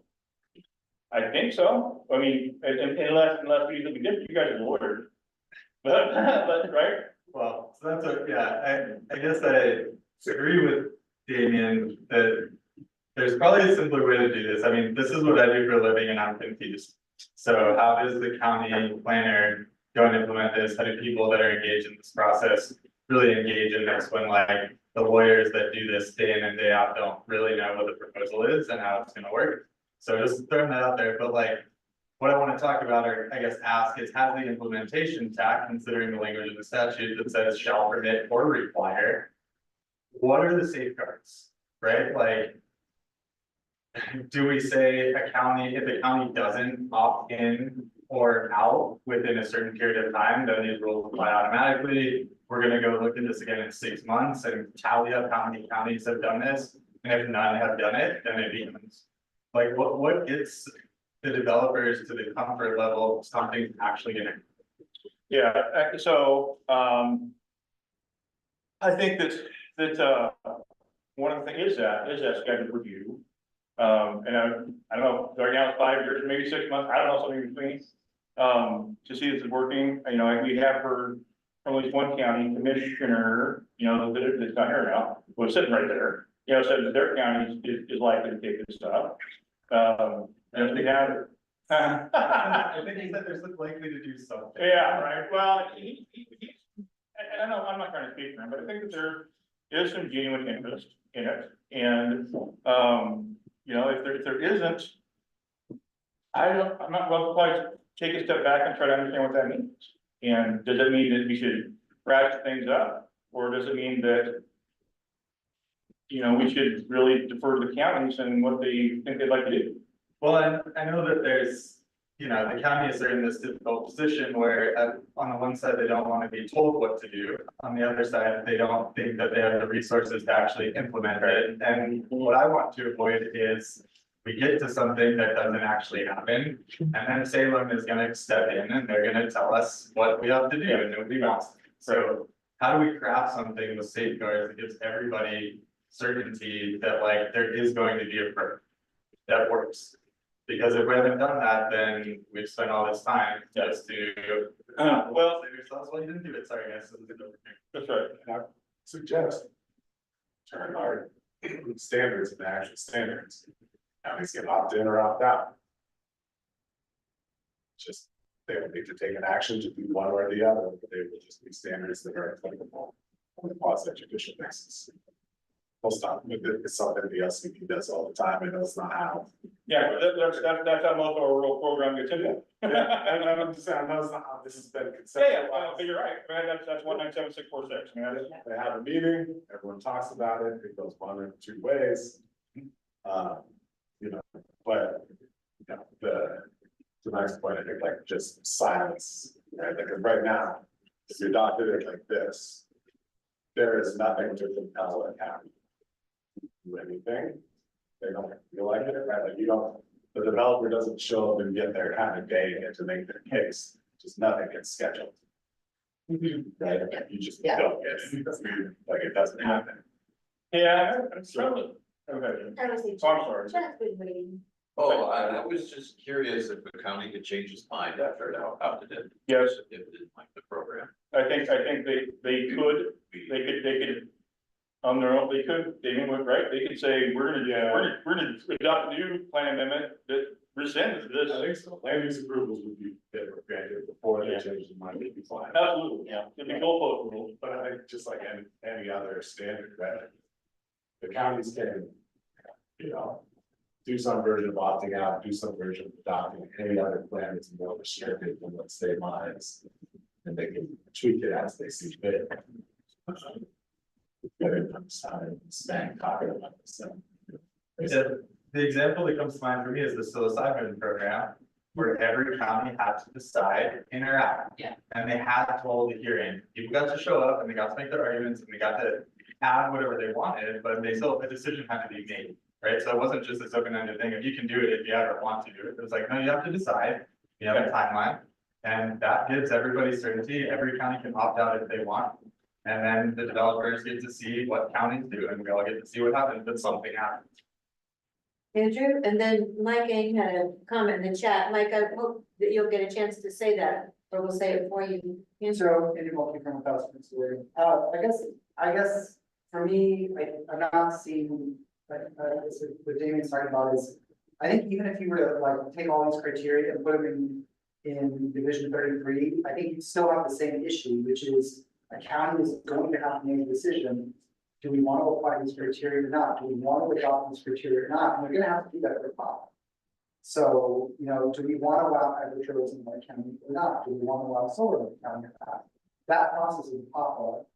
So I think that no matter whether it's in, it's a goal 5 provision or it's a goal 3 provision in the Division 33 rules, you're gonna have to have that decision point.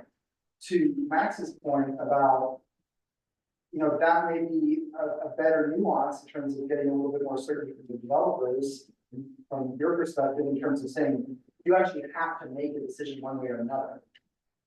You know, that could address some of the concerns, but I think in terms of where the agency is now, they're saying the county can opt in. So if you want more nuance on that, or just say you have to make a decision about whether you opt in or not, and hopefully agree and make a positive. That can work. It's not prohibited by. I think it's just a question of whether or not the RAC comes to a consensus about whether or not that's what they want to do. But in terms of you know, whether this needs to be a whole different process, like, the way I looked at it and thought about it is, this can absolutely work. There's no real inherent barrier to any of this. Going through the process of the agency is how the agency is should be, so. Generally, one thing to run the ground, comparing a couple different things is. If there's an opt-in and opt-out point to it, doesn't necessarily have to be. So- And you put either or. For my opinion, yes. And if you put something continued, consistent with kind of what Lauren said, which is different from what Andrew said, so that's what I'm saying, we should run it to ground, right? If you put something in the actual rule that said, you can either opt into these standards or adopt your own county. That need to pop up. I mean, I'm not saying I know the answer, I'm just hearing different things. Yeah, I don't, yeah. from my perspective, yes, because you're gonna be amending your comprehensive plan, you're either gonna be amending your comprehensive plan, or you're gonna be amending your land use regulations, and that requires. Right? I think we'll take this to our, Yeah. Gypsy and we'll. In terms of, Yeah. in terms of apply directly, requires 15%, right, like. But I think the question here, I mean, before we close this out and move on to the next one, is, you know, like the question that Andrew just asked, which is, I mean, does the RAC want to recommend that the county be required to have, you know, a hearing or a reckoning or a decision about opting in or opting out or not? Elaine and then Jim. What, to your first point, I mean, I think the opt-in has to be done by the governing body in some form. Fashion. That's, but my question was in thinking about how implementation works for the single site, the solar site pathway. Can you go back up the slide? My understanding of how the rules would apply is that if a county had opted in, how would they do that? They would look, when processing a single site, they would look to see whether the site qualifies as significant under 7A or 7B. And if it does, then that site avoids a goal 4 or a goal 3 exception. The county does not have to do an EC analysis in making that determination. Okay. That's exact. Well, this is definitely, I hope it's, but that's exactly. Jim? Jim Johnson, Department of Agriculture. I've been a planner in the state for a long, long time. And based on what I heard outside during the break, if you don't have a process that allows the public to testify whether they want this or not, you're gonna be in good trouble. So I think that's a really good point, and I guess I didn't mean to suggest that, you know, something that wasn't I think we'd have to configure it, right, we have to build it, engineer it, that wasn't a plan amendment, wouldn't have a public process. I mean, I think we can still have to, I mean, that's how things get done, I mean. And my point is the plan amendment process is the tried and true that everybody. It is, and that's knows the appeal processes and everything else. That's kind of what we resorted to, because that's what we're familiar with, that's what we know.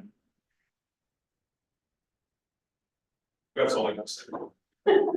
So what more do we need to talk about? Well, what I'd like, what it feels like to me is Oh, that. Mike, yeah. Oh, Mike, please, go ahead. Yeah, Mike, go ahead.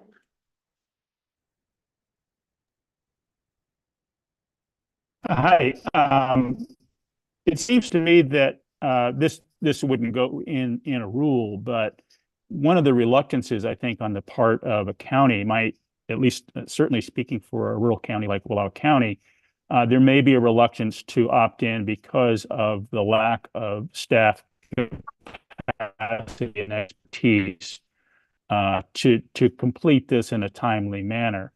And so the suggestion was to help facilitate that, perhaps, if a county really is interested, is if there could be a team, say, for instance, or a combination of folks, but from DLCD, that could be available to support a county like that in navigating through this process. And that might help address one of the felt obstacles to wanting to pursue this. That could be part of a recommendation of the RAB and provide some staff resources and support for counties. Yeah. I'm gonna take us backwards a little bit because it's relevant. Whatever rule we adopt, if I go to FSEC, what happens?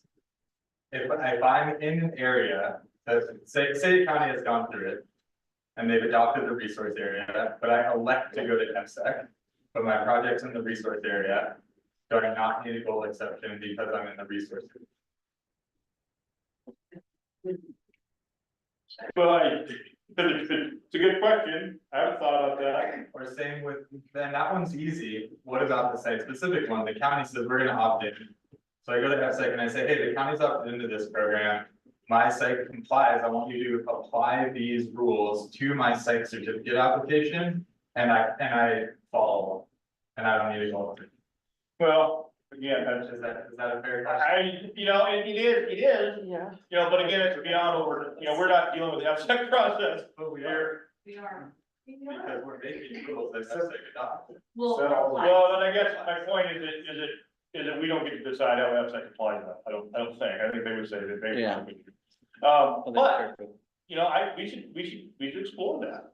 I don't know. I mean, if Oregon's land use rules under LCDC's purview, say you don't need a goal exception in certain circumstances. I don't know that FSEC is that, but it would seem reasonable if they would translate. I don't know if they would or not, Max. I mean, but I think we could try to. Can I chime in here for real quick on this topic?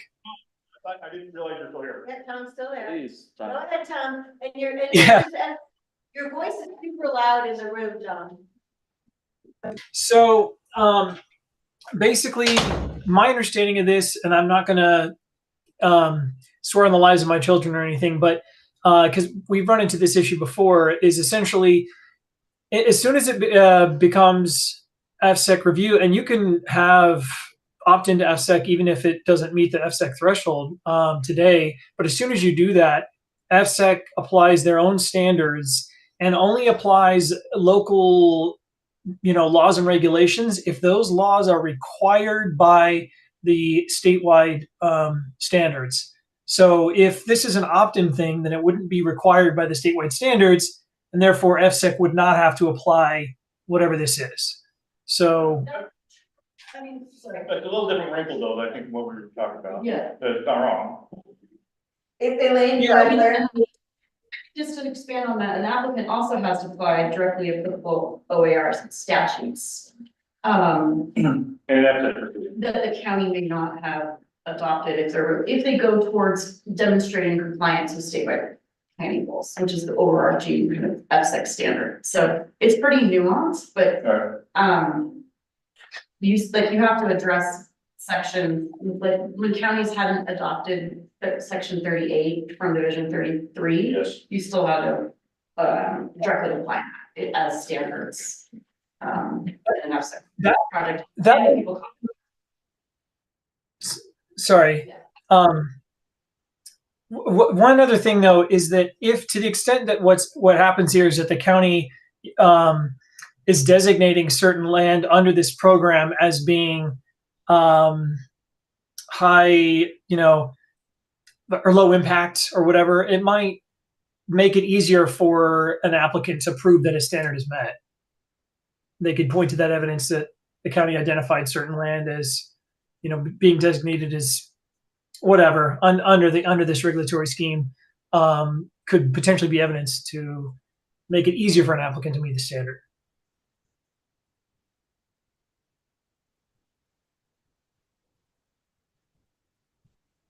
So I feel like we need to explore that a little bit more. I'd like to know that better. I mean, again, I've been operating under the assumption that, where these are deals we need to explore. LCDC rules and FSEC has their own process, and so we're trying to focus on what's really in front of us, for purposes of our mission. But, I think it would be helpful to learn more about it. So I'm willing to look into that. Yeah, if you're open to having a meeting with us soon, Tom, that could be really helpful. So we probably full Todd and talk for him. Yeah. So have we gone as far as we can go on implementation today? I feel really good. I feel good.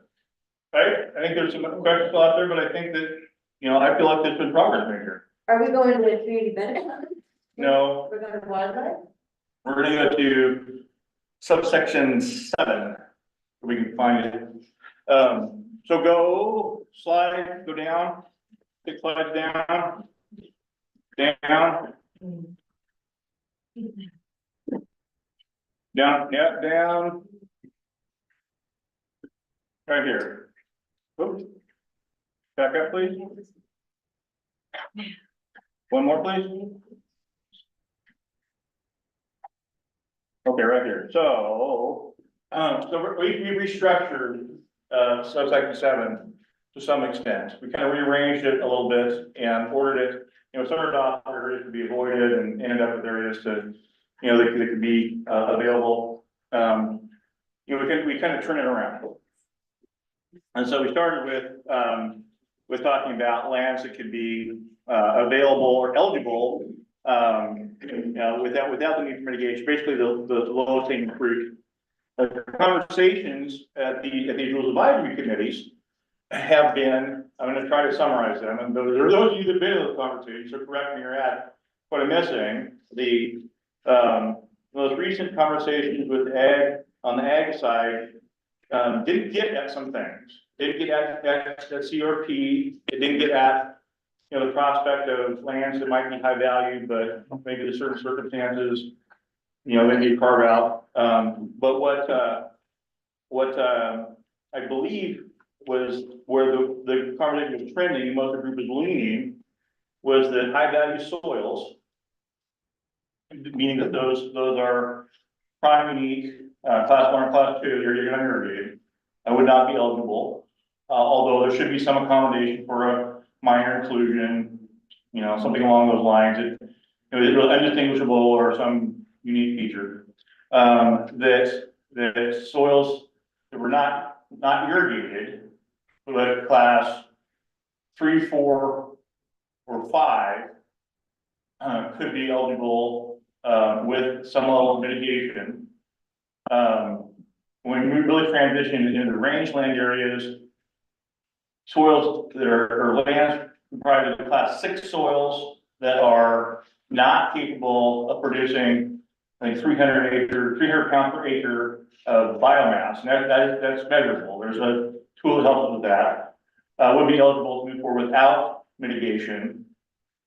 Lands that are class 6 and could generate that level of biomass, but are a section in size or less, 640 acres or less, can move forward without mitigation. Lands that are larger than that and can generate that level of biomass for it could move forward with mitigation. Class 7 and 8 soils you just go forward. Again, I'm not saying that's unanimous, but I think that was where we kind of left the conversation, and I think most folks were kind of trending that direction. We haven't been able to drill down into mitigation itself, or compensatory mitigation yet. I think that's next, but that's where the conversation was really, we want to avoid the best lands, those are high value soils, lands that are capable of production, but not as highly ranking, would largely be eligible with the level of mitigation. Really, the worst soils and the poorest rangeland soils will be eligible without mitigation. On wildlife, because they're related, right? They're really related. The feeling, and where folks were trending was that the priority wildlife connectivity areas would not be eligible, and that's been throughout the whole time.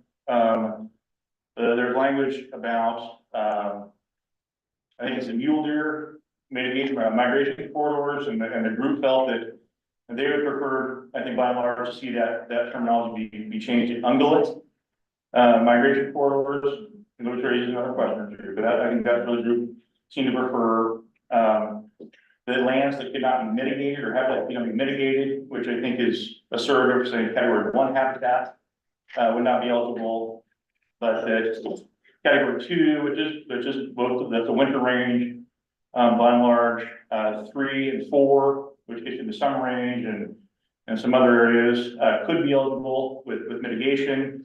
categories 5 and 6 would be eligible without mitigation.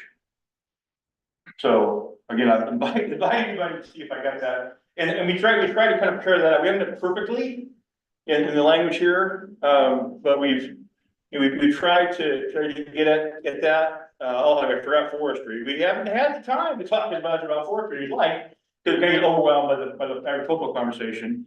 But the thresholds there that we've talked about are not different than what we've seen in previous drafts. You know, the 0 to 20 cubic feet, move forward without mitigation. You know, above 20 to 85 with level of mitigation, above 85 cubic feet grade per year.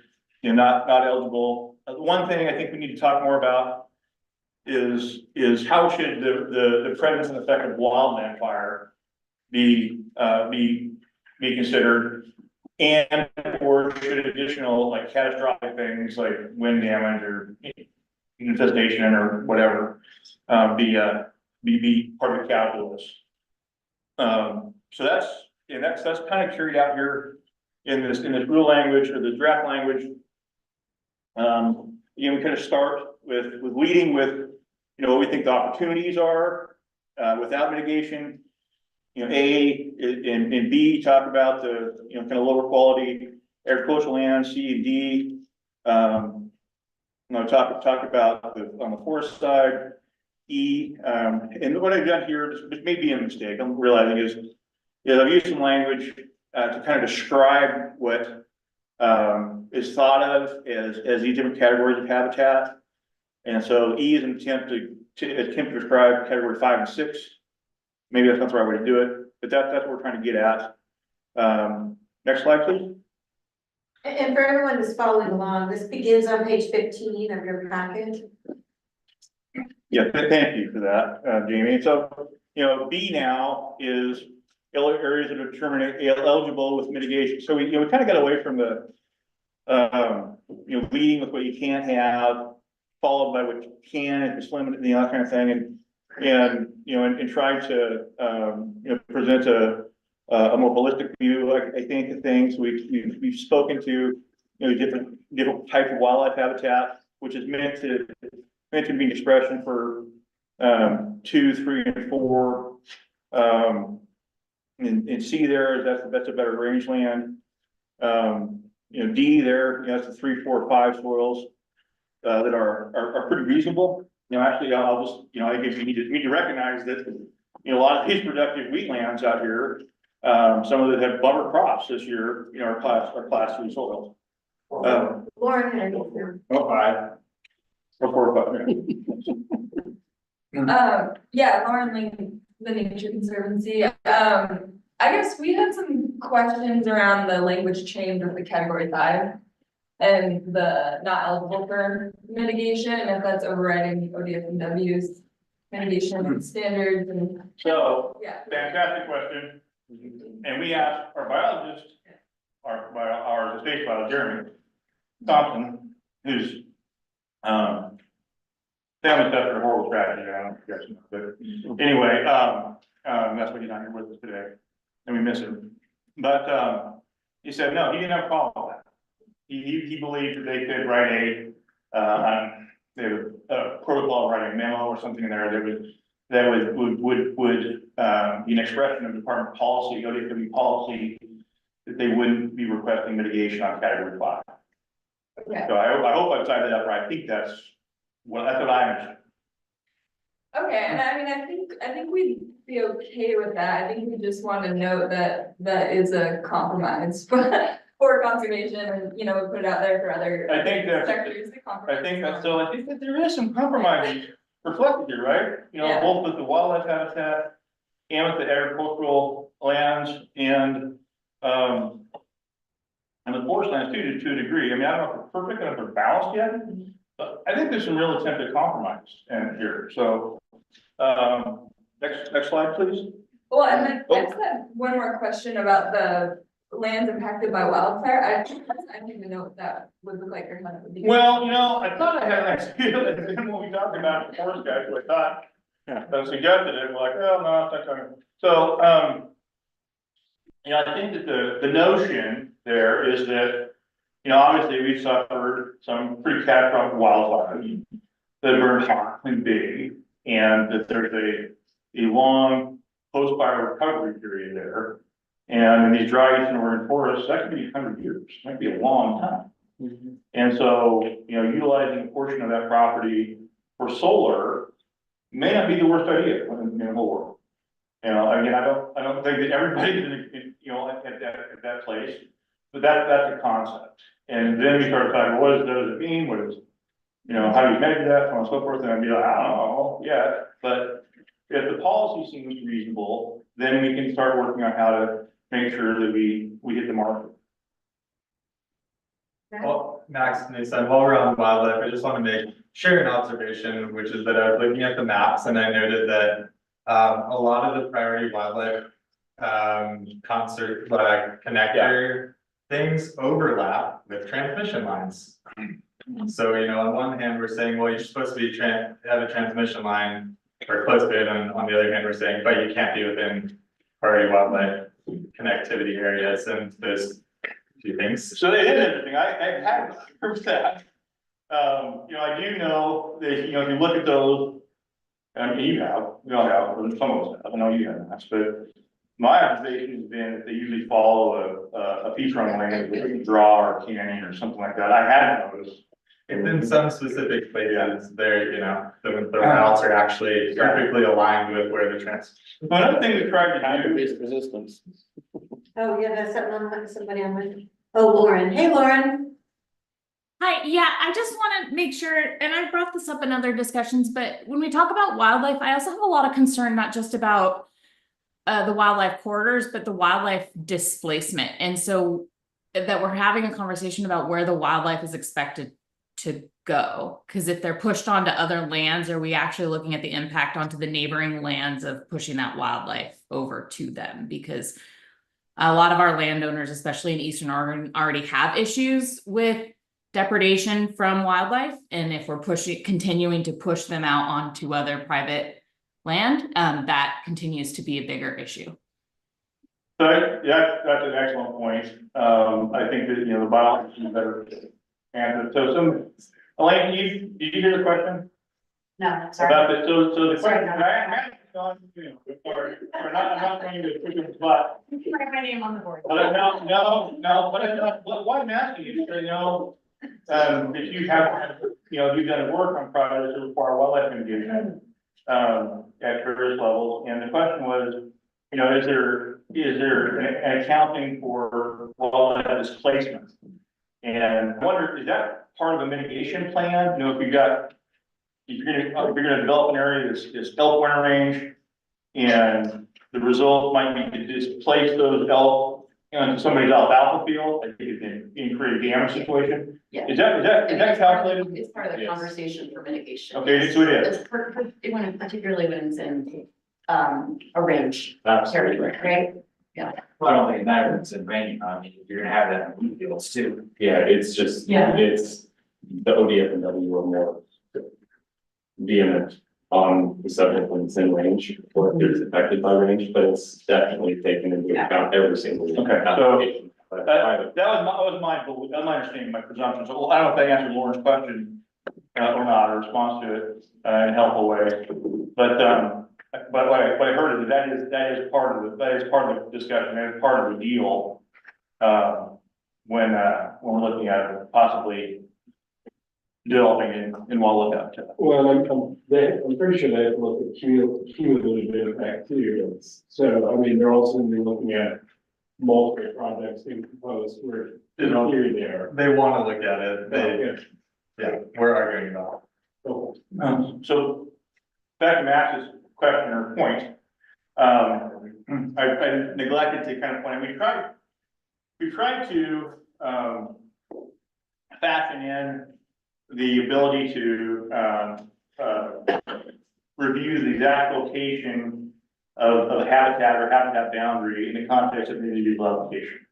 So, you know, if in consultation with ODW, you know, you say, well, the map shows this, you know, we're not sure that's exactly how things lay on the ground. There would be an opportunity for that conversation to say, you know, to demonstrate, you know, this is how having shut down the ground isn't quite how it's depicted on the map.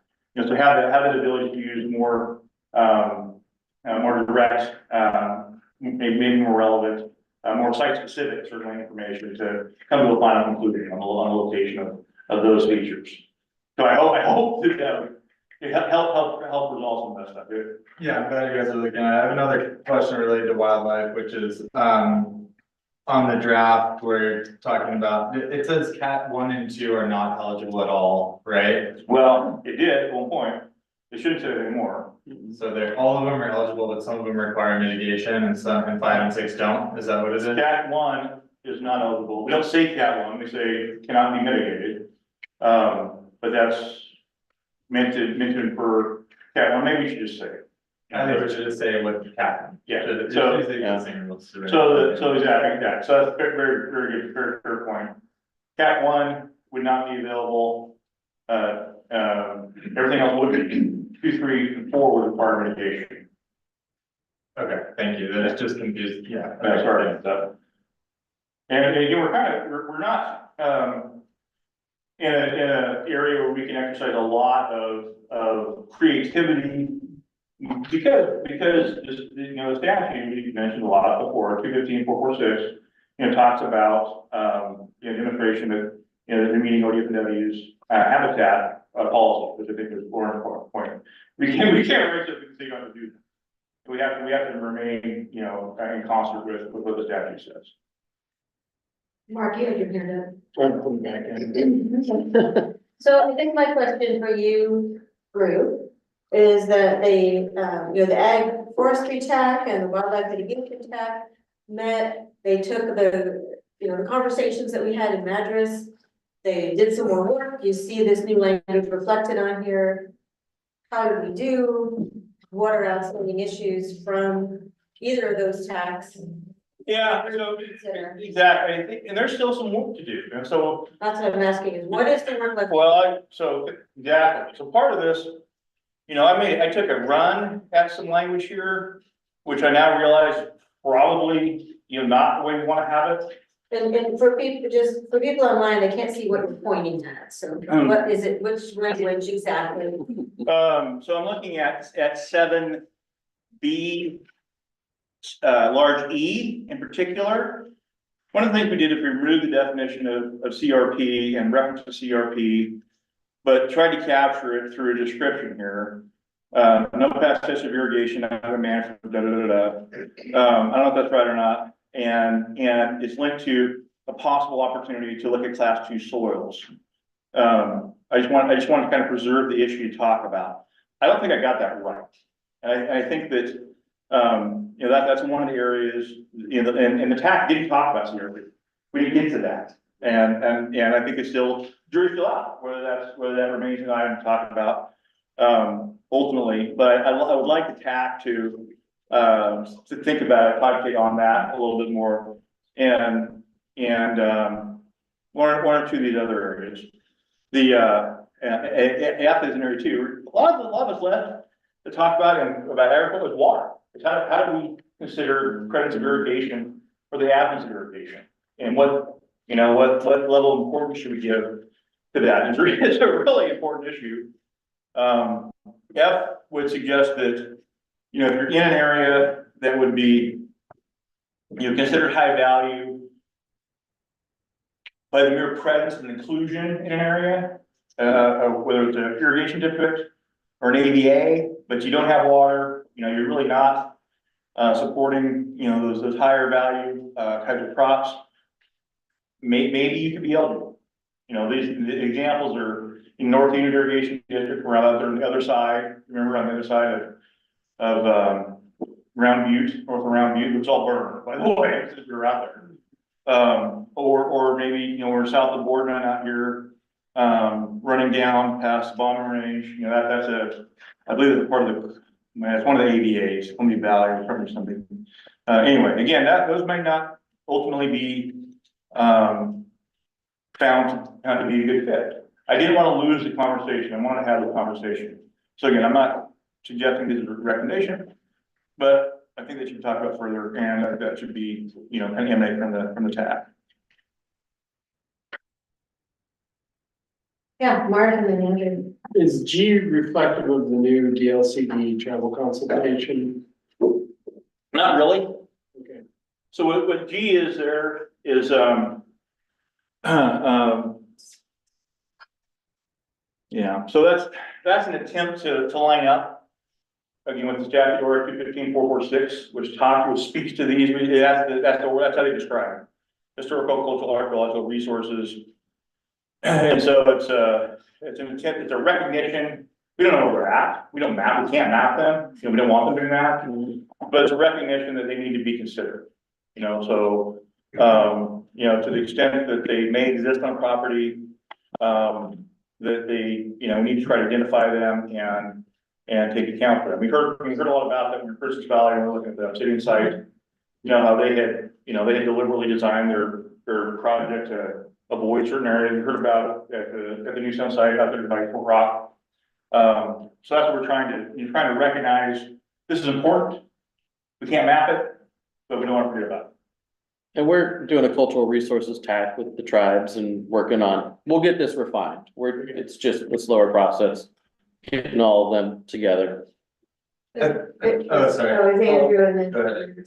And Thousand Friends, just wanted to kind of point out, I guess, the view from Thousand Friends, from the perspective that was expressed in the Farm and Forest Act, was that I think the provisions around, severely burned lands being able to meet these processes, I think from our point of view is controversial, and then also that it's hard to define as well. So that's another kind of strike against it from our point of view.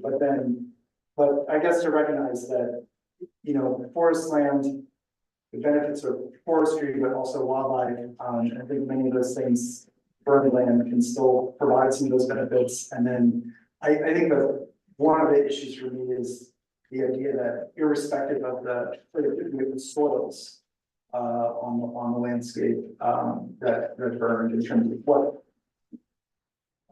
cubic feet per acre per inch figure, whatever it is, that those soils are able to support, doesn't necessarily go away after fire has come through. And I think there's other policy reasons why you would want to maintain that land free from solar panels. However, I think, the other classes of forest land that are identified, I think 0 to 20 productivity, and maybe if there's another level that wants to be discussed, I think we're open to that. I'm interested in that. So yeah, appreciate that, Andrew. And I was hopeful I didn't represent that as being the recommendation of the group. That is now what we talked about. I'm not saying you were. Good. Share our perspective on that particular issue. You bet. Thanks, Andrew. Max, you were up, and then Mark in the room. I'm just thinking about organization, John, where like you've got historic and cultural archaeological resources under areas that require mitigation, but like there's those resources on almost every site, right? So like just the way that it's set up, it's like that then is being demoted to this lower kind of tier, it seems like, even though you're really just gonna deal with it. So I don't know, maybe I'll talk to you offline about. Yeah, well, I'd welcome that, Max. I'm not sure how to do it. I'm we're trying to do the best we can. You guys have more experience. And so that'd be great. I'd love to hear your thoughts on that. So we can talk about it later. Thanks. Mark? Yeah, I mean, for me, and we'll hash this out, I'm sure, in the next tag, Andrew, but like, to me, the forestry and the economic productivity and the restoration is pretty straightforward. After a fire, one of the things that you do is forest stand assessment, right? To determine how many trees that you lost if you're the forest owner. Yeah. And generally speaking, in my experience, and this is wearing a hat where I used to do forestry, 75% tree mortality and up is like basically a total loss. On the fire stand condition, you're gonna have to do so much groundworking, just removing the trees that are down, that you're gonna end up killing a lot of remaining trees. And I was like, so there are standards. I mean, there are forestry experts who probably tell me 75% isn't right, but that's one of the things you do is a forest stand estimate. The other thing I was wondering is why is non-irrigation district, the AVA is still confusing, right? Because we have an AVA that covers what, 3 counties here, and basically the entirety of those 3 counties. Why are these areas in AVAs, I guess because we have classed them as high class farm prime soils, basically. So that's the definition, it's.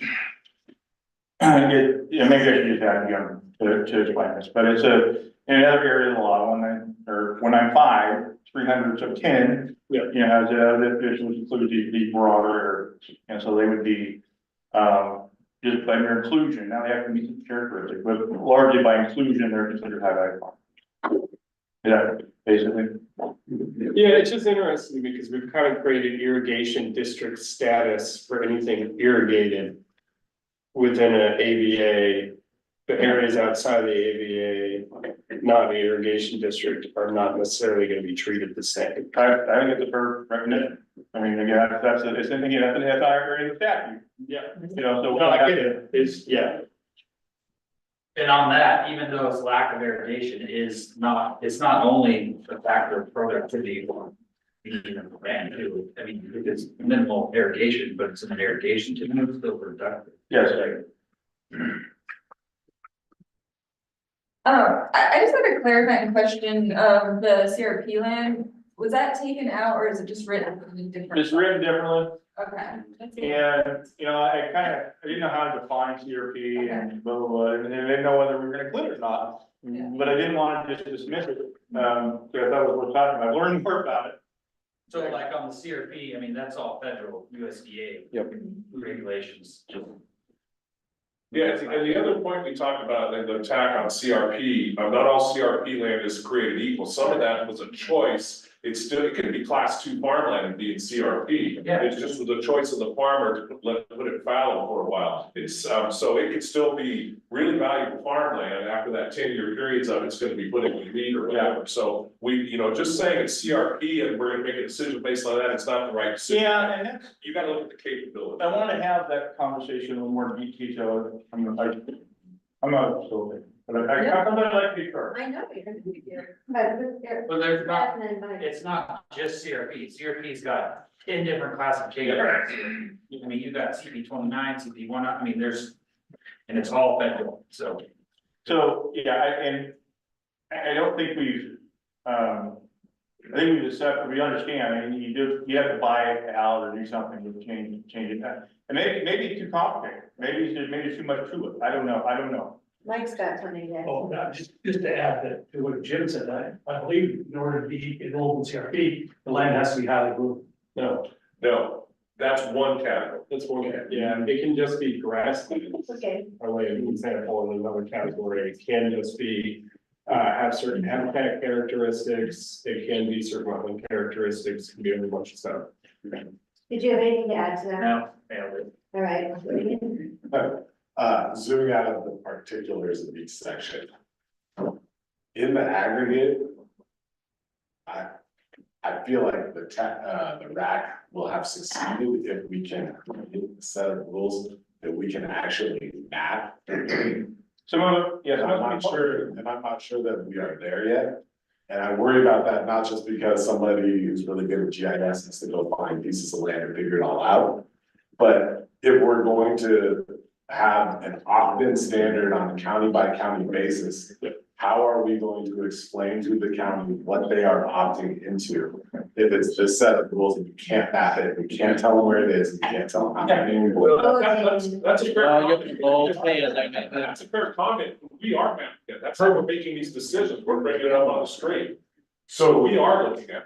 So I would love for you to share those now. Or the back. yeah, but I mean, there's certain things that we don't have maps for. You know, we don't have full complete maps of all of ODFW wildlife habitat categories. There's some of them, but not all of them. You know, we don't have any, so there's some stuff that's pretty easily mapped, and some stuff that is probably gonna be a project for project determination. And we talked about this pretty extensively in previous tabs or previous RAC meetings about maps versus no maps and the data and And it's not a logistical exercise, it's our. is this actually meeting the goals of, Yeah. delivering some amount of permitting of solar and solar facilities? Or are we just kind of, going through a whole lot of? Yeah, so I mean, and you're exactly right. You know, Because it but could be a bunch of acres, it could be a few acres. Yeah, I guess. And how do we kind of get that balance? So we're working on it, right? And I guess just, let me tell you something. You know, one thing that helps me kind of think, well, some of this could line up. And we drove by, I don't know, 40,000-50,000 acres yesterday. No, I'm sorry, that's not that, 25,000-30,000 acres maybe, that are either food for, or under consideration for, or under contract to be under consideration for solar development at some point. Because obviously you're not gonna say it's all developed, but those lands, I'm thinking about Speedway Solar in Bacon and there around Buckley, would probably qualify as potentially as eligible under these buildings. There might be some mitigation required, in fact, I know there will be. You know, but just, it's just a kind of anecdotal thing. Says, okay, well, there's gonna be some lands that should shake out as being eligible. So that's the great thing about Jim Johnson, that's the great thing about putting these through a PAPA process. There's gonna be a map that people are gonna look at, and they can argue whether it meets the criteria. And then once that's done, you've got the map. I think that, you know, that's the great thing in terms of the certainties. Once we do that map and like, there's a map, it's an overlay zone basically. So that would be, yeah, that would be a fundamental component of a local program or an area. Yeah. So it took us back to the unfunded mandate confidence. Yeah. Like, is the state going to help with this mapping and have some good place to start?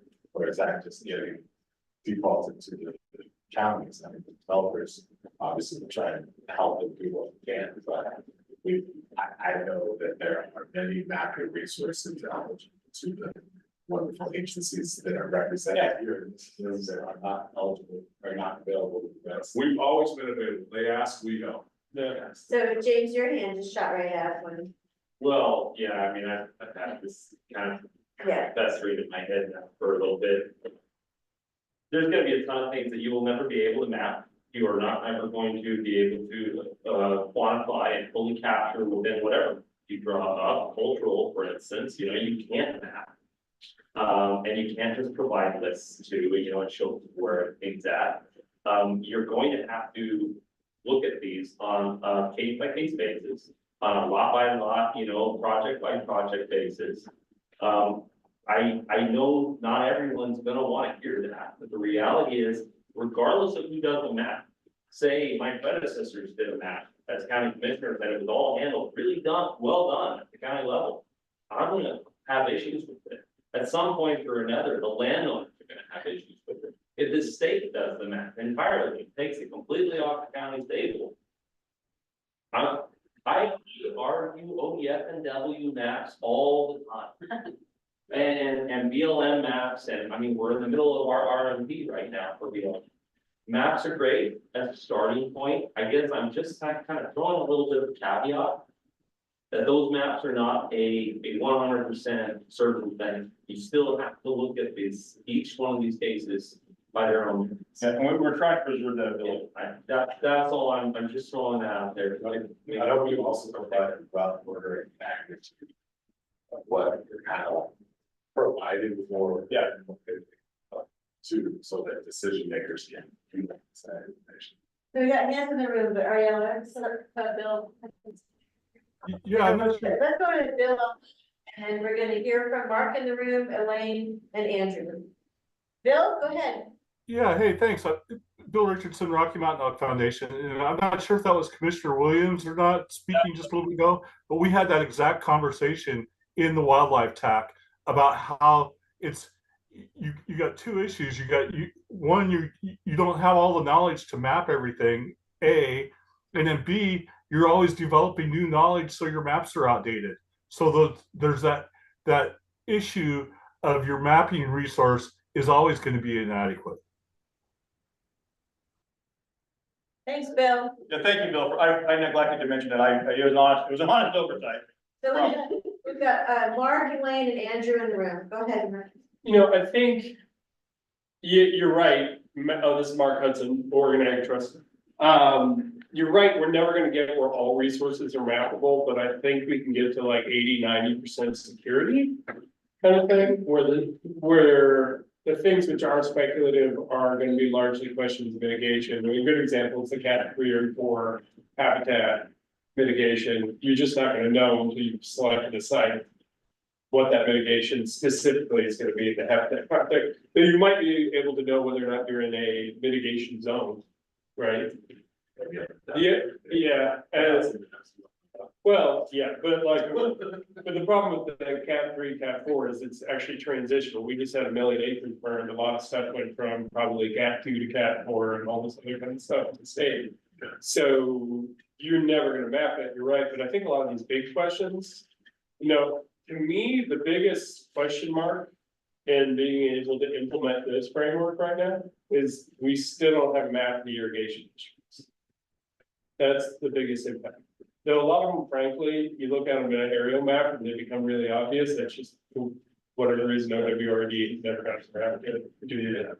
And I think everyone's making good points, and hard to get perfect forever map because all the way up and all the way down, it's perfect detail that, if we're going to go do a county elected, who's gonna ask like, hey, what's the impact? How many acres of land are we talking about if you opt into this? We gotta get the sun out. Watch that. I think that's a reasonable question to ask and get a quick answer for us out there. And I'm hopeful, I believe that there is data available on desktop, it's relatively easily obtainable, that can serve as pretty strong indicator. It's not the end all be all, but I think we can start to get a sense of that. So we had Elaine, Andrew, and then Max.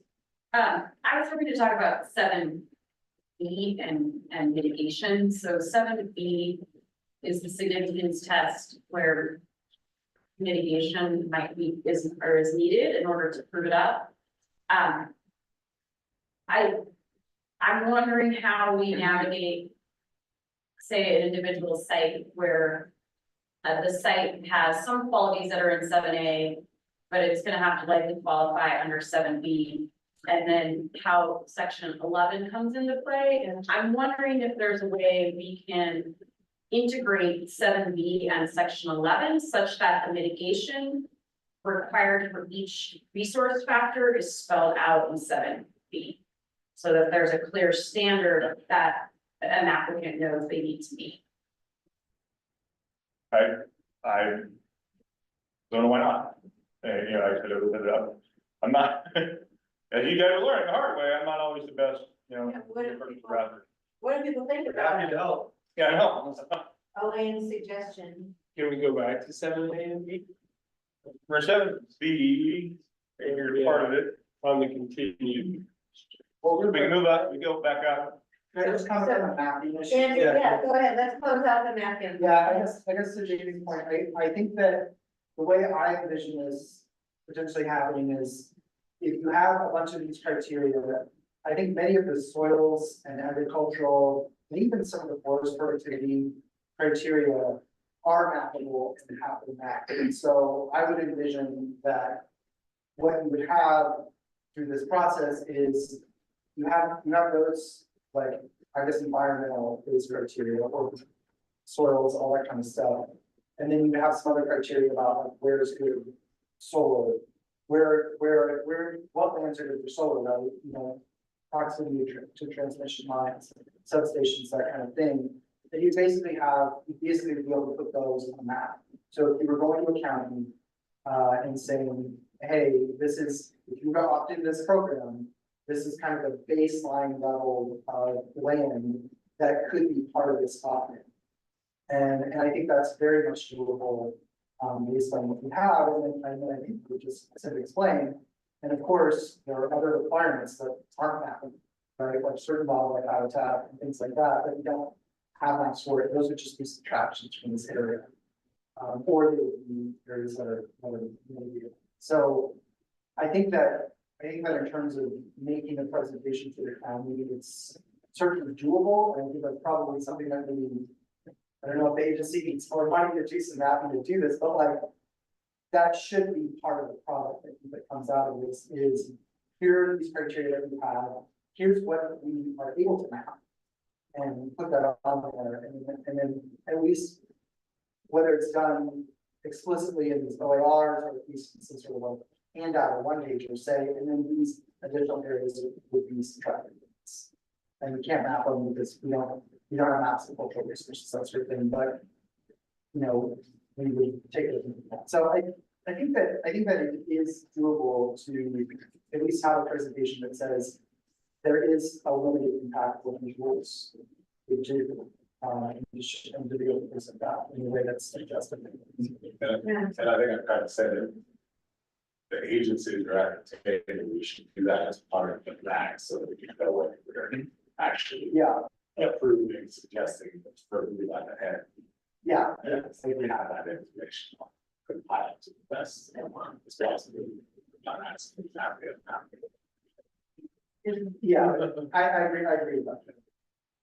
That's you in my minutes. I think that's a great conversation. Andrew raises a lot of good points. I think the thing that I struggle envisioning is like, there are some things on here that we will never be able to map. And I think one of those is, you know, a category of wildlife habitat. I think that that's a good reason why habitat category should just be dealt with under the other rules that are existing and not part of this. Because the reason I say that is because like, we can come up with something that's close.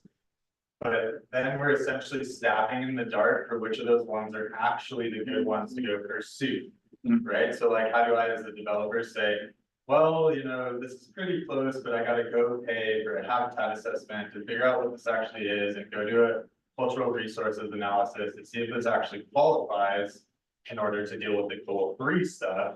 I gotta go do this non-goal 3 stuff to even get into the program, and I can't map that stuff, so we don't really actually know whether any site actually qualifies for this.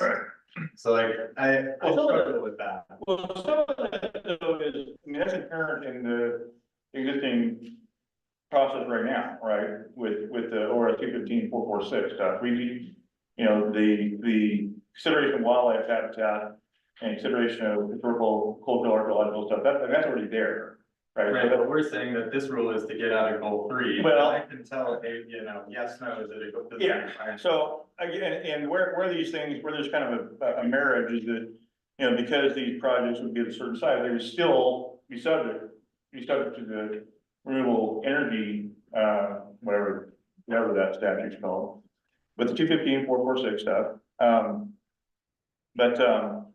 So I think that's incumbent today. I think that's part of the process today. We can't sweep that away. You know, legislature can, but we can't. You know, so we're kind of balancing, we're trying to balance, you know, that perspective between three different things. But at the end of the day, you know, we can't, and don't want to, you know, get in the way of the way ODFW administers their wildlife, mitigation, strategy. You know, we can't say that, you know, that you don't have to consider, these cultural resources, in a way that's different or more lenient than, I don't know, asking for that, than the statute calls for.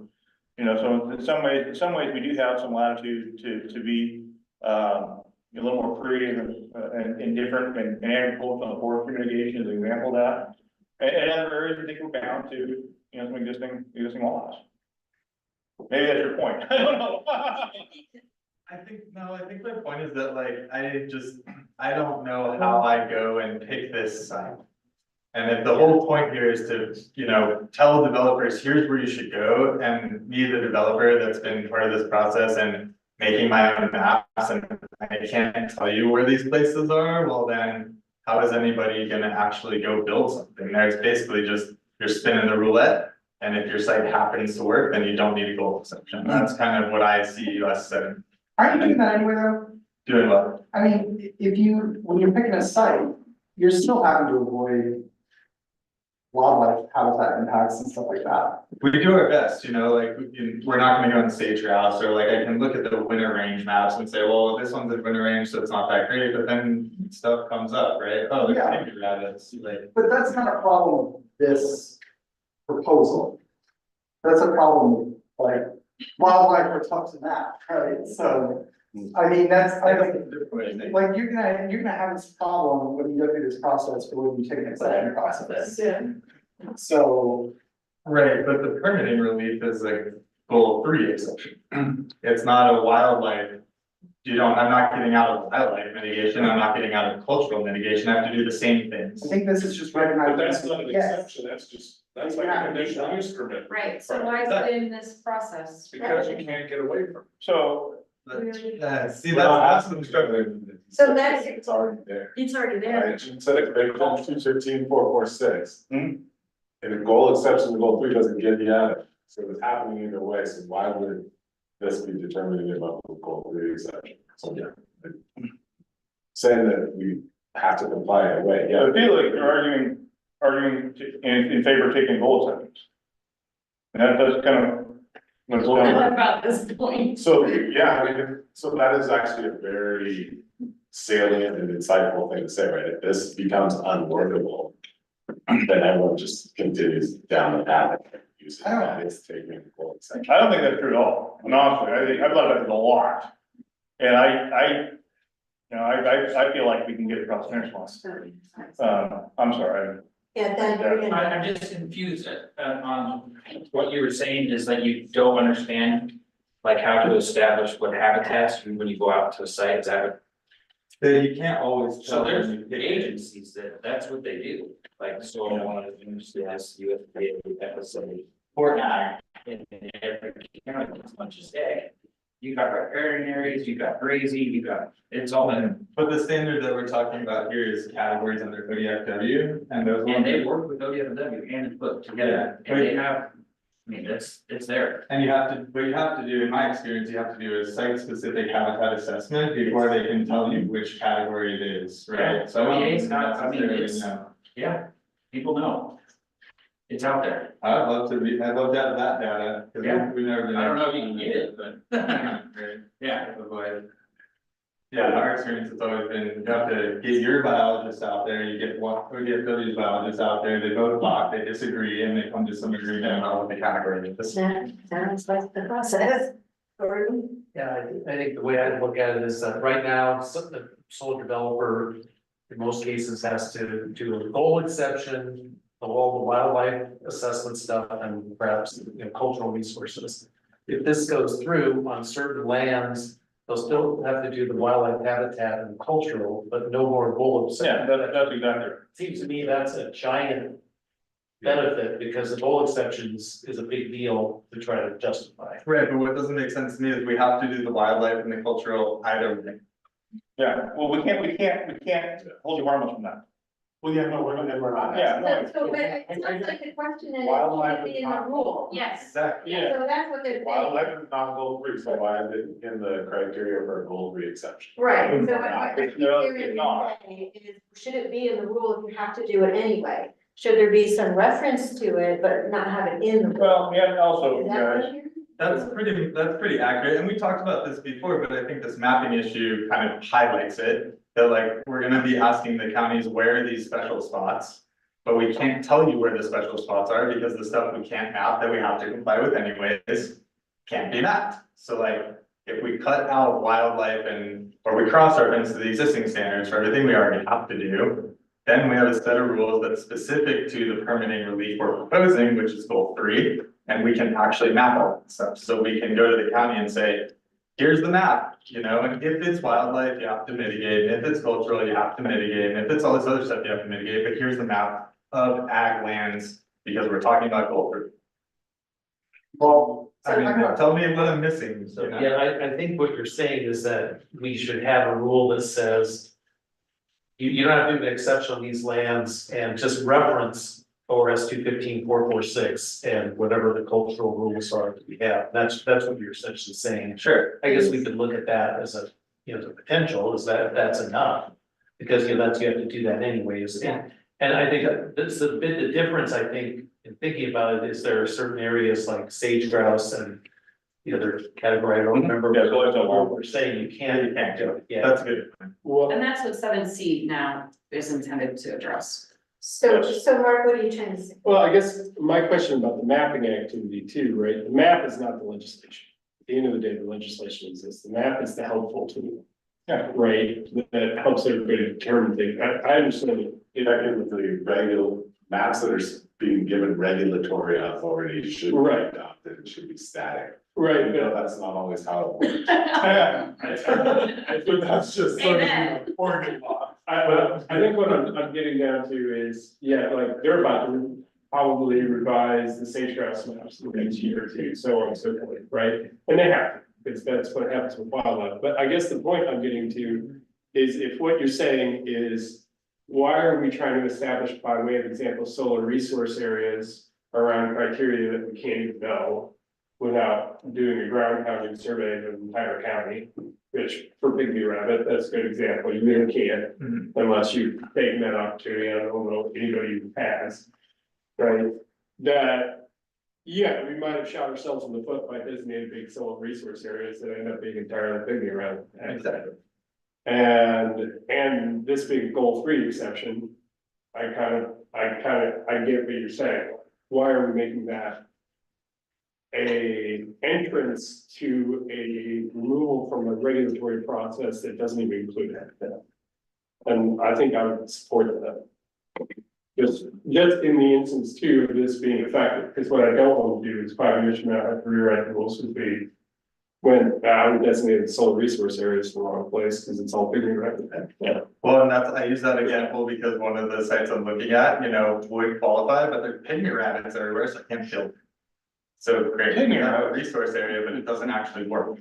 Yeah, So Andrew's, your hand jumped up and then Jim. Yeah, and Anderson, I just think that this is important, why this is, because this is not a goal 3 rule, this is a goal 5 rule. And so in terms of looking at what would, solar is a resource under goal 5, it's a resource that should have been planned for, that nobody planned for it because utility scale solar didn't exist when the goals were written and implemented. And nobody bothered to do a periodic review, update that. So I think that what this is doing is saying, hey, if you want a low conflict solar resource, this is what it looks like. These are the parts of it that we can map, which are, avoid conflict with goal 3 and some goal 4 resources. There's other aspects of this goal 5 solar resource that we can't map because it's related to wildlife habitat. So that's why I think it's important that it's in here, is because it's not just all about fighting relief from goal 3 and goal 4, it's also about saying, this is the goal 5 resource, this is what that resource looks like, and some aspects of it are a little bit dynamic because it's related to wildlife. So to your point, I guess, if you have an area within a identified goal 5 solar resource area or site that is covered in pygmy rabbits, I think the problem is that isn't a problem, right? Like that just shows that there's not a lot of that resource, a lot of that goal 5 solar resource there. And that's something that's going to be true whether you're going through the exceptions process or whether you're going through this process. It's not something that you're going to be able to get out of. I think it's meaningful to have it in these provisions because what we're defining here is actually goal 5 resources. So I get that the developers are looking at it from one point of view is being able to get out of the goal 3 exceptions process, but it's also important just for the land plant system in general to identify what solar looks like in Oregon. So, and I think if there's a problem with, if there's an issue where, I guess your point, Max, like you're throwing out hypotheticals here, but that's not true for every site in all places. So if it does come to be an issue where actually a lot of these areas that we're able to map turn out to be a lot of this wildlife habitat, that just indicates that I think you need to go back and maybe figure out, do we need different mitigation measures? Do we need different criteria for what represents a low conflict solar resource in terms of wildlife habitat? That sort of thing. But that doesn't mean that it's not something that shouldn't be, as a matter of principle, included in these rules. So that's. Well, I raised the hypotheticals to point out that, I don't want to do what BLM did, which is artificially inflate what we think we're doing. Because then we're not really talking about what trade-offs need to be made and what the soils, for example, that should allow solar resource so that habitat isn't impacted. Should, you know, we should be considering, so like, I don't know, it just seems like there's a lot of issues with. I think going back to why I think we find it difficult to put this in goal 5. Is because there's all these things that we can't have and all these things that like potentially conflict with each other that are just kind of out there and we're kind of ignoring them. And so I don't have a solution, and I'm just raising the fact that there's a bit of a logic problem here where I don't know that we really know what we're proposing. The whole idea is finding. Well, but resources where everything's hard. Jim? Right, It's a whole. Jim, go ahead. Yeah, Jim Johnson, Department of Agriculture. John, you and I have reviewed hundreds of exceptions over our career, and from a practical standpoint, people think that when they take an exception, that's it, they've covered everything. That's why but they really haven't in this situation. That's why it's important that even if it's not a requirement of the exception, that there be some nexus to that, because otherwise people are gonna forget about it. They're not going to go look at the wildlife habitat. So there's an exception, I don't have to do anything else. And because that's what people think exceptions are, and more times than not over the years, can I finish? More times than not, we have put things in rules that everybody knows there, but we put it there to remind the counties that that's a requirement, because they don't go and read everything, they just read the exceptions, for instance. So it's gonna be important for us, whether this is a requirement, I don't say it is, we're talking, that there at least be a reference to the cultural resources thing in this process, so they go there. That there is a reference to the wildlife thing, so they go there, otherwise they're not gonna go there. But I think that's what I was hearing Max and Elaine say, is rather than spell it all out in the rules, can't there be?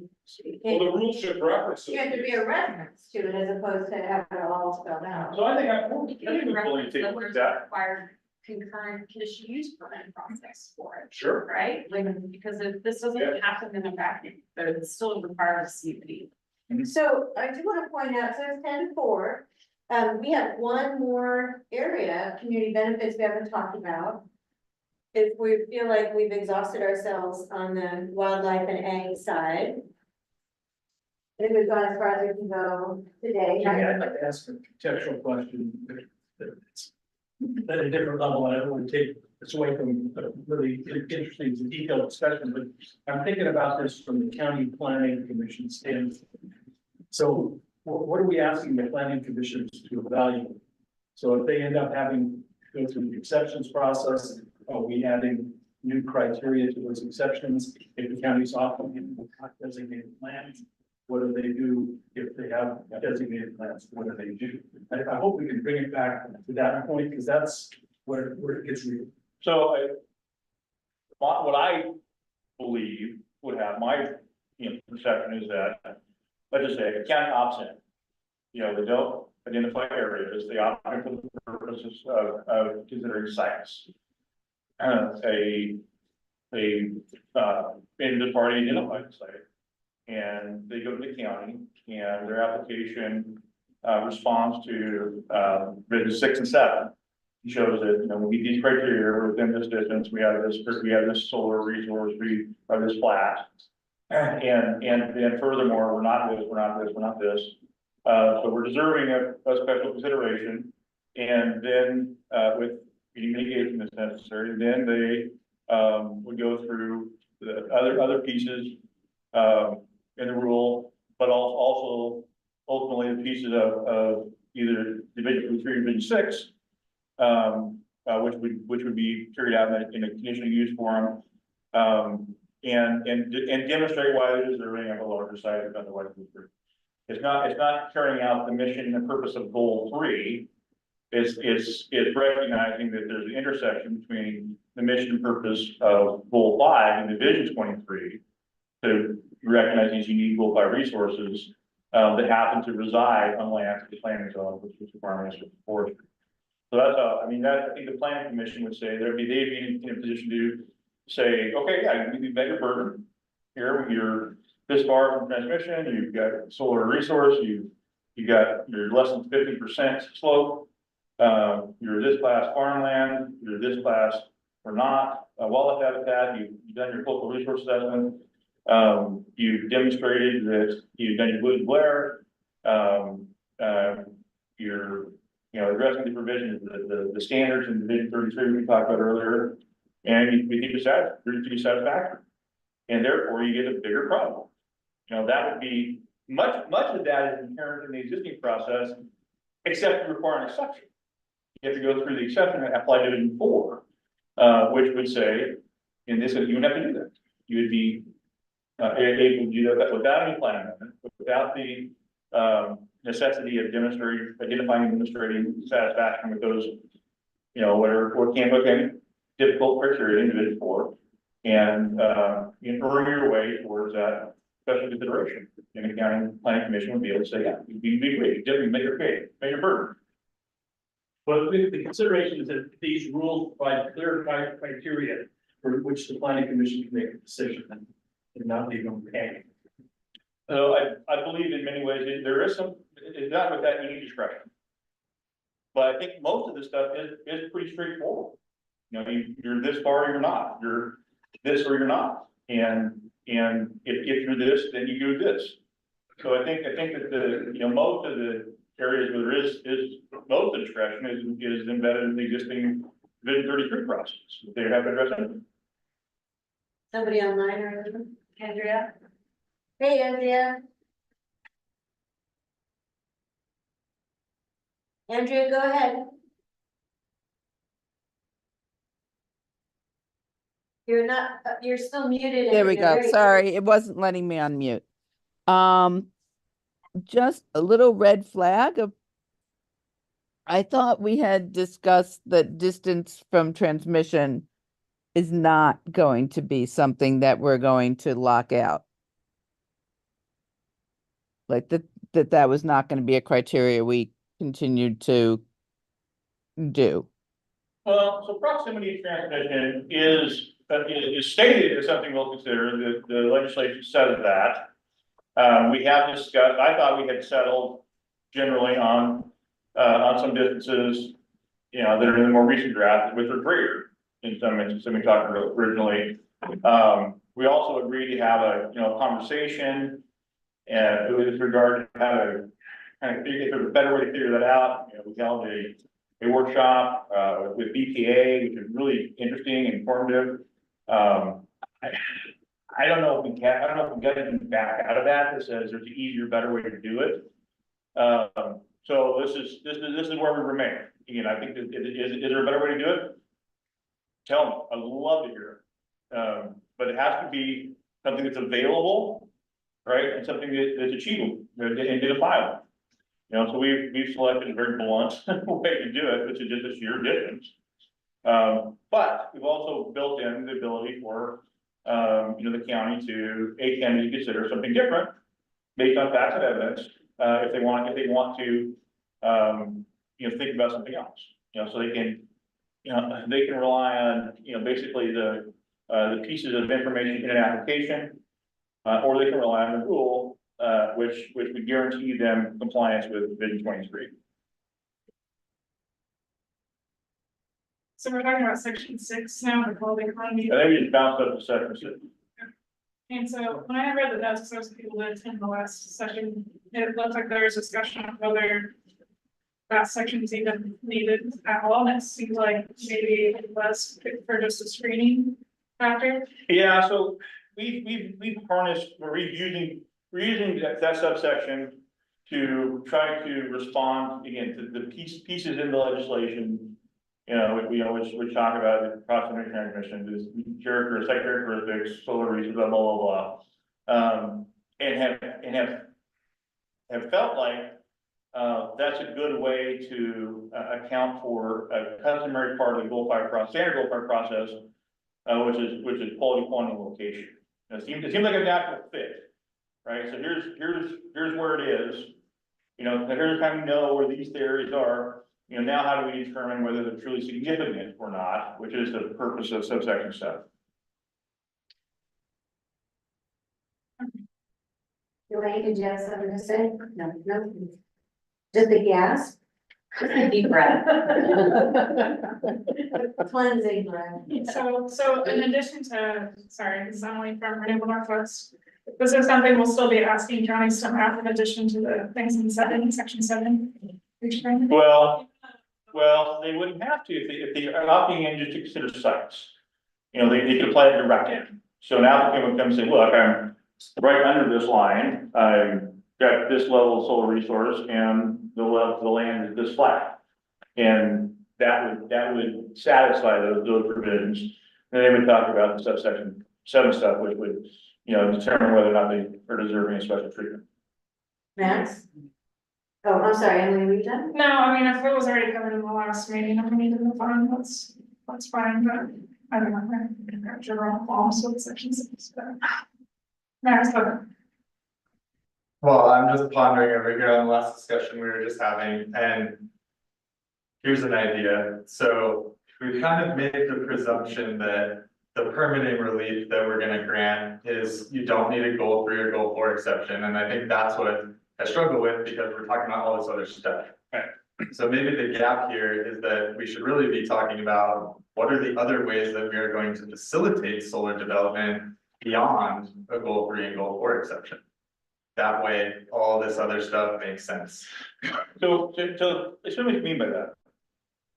Like, should you have a streamlined conditional review process? Should you have some benefit on taxes? Should you have, what are other ways to facilitate and encourage developers to place projects in these places? Because I think that's the thing that's really like, you know, I can't get my mind around is, okay, so if the only benefit is I don't need a goal exception, but I gotta do more mitigation than what I would need for all this other stuff, than just getting a goal exception, well, then I might as well get a goal exception. Yeah. So if there's other permitting, then I'm, you know, starting to see, well, okay, then doing all this extra mitigation and making a community benefit payment and all this other stuff then becomes more appealing. Well, that's one of the things that we're trying to investigate, but also have some constraints on, you know, so if we're talking about I don't believe LCDC has the authority to waive the requirements of applying farm flow compatibility criteria. I don't think we can do it. But they can interpret what that should mean in regard to this, in type of context. And they could articulate a pathway, you know, that is more straightforward and therefore less risky and less discretionary. Which could be something along those lines, Max. I don't know if that gets you all the way, but that's what we're trying to look at, right? What do we have to work with? What can we do? What can't we do? And what are we supposed to do? And how do we blend all that together and come up with something that, you know, makes sense and makes everybody feel okay? Well, yeah, just to throw spaghetti, like, can LCDC say that if you comply with this, you don't get appealed to LUBA? I don't know. I don't think so. Just stuff like that, though, like what else? That would be a genuine motivating factor, right? Right. Yeah. Yeah, like what else can we do other than just you don't need a goal 3 or goal 4 exception, because we're talking about all this stuff that's unrelated to a goal 3 or goal 4 exception. So just throwing that out there. No, and it's a good point. You know, that's why this is, like, these stuff get smashed together in a way. It's confusing, it's hard to unravel, right? So we're trying to come up with a way to understand features that, you know, are deserving of special treatment. We have to reconcile with that, in fact, we've got these other rules that say certain things, and we need to make it all align, and, you know, it'd be easier if some of that stuff didn't exist, but it does. You know, we also have to account for, you know, the statutes, which I'm not complaining about, but it's a reality, and it does in some ways limit what we can do. But, you know, trying to find the sweetest spots, all right, is what we're hoping to try to accomplish. Yeah, it's just one area that I think we would be some benefit was the idea about interpreting how to meet the ORS 215, 296, the farm impacts test. But if there are other ideas that you have that you want to provide us that we can legally do, we'd certainly sustain that in certain churches part of that process. Obviously, there are policy issues there as well, but I mean, there's the basic legal, but you can't say you can't appeal to LUBA, for example. But there might be some other things that are that you see as impediments or problems now that we can see if there's some sort of safe harbor that we could come up with. Allowed subject to standards. Well, in other words, like the language we came up about the farm impacts test, that, I mean, I think. That could potentially be a significant benefit, because if someone really wants to litigate the farm impacts test, it can be quite a maze, Yeah. Ask Daniel County. So 4 o'clock, we've lost a couple people. We haven't talked about community benefits, the community benefits TAC. Does that TAC have some things to share? Do we wanna, Sure. do we have any of those TAC members in the room? Community benefits folks I don't think so. What do we? I don't think we do. or online? Dugan was online earlier. Yeah. And. Do we have a slide that shows where we are? We do. There, yeah, right there. That's the language in the draft, right? It's meant to be an example. It's not a recommendation. And this in some ways has been like the most interesting conversation and most frustrating conversation, right? And we're trying to figure out, you know, how do we respond? How do we identify the community needs and benefits? And how to you know, kind of frame them in a way that is constructive, and it's hard to do, right? But we've had some really, I think, interesting conversations. I'm looking at, what section is this? This would be section. Trying to find it too. No, so this is in section 12. Thank you. Now, it is now, it wasn't always, now it is. And so it's been, you know, this isn't about, these conversations have not been at all about, you know, what can we extract from the developer, what can we, you know, how do we, it's about, what can we do to kind of provide some uplift to a neighborhood or communities? And how do we make people feel more whole? How do we configure something that would make people more excited, or if they're not already excited about the idea of having solar and feeling like they're part of it, invested, it's part of their neighborhood, you know, and be more welcoming to solar. And that's hard, right, to figure that out. There's some suggestions here. You know, a lot of it comes back to some level of payment or money. That might be a developer contribution, that might be a share of a SIP or a pilot program, maybe something else. I don't, you know, but you know, the idea is, you know, how do we help people feel that may feel like they're just giving while others are getting. You know, they're more invested in part of. I'll give you an example. There was a guy here last night, and he was quiet. I didn't ask his name. But he said to me afterwards, he said, you know, I worked all my life. I built this house the other year. And now the guy around me, I'm surrounded on 3 sides. With that landowner has, you know, contractor's land. It's not approved, but he's seeing the writing on the wall that he could be surrounded on 3 sides by solar. And he's very concerned about what that's going to do to his investment in him and the way he's positioned himself in that property. And you know, ask that, we talked about winners and losers. Ask that guy how he feels. You know, what side of the stick he feels he's on, right? And I'm not saying that there's an easy answer, but you know, we come up with a way to make less people feel like they're on the outside looking in. You know, less people feel like they're getting the short end of the stick. I think it'd be fantastic. I think that'd just be really, really remarkable and really positive. So is there language in other planning rules not to just conduct outreach, but respond to it? I mean. So, that's a good question. You know, so the idea here is, you know, hearing, you know, one of the things that you know, would help, and we've also written this in a way that, you know, that a county would need to account for this. But they can do that based on what the application says. So that could be based on what is brought to them, or they could rely on us. And one of the things that they could do, perhaps, is having a more robust citizen outreach.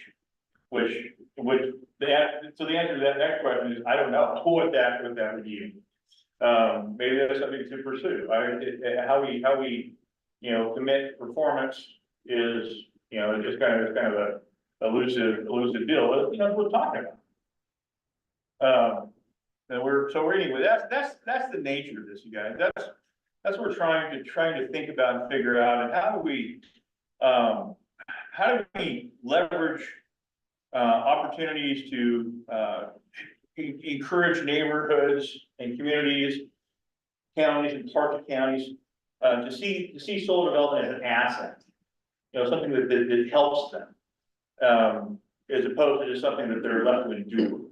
And I'm not saying that that's how it would happen. That's what a lot of people are feeling, you know, and can we turn the table and say, you know, you can share in whatever that is, and that's what this conversation's been about. I don't know if we're gonna, you know, thread the needle on that. That's what we're trying to do. It's not about extracting from the developers. It's not about paying to play, so much as it is, how do we help these communities, how do we help these neighborhoods feel intact, and that they're, you know, they're part of this, and not just having something that they're gonna have to live with. And so I'll stop there. I don't know what. I love your thoughts, but it's important to me that we're not just trying to say we're coming up with strategies to make the developers have to pay. That's not the motivation. It's about how do we can possibly, you know, kind of make everybody feel a little more invested, a little more unified. Yeah, I'll just add on to that. It's Adam, microphone. I wish Chad, Higgins, and Dugan were still around, because they've been really integral in these conversations. But what a great point Chad said about this is, these communities are providing a resource that's benefiting the whole state, and so it's only fitting that they get benefits in return. And that's what led to these conversations, especially with Judge Joe Volskas from here in Sherman County, about some of these community benefit agreements, about things like SIPs and pilots, in ways that these communities can feel that they're not just giving, but they're getting something in return. And it's tricky to write, and we'll definitely have more on this with the tax and updated stuff for the next RAC meeting. But it has been a little frustrating, but it's also been the most exciting and rewarding of the tax. And that's saying a lot, because the ag and wildlife mitigation one, or the ag and forestry one, has been up there, and so is the wildlife. But yeah, I'll leave it at that. Yeah, somebody online? I can't see her. Hey, Mike King, what you got, Mike?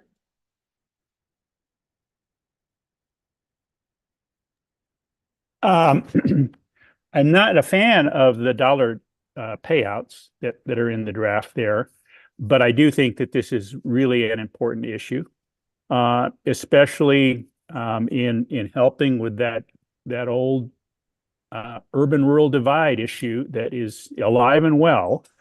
And you know, you've characterized it as folks in rural areas feeling like, you know, to a certain extent, it's a colonial situation where they're providing some type of resource that is exported out to benefit others, and they're stuck with the impacts.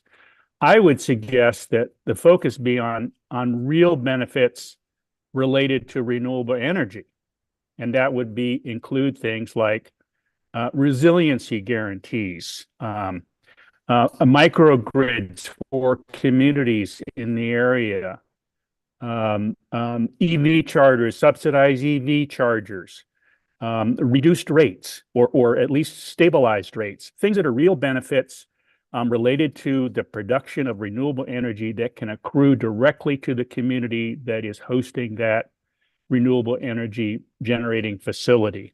I think that there'd be all kinds of problems with just a cash payout. But by really providing energy related benefits to that community, I think people can feel much more invested in what's taking place and feeling like they're getting a portion of the benefit. Thanks, Mike. So just following up on that, I mean, that doesn't sound like that's a developer-led community benefit, that's more of a state or Like, government, but. yeah, I think you can. I don't disagree. It's a policy issue. And Mike, one of the things, you can't see E2L, it's at the bottom of the screen. But one thing that we have discussed in these TAC meetings is maybe an applicant developer commits to ensuring that the emergency service providers in that community are guaranteed some source of electricity during an outage with something like on-site battery storage backup. Yeah, I did see that. I like that piece. I like that piece for sure. Yeah, if they can help keep those services online, I mean, that could be a big benefit. And then Adam, so the language that's here in the draft, in this section, subsection 12, has this come from the TAC? Yeah. That's what. Some of it was really drafted by us. Like, due to the conversation starter, but it's all been discussed. At the whole. Elaine? Do we have feedback from the counties on this section? Yes, well, Judge Volk is a member of that TAC. And Jonathan with LCRI, who's not really officially a county guy, but it's really pretty well integrated with Lake County folks. But you're meeting like the community, not just the individual. Well, I was meaning more of like the planning directors, like leadership or feedback. Not just. Not this point, yeah. So, You went to the planning directors. we have talked to county planning directors. We also, when we're setting these up, really tried hard to recruit as many as we could. And we would have liked to have, planning director of every single one, we just didn't get there. Well, and maybe we do need to go, I mean, good point that, maybe we do need to go out into the community and hold a meeting on it. Like, I don't know, it could be like. We can notice it as like a pre-meeting for a portion of our RAC meeting for the next time or something, and like we take an hour and hear feedback about the community benefits of what people's ideas are. I don't know, but it seems like we need broader input on this to get buy-in, and there's, as Commissioner Williams says, you see one county, right? So it's making it flexible enough such that it's a program that counties can apply and adapt depending on what they may see the needs are in their area. Yeah, when I was looking at this language, Elaine, I kind of was along those same lines, wondering about, that's why I asked if this came from the text, wondering if there's a way to make the language less specific, but more of a, these are the kinds of things. Yeah, I don't know if you went out to the public would know. And that's, What to maybe add. maybe that's where it has to do, maybe that's where it goes. You try to add some language like that, so we go some explanatory language, in small g, kind of what we're hoping to accomplish, and then the large letters is how, a county wants to rely on those, that's how they could accomplish, how would they end up being written? Maybe they don't. We also have understood and believed that, there would be room, and we would expect a county to be able to consider, should consider, some of these things are going on already. If a developer already has a program that speaks to those issues, that could be accountable, right? Appreciate it. I guess the message to you guys is that we think this is really important, but again, we're gonna continue to work on it, but it is very much a work in progress. And so, kind of bear with us. Yeah, Elaine. One thing I'd like to put on this list for further discussion is one critique that I heard about property tax incentive program, maybe Max, on this, we heard this too, but that sometimes the dollars, because it's a state program and state directed, that the dollars don't always go to the communities which are feeling the impact. And I think that's outside of this RAC's purview, but it maybe could be an opportunity for LCDC to make recommendations to the legislature. I think that's right. To change how the dollars are allocated or give counties more say in how they want the dollars allocated for a particular project. That's not my world, but like, that would be. No, it's not mine either, but I think we're in line with that. I just want to point out that part two of this whole process, we sometimes forget about, which is the report to the legislature. Yeah. And that's certainly something we can. So you can do that through SIP, but Right. the SIP requires, you know, a county resolution and sign off for important ODI, I think it is.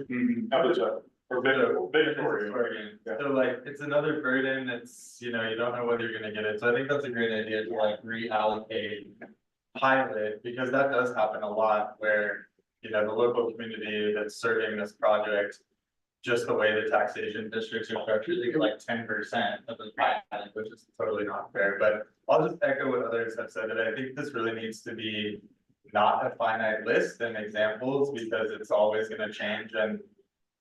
Same thing, John, how you're saying, like, there's certain things the LCD can and can't do, there's certain things developers can and can't do, like. I don't know that I can guarantee we're gonna be able to provide electricity during an outage. Yeah. How do I do that? I don't. Beautiful idea. So I love the idea, but like, just for creating examples of what we've heard, but giving flexibility for counties to make those determinations, I think is great. But maybe you have the ability to plug into a school or hospital resiliency programs creatively. Or fund it. Fund it, how the project is plugging in, there's that's part of the community engagement. Yeah, the money goes to that, or, you know, there's some exit, because I agree with what Michael said, it'd be great to have some exit. The way that some states address this is through requiring a community benefits plan that with providing a bunch of different possible examples and a menu of different types of things that can then be customized for the local government there. So they can identify issues that are highest priority to them, and then there can be a negotiation with the developer as to how to go about trying to come up with agreement on what that plan will actually be, and what things are doable, what things are a priority for that community. Thanks for that. Anything else on community benefits? No, we're done. People are looking tired. Don't want to do it yet. Yeah. I feel, you know what? I thought we had some really good conversation here. This is, I feel better today than I did when I did Madison. Let's do that. I know there's another way to go, but I feel like some things are kind of starting to come together, and that's possible. Andrew? I guess just real quick on the community benefit stuff, I just want to say, just a reminder to make sure that whatever sort of rules or lists, if it's not a menu of options, that they're consistent with, like Fifth Amendment exactions and stuff like that. Because I would hate to see, we do a lot of work and come up with these great ideas, and then it turns out, some. There's a change. A developer later down the line says, oh, I'm not gonna comply with that, and, has a. No, yeah, you're right, you're exactly right, and we are sensitive, we're sensitive about that. Yeah, right? Yeah. All the Constitution. Yeah, right, yeah. Yeah, all the Constitution. Jeff? Well, I have a question about the Speedway project. Is this a quick time to ask you? Ron is not gonna take us down a rabbit hole in the last 10 minutes. So I was looking online that it's 8,374 acres. And then when I read the status, it said yesterday, while we're on our tour, the NOI was withdrawn. Oh, really? Okay. So what does that mean, Max, and how do you feel about that?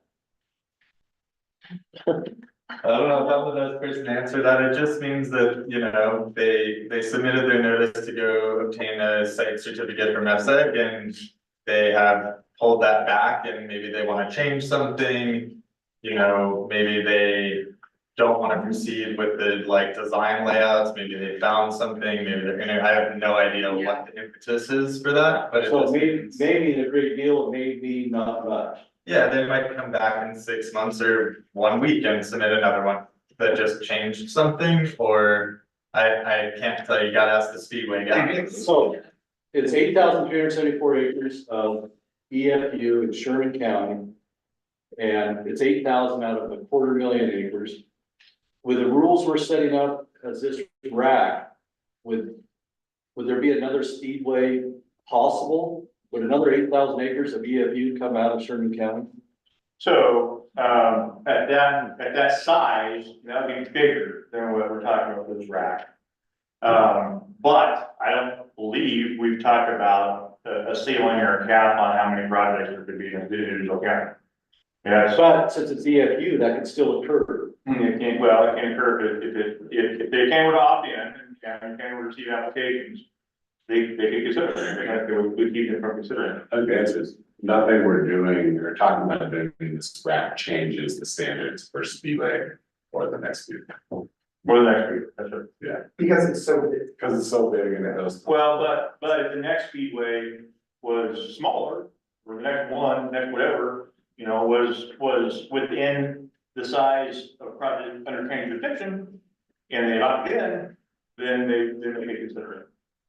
At the local level, Or they could always just go and get a goal extension, or they could take a goal. try to get a goal extension, I should say. So I just feel like then as a rack, are we really doing that much to ensure, and you're shaking your head, no, that this culture, this wheat growing community stays a wheat growing community? We don't have any control or input on that. Well, I wouldn't say that. We haven't talked about that yet. I don't think it's out of bounds. I don't know if it would be appetizing for everybody, but I think it could be within the purview of this rack to talk about, you know, how much per county or what shares are, things like that. Pretty hard conversation. Yeah. But I don't think it's beyond what could possible. And then Mark, how do you feel about it? I mean, you strike me as a kind of private rights guy. I know the landowner wants to. You mean Fred? Fred. I was looking Well, for Mark there, I didn't see it. Jack, right? I don't see, I don't know anything to share. Sure. But it looks, I think it's gonna be, it's not gonna impact the wheat growing that much in this county. I just don't think there's gonna be a problem, and there's gonna be way more benefits than it is gonna be. And it won't impact the wheat growing because. Well, maybe, here, not too, we got 30% of this county out of production anyway, it's been in production. Right? And it's, the county's still going, people are still farming and still doing the thing. And the benefits, I wasn't here about the benefits of the community, the benefits of the community in my side, they've been wonderful. But the stuff that's already happened, it's pretty good. And, you know, you can take a look at it and go, well, maybe you should not be such a certain percentage of it goes in the, you know, solar development. You know, that might be something to look at. I wouldn't be against, but that kind of decision is out of the purview of what this committee is doing. That's a county, that could be a county decision. Yeah. Well, I think you have to look at it, yeah. You know, I was talking to Chad Higgins earlier from Oregon State. And yes, it may take some wheat out of production, but we need to do research and find out, because there are other crops that are beneficial that will grow under solar panels. And in fact, in some of the studies they've done, they found that it's actually added more moisture to the ground and stuff. So you have to look at the other side of things. What can we bring into the county as a different form of, right? And in fact, you're chopping it. So what about our global wheat commodity that we are losing? I mean, it's a global commodity. We have Asian markets that are relying on us, and you're taking production out, massive chunks. And they're fighting a war in Ukraine too, and that's taking massive production for wheat out. Yeah. So, you know. Let me tell you this, okay? You've got hundreds of thousands of acres in the Midwest that are going to be the best farm ground in the world, okay? And they're growing corn on that to produce ethanol, the burning crop. Yeah, it's not soft white wheat, don't age it. Well, it could be corn going to Asia. I don't know that we're. Hey, Jack. Take down a rabbit hole. Yeah, but I think that this ought to be discussed somewhere along the line. I think we ought to have an actual discussion about that and how important it really is to the world market, to the regional market, to Asia, whatever. Okay? It's not the only place in the world that you can go south by wheat. I'm not saying. I think what I'm with is I want to bring it is advanced. Yeah, question about anyway. From a regulatory perspective, it's a giant thing. We're not making rules for it. But by providing a pathway with some level of certainty that doesn't exist for permitting smaller projects, there's less incentive for a developer to try and take down 8,000 acres and then maybe split it up later and retain maximum flexibility as they go forward. If they actually, you know, because the projects we're talking about are more certain than anything with 8,000 acres, because that's, you know, just based on a whole bunch of things that are in the future. And it probably won't be 8,000 acres when it's built and all that type of stuff. So, you know, if folks can look at the 200, a few hundred acre projects and build those with certainty, then there's less incentive to just, you know, take down entire sections and do all that type of thing. So, you know, that's not saying there's not a way to love happening. It's just sort of how the development community looks at it. But if you don't have certainty at the local level on, you gotta take a big swing and then break it up later and figure it all out. We have 3 minutes left in this meeting. And I want to make sure that we say 2 things before we close. Yeah, well. That's too bad. We got three minutes, 2 things I want to say. So first, our next meeting is October 1st. It's in Salem, it's a virtual meeting, but I think there is an opportunity for people to come. We're hopeful that they're good. Yeah, so more information on that, but yeah. The second thing is that there's, I know that there's a couple techs that are gonna continue to meet. And so Adam will be on point with that. And the third is that we were talking about, the next thing you see from us is a revised, updated draft language. We want to get a sense of how we're doing in terms of levels of support with the different sections. We had a lot of good conversation today, and I think, like John said, we're feeling like we're hitting the mark. But we're gonna send out a draft with the language with a simple survey, so you can go section by section and say, yeah, on a scale of 1 to 5, here's where I'm at. Or here's something that I want to talk about. So we can start to narrow and focus any remaining things that we need to talk about as a wrap for the next 2 meetings that we have. Ideally for the next meeting that we have, that we're working through any outstanding language, things that we're really, you know, sort of crosswise on. I think we're getting a lot closer, but we have 1 meeting to really have that, whatever outstanding conversation. We have to talk about 7B mitigation and what will be the bookends of mitigation. We haven't talked about that as a wrap of how we actually do mitigation under 7B, and that's really critical. Otherwise, like, we have no bookends right now.